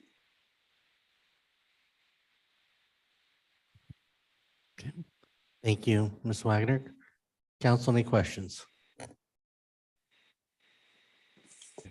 Thank you. Is there anybody else who'd like to provide testimony on this item? Then I'll ask the applicant to come forward to close. Thank you, Mayor, members of the council. Just wanted to address a few items that were brought up as far as shifting of the access. Mr. Green's testimony as far as the way the street aligns with his driveway. I went back and rechecked ACHD's report earlier today just to make sure I wasn't missing anything. They have approved that access where it is. Removing the pickleball courts to the north and shifting everything to the north. That property directly to the north of us is a light industrial use that is owned by the Clima corporation, and the proposed use there is a light industrial use. And so working with staff, one of their suggestions was, hey, why don't we shift some of those units a little bit farther away from that northern property line, provide a nice landscape buffer there. And so we've provided a landscape buffer and some pickleball courts to provide that buffer from the light industrial use to the residential use that we're providing. And just again, ACHD has approved that drive or that street intersection with McDermott where it is located. As far as the property values, I think you're right, Councilmember Perot. I think property values probably will increase a little bit based on the amount of development going on. And also just pointing out, even though those properties are not located in the city of Meridian, they are covered by the city of Meridian's comprehensive plan, which I believe, I don't know if it goes up that far, is classified as mixed use interchange. I don't know if that's these properties, but I know directly to the east of us, it's mixed use interchange. So the redevelopment potential of that property is fairly high. As far as the horse trailers and the maneuvering around, we are required to widen McDermott Road as it abuts our property. So we will be widening that, making that section a little bit easier to navigate. As far as access to Ustick Road, though, that's going away altogether when McDermott Road gets cul-de-sac. So that's going away altogether. There will be no access from McDermott to Ustick Road to try to make those maneuvers. One thing that I thought of, not necessarily a rebuttal to testimony that was given, but just I've still been trying to think through the commercial aspect and to try to address some of your concerns, Councilmember Perot. The properties directly to the north of us, if you head north on McDermott Road, where the hospital is that we just had right before this, that intersection will have commercial development as well, not just the hospital, but in that area there will be commercial. And then also just wanted to point out directly to the west of us, the properties that abut Ustick Road that are basically between Ustick Road and the high school, those are classified as mixed use community, I believe. More than likely, those are going to be developed as commercial properties as well. So the properties directly to the west of us, Mr. Flowers' property, and then the property that is owned by the school district, those are all going to be redeveloped commercial. So that will be another infusion of commercial development in this area. Again, we can't control when that happens, but we think with the construction of Highway 16 and the construction of our development, bringing in the developments to the north of us, bringing the activity, you have seen the development that's going on in this area. More than likely that those properties will redevelop fairly soon as well. And I think we'll redevelop as commercial to bring more commercial area or uses into this area to support not only the high school, but the multifamily and the townhomes that we're providing. So I think that's all that I had to offer. Again, just wanted to thank staff for all of the work that they've done on this. We've been working with them for about 2 years on this, and I think we've really landed on something that is a really spectacular project that all of us involved are going to be really happy to put our names on. And so just again, want to express thanks to them and encouragement to support that variance request that we're asking for, just to reduce a few of the townhomes by 300 square feet, those lots. So that concludes our testimony. Thank you. Council questions. Mr. Mayor, Councilwoman Perot. could we bring up the slide that shows the road network? There we go. Can you quickly, just so we have a visual and for our residents here, show us where, how someone who lives to the east of McDermott, north of Ustick, will get on the interchange? Will they need to drive all the way around to McDermott Road, come back south, head west on Ustick? So they're going to need to go around, what, 3/4 of a mile to get onto 16?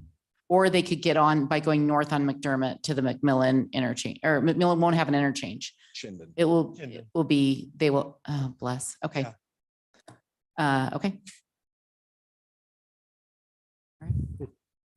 And, but the section of Ustick on either side of 16 is going to widen. I mean, that'll be what, 5 lanes with this phase 2. Okay.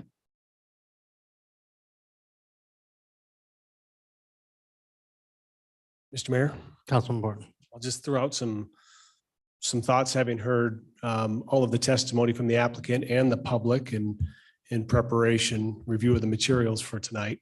I think Ms. Wagner's comment about having a crisis and some of the neighbors here, a crisis, the conflict between development and historical use. It exists here and elsewhere in our community, and it's real and it feels very real. The value of your property doesn't matter if you don't intend to sell it. So whether it's worth 1,000 or 1 million is irrelevant because you have a way of life you want to protect. So one of the things that we can do, one of the few things we can do, is try and orderly plan our community as a whole and be consistent with it. So for your properties that are in the county, what we can do is through a public process, create what we have as a comprehensive plan full of policy statements and a future land use map. And with your input, try to give you a heads up on how your properties are going to be developed. Give you some insurance as to what the rules of the road are going to be for the type of use that might one day in the future happen to your property. And then also give you some assurance that the properties around you are going to be stuck with the same plan and the same rules, maybe some different uses, but so there's some certainty in how properties are going to be developed. And then we got to be consistent in how we apply our long-term comprehensive plan.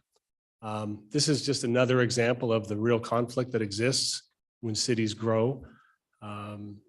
So for those that, and the one element that we don't control, like Councilwoman Strader had said, we don't annex properties unless a landowner comes to us and makes a request and says, I would like my land to come into the city.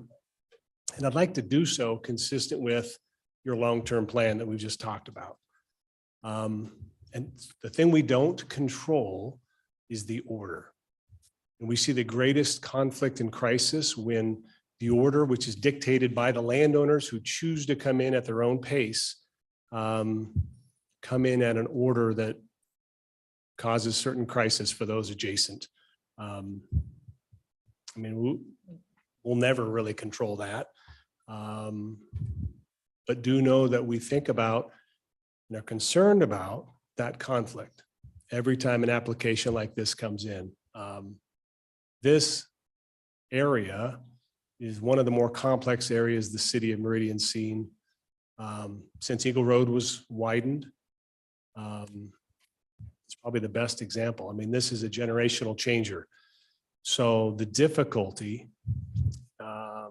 in marrying up the land uses is extremely real. So some of the things with this application that I found very favorable because of these challenges, the applicant is one who does excellent work. This team that they described, I think it carries some weight. It should give the neighbors some level of comfort that they do what they say and they say what they do. The fact that it was planned to be mixed use regional, that we created a plan which told all of these property owners, here are the type of uses we want you to do with your property. It fits long-term with our road network and with our public services, integrating residential and commercial. It might not be in the perfect order, but it fits the plan. So when McDermott Road became a cul-de-sac adjacent to this property, it really did basically eliminate McDermott Road as a useful arterial. That coupled with this type of use, these type of properties adjacent to it creates, it won't feel like minimal traffic because anything more than what you have feels like a lot, and it will. But compared to a more dense residential on this east side or a commercial, all of those carry more traffic than this. So this type of product with McDermott stubbing really seemed to be, to me, a thoughtful design to create minimal traffic that just realistically will never be zero. So that to me mitigated some of that real concern that the neighbors have raised. I thought with regards to the variance request, I viewed it as some proportionality. I thought the challenges, the site design, or excuse me, the site constraints are so unique and so enormous that in relation to the variance that was requested, it wasn't a fiscal solution that I thought warranted it. I just thought the site constraints warranted the adjustment that's being requested. I think it's reasonable and proportional. The alternate compliance that was referenced, I know that's at a later date and done with staff, seemed to make sense as well under these unique circumstances. So I'm supportive of the application. I think long-term, when these adjacent properties all develop consistent with our plan, perhaps one day, maybe some of your properties as well, that this region as a whole will be designed right and be very successful. It doesn't mean it's not challenging in the short term, but I feel like our responsibility is to review and approve and decide based upon long-term. And I think long-term, this application warrants approval. I think it's the right thing to do. Mr. Mayor, Councilman Burr. I'm going to really miss these explanations given by Councilman Borton. He has a gift of explaining pros and cons of land use because he's been doing it for so long. I hope that made sense to you guys, because there's no one up here on this dais that probably could have done a better job. Completely agree.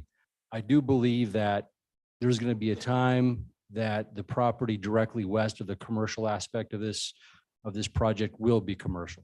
There's absolutely no doubt about it. And so that will alleviate some of, I think, Councilwoman Perot's concerns. So I'm in favor. I just think that this was just, I can't imagine buying 40 acres of land, fast forward 10 years and finding out that there's a gigantor highway running right through the middle of it and still finding a way to develop it. I don't think I've ever seen it done. Truly. I mean, I think this is a unique project, and unfortunately, there's probably going to be much more coming to us that are going to have similar challenges. So, Mr. Mayor. Mr. Neary. Members of the council, as you deliberate and discuss, I just wanted to maybe clarify on the variance piece.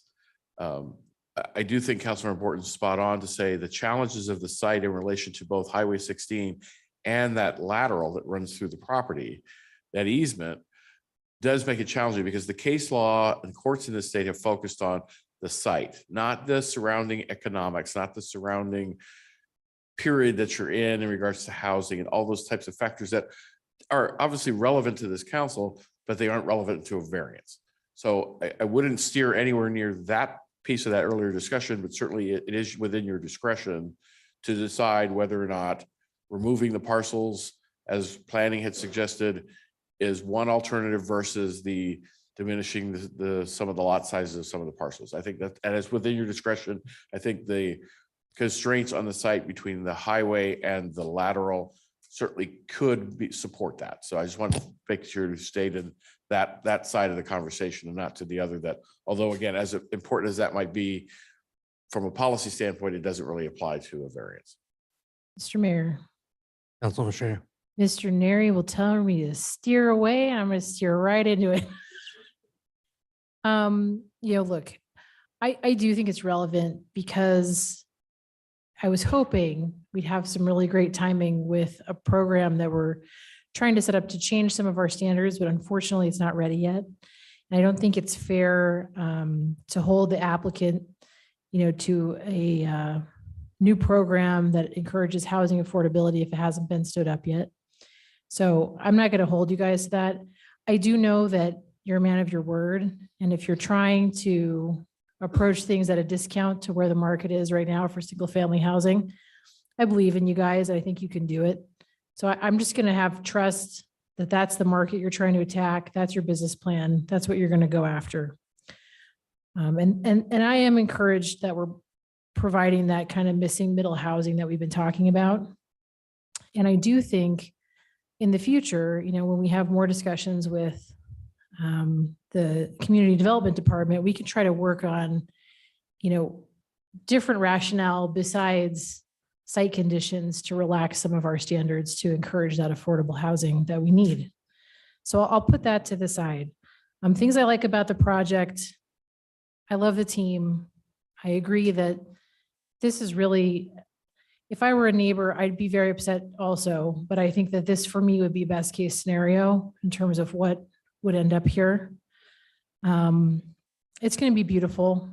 The townhomes are beautifully rendered. I know it's going to be gorgeous. I'm not concerned about the variance. I do agree that, you know, the state highway and the site conditions also separately warrant that variance. So I'm with you on that. The commercial's not there yet. That's a tough piece, but they were really, I mean, by virtue of how McDermott developed, it pretty much sealed the fate of what could go here. So I'm supportive of it. You know, I think the commercial will come in this area, you know, as it's needed down the road. So yeah, I mean, I think they made a good case. The one thing that gives me pause, I really wish that the full U-stick road widening was going to happen. It's just not. 2026 is not that far.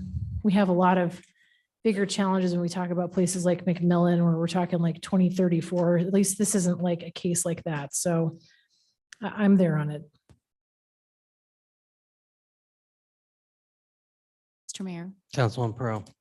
may I ask the applicant a question? Public hearing's not closed, so yeah. With the variance, I'm surprisingly the one that's hesitant about it. And my hesitancy comes with, you know, anytime we grant, even with site conditions, anytime we grant a variance, and this is a pretty specific one, we kind of open up that whole, oh, well, you did it for them, can you do it for us kind of thing. So we take it really, really seriously. So my question, two questions. One, is it possible to lessen the amount of lots on which that variance would be required? Right now it's 44. Is it possible to lessen that based on design or where you're placing the townhomes, or would that require a whole new redesign of all of the lots in that section? That's the first question. Second one is, did you do some platting with all of the lots being 2,000 square feet?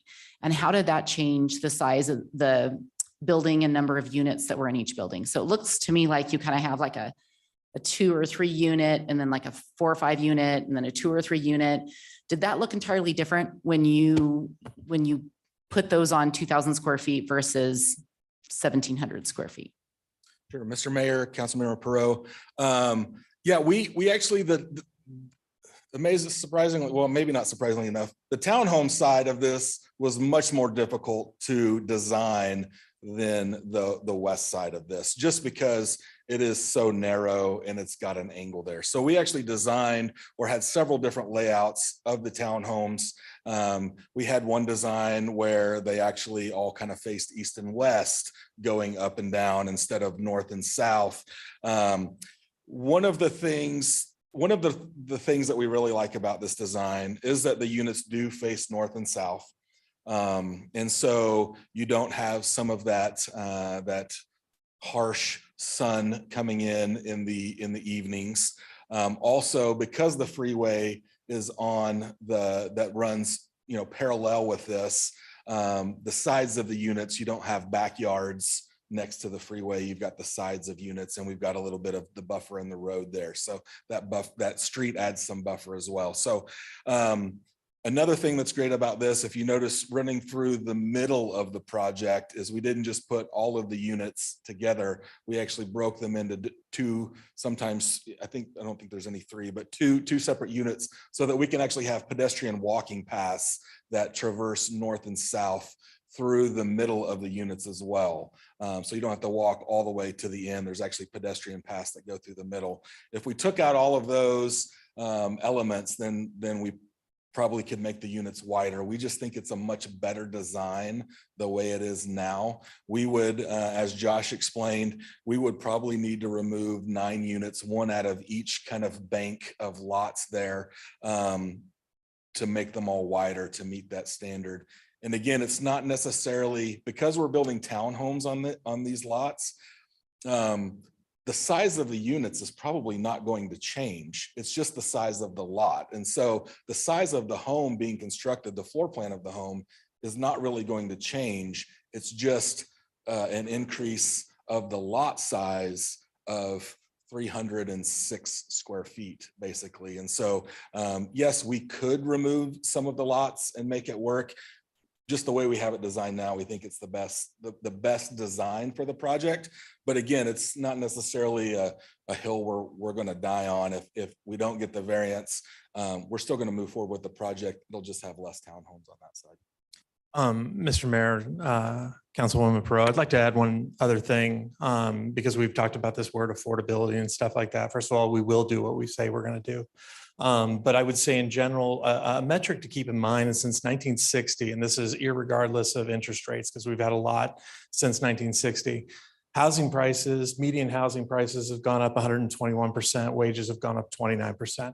So there's no solution to this, right? Like, we just have a gap that exists, and it really does take developers kind of like our team to go, here's an opportunity to put a right-sized project into an area that it's been called for. And that's what we're passionate about. And while we would go ahead and do this minus the 9 lots, it matters. That's a 10% impact of this that can be a savings that can get passed on to a first-time home buyer. So I think it's important.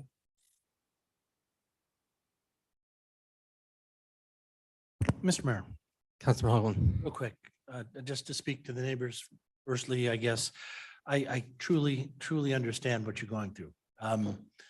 My in-laws, dairy farm, north of Ustick Road between Linder and 10 Mile, there since 1961, you know.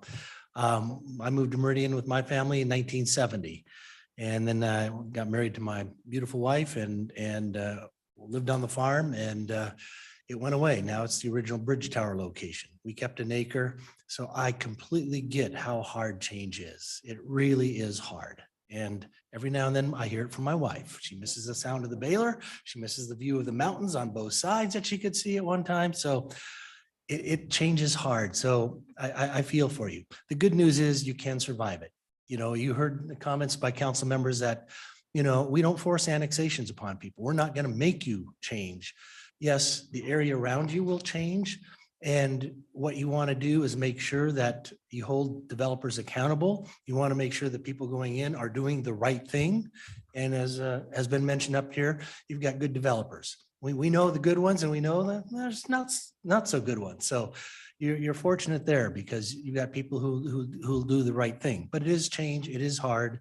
And like you, when I first looked at Highway 16 and heard what they're doing, oh, it's going to be kind of parallel. McDermott's just going to continue on, be the side road, and then there'll be another highway, and everything will be fine. And because we had friends out there, and that has changed as well. So I get it. So it is hard, but if you make sure you're dealing with the right people, it can work. And what you do is you make your home your oasis. I mean, yes, it may be it's not open ground anymore, but lots of houses, but it becomes your oasis. It's still a wonderful place that you want to be. So it is a challenge, but it can be done. So just to speak then to the development, it was interesting. I was intrigued, Councilwoman Strader's comment about affordable housing and what we can do, and agree. Yeah, we're not there yet on how we do that and make it.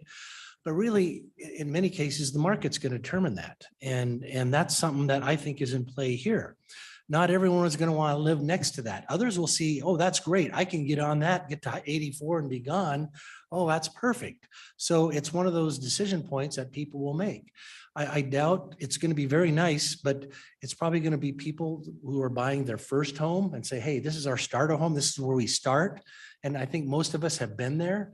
You know, you don't start off with your dream home right away, at least unless you win the lottery. But you start there and then you work your way up. But they're homeowners. They're going to invest in it and keep it nice. And I certainly understand the request for the variance. That is a challenging site. With the road, with the drainage, you got two drainages, you've got industrial on the north side. That makes it really difficult. And so I have no problem granting the variance. The sizes, and Josh, I can't remember if you have 710-foot apartments over here or not. I mean, that's out there. And so that gives that affordability factor to people who want a smaller place. They're single, they want a place to start out up to 1,300 square feet. So that gives that variety of people saying, hey, that's a nice development and something I can afford. And and I found your comment, Josh, about medium income of 165 to 200,000 to afford a $500,000 home is a huge hurdle. And I think this will fit that need. And I know the council members who have been here longer up here, that Hawaii High School decision was a tough one because it's a school. They knew growth, they had to leapfrog growth, but we don't like doing leapfrog development because this is what happens, because now it's a central area, it's going to grow. You prefer that expansion out, it's more orderly, but it is what it is. The high school had to go there. It was a tough decision council made. And now developers going to be there around this new central area. So I get it. You guys have done a good job with it. I certainly support it. And the fact that you're not going to be done before the highway is completed and those types of things, I think are good factors that enter into this. So again, appreciate your hard work, and my sympathies, I get it, but I don't totally despair. It's someday they'll have the roads wide enough you can turn that long trailer on. So, but it does take time. So a question for staff or the applicant, just intellectual curiosity, the in cap units are the ones that are left at 2,000 feet under the variance. Is that because the dimensional standards needs of something different there as compared to saying 1850 for every lots throughout, you know, in terms of size proportion? I know it doesn't change the size of what's going to be built. I'm just intellectually curious on the rationale. Sure, Mr. Mayor, the in units, when you do townhomes, the in lots are usually a little bit wider because of the setbacks. So to build the same unit, to have that setback on the in unit, they have 0 lines on the middle, but you have a setback on the exterior unit, so they need to be a little bit wider. And that's for roadway and pathway requirements. Okay. Thanks. Council, any additional questions, comments, or motions? Track turns into a Cinderella at 10 o'clock. Is that my attitude or something else? Your slipper, it just falls off. Mr. Mayor. Mr. Mayor, I move that we close the public hearing. The motion to close the public hearing. Second. And a second. All those in favor signify by saying aye. Aye. Opposed, nay. Guys have it, and the public hearing is closed.